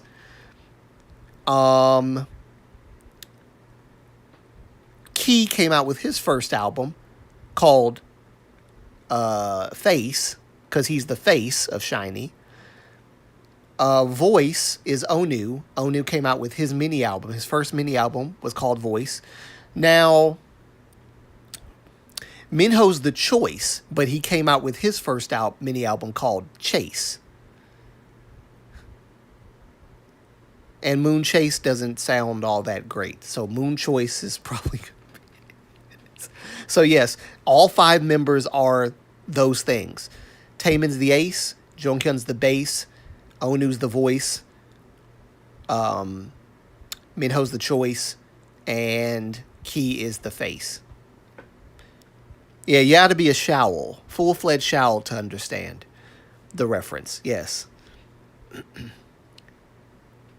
It's already called Moon Base. So, and I like Moon Base because Moonlight Antonio was basically founded or formed because of my love for Jonghyun as a person, as an artist, and Moonlight. We both have a shared love for the moon. So, I'm not that deep into Shiny. Ah, yes, I see. Well, on this channel, you can't help but know because I make it known. I make what is not known. I thought the stream ended. Yeah, it was supposed to have ended, but I have a problem shutting up. I have a problem shutting up, I have a problem stopping the stream because I get very comfortable and I talk to you guys and I don't want to stop the streaming. But I know I have to because daylight is literally passing and I have to get off. But anyway. Thank you. And I was in the middle of saying goodbyes. Thank you, Haifa. Thank you for coming. Thank you, Ninguk. Thank you for being an amazing mod. And I will continue my conversation. If you don't see a reply in a minute, it's because my dad has my phone in his car and I can't get it until he comes home. So when I get it, then I'll talk to you about the whole Trump thing. I have a few issues with some of Trump's not his policies, but the tariff thing I've already explained. I do have a bit of an issue with the tariff thing, but I understand why he's doing it, and I'm not mad at him for doing it. But yes, we can talk about that in another time. I'm sure you have some things you want to talk about as well. So thank you, Ninguk. Thank you, Riker, my main man, the Commander Riker up there. Who else? I said Haifa.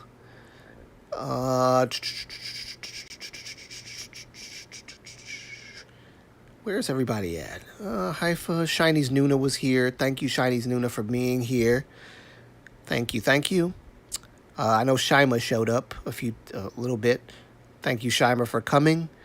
Oh, that's it? No, that's it. What do you know?